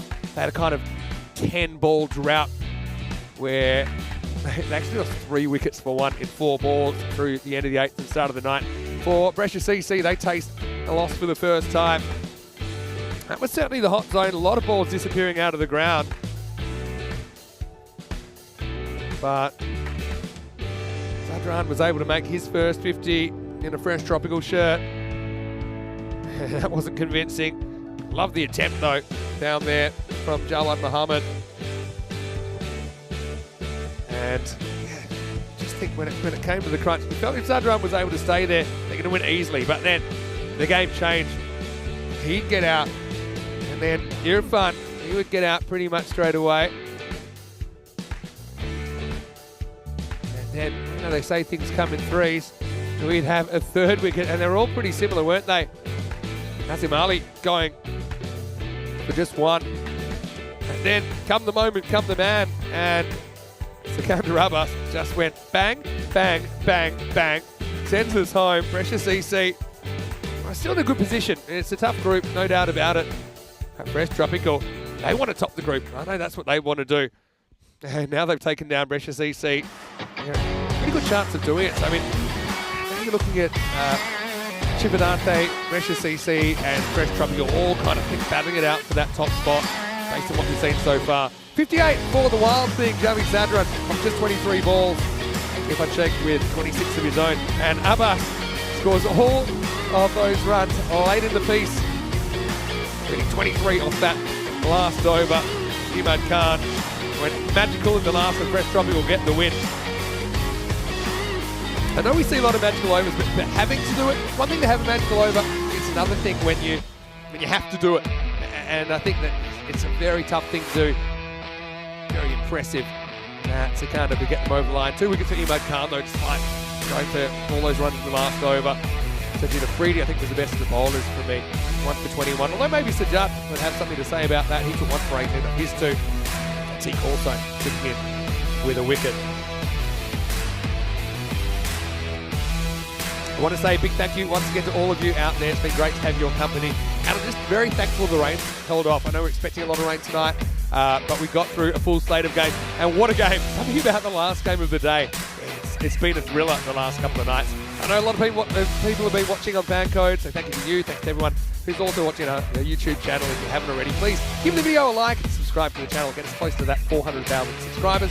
Don't forget also our social media at European Cricket and our website, europeancricket.com. And you can see tomorrow's fixtures, of course, there. And I'll show them to you right now. Albano playing first up against Chivadate. They'll be hoping to make something happen. Cricket Stars, again, they're in the mix. They need to have a big day, I think. They're taking on Albano and they're taking on Bergamo CC. As we rapidly draw to the conclusion of this group, it actually finishes on Saturday afternoon. So join Corey Ruckers. He'll be tuning in from the studio 7:15 a.m. GMT, which is 9:15 in Central Europe and 12:45 in India. But now, from everyone at the European Cricket Network and the European Cricket family, I want to say a big thank you to everyone at the ground. The ground helpers have been magnificent. They've been really looking after us well. All the players, the umpire hit were great again. Great to see some of the youngsters as well. I rolled my arm over. I think I might have to go sort some physio out tonight because it's the first time I've been out of the box for a while. I was under attack in the cube. We're going to bring some more attacking cricket your way. So enjoy these best bits of day 3. And we'll see you tomorrow for more European Cricket Series. For now, it's hasta pronto.